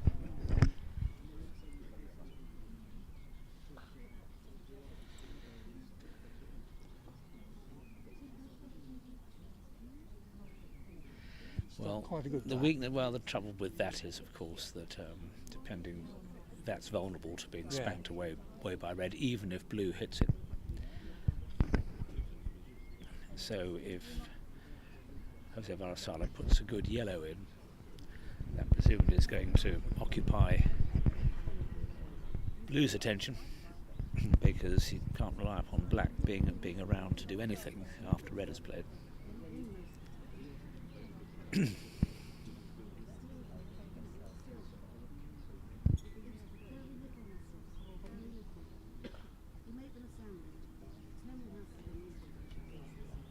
Nice weight on the yellow ball that came Yeah, through. that looks pretty useful. Pretty useful indeed. Maybe all the blue can do is to block. But no, Do you think he's just going to go in close? I and think block? he's going to try and lengthen the shot for red, but you know it's from 2 yards to about Yes, three it's and a half yards, so it's not far. He's not going to move it very far, is he? No. Oh, He's he's moved moving everything. Everything. Well, this certainly has been a fascinating multi-ball Yeah. experience. Both at hoop 12 and again now. And now, question time for Jose Alvarez-Sala. Hoop shot, I think, Stephen. Yeah, he's a few casts more than normal.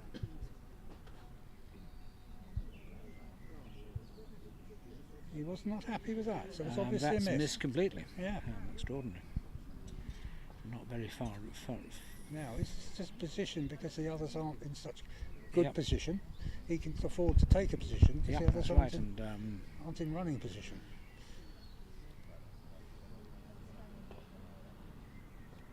but yellow does manage to get rid of it. Yeah.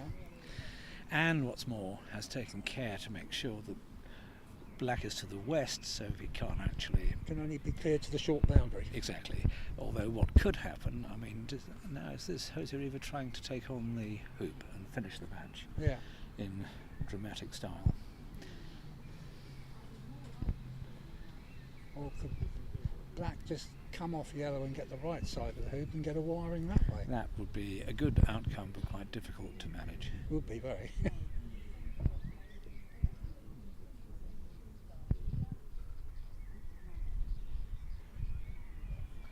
I think Pepe might be, I don't know. I think he's positioning. I don't think he's going for it. No, you're right. I went by the fact he didn't take his crouching Yes.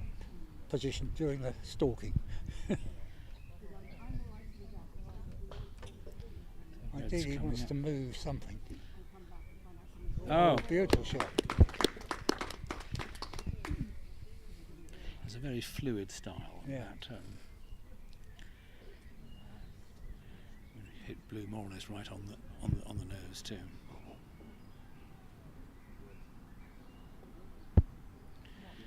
So, Well, that's not wide from yellow, is it? I don't think. yep. So I would assume yellow just takes that out. And takes position at the same time. So slight advantage red and yellow here. Now the crouching The position. crouching. Is that a possible hoop shot there? If he has, he may well feel he'd better take it. 'Cause he might not get another. That's right. I made that mistake recently in a game. No, just. But that's the trouble. That's what you might call the inside game. We've been forced to clear red. He's now gone well beyond Yeah. the hoop. Indeed, he's down by hoop 11. So Alvarez-Sala comes back and now Nice has return. 2 balls in front, which is a very healthy position. And given that Jose Riva's in the corner, he's really got to clear yellow. That's his only. No choice but to attempt the clearance here. But a controlled attempt at clearance, which, we know, to be fair, he's pretty well got. But now the possibility is for yellow to come straight back, possibly even wire Yes, if you blue can from red. get between blue But and again, red. frankly, he can just hang around, just making sure he's got 2 balls, looking at the hoop, and forcing Jose Riva to keep clearing. What normally happens is eventually someone misses. So yeah, that's just gone behind. So this is not a gimme. It must be 8 yards. And were he to miss red, one would assume that this time It could well the be game, all over. the match could be over.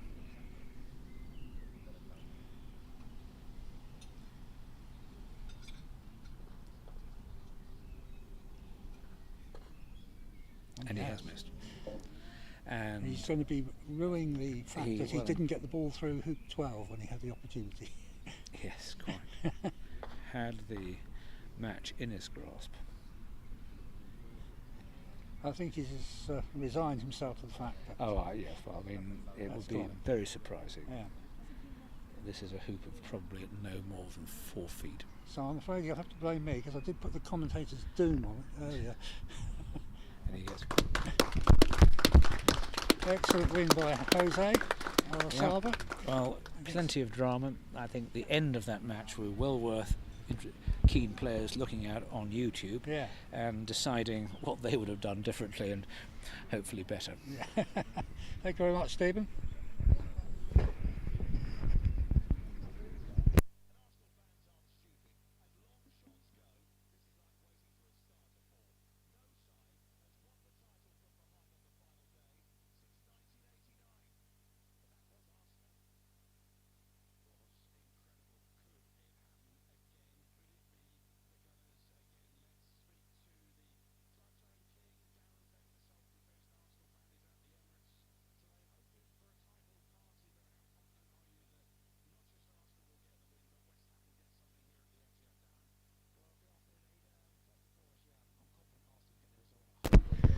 Thank you everyone for watching that cracking semi-final.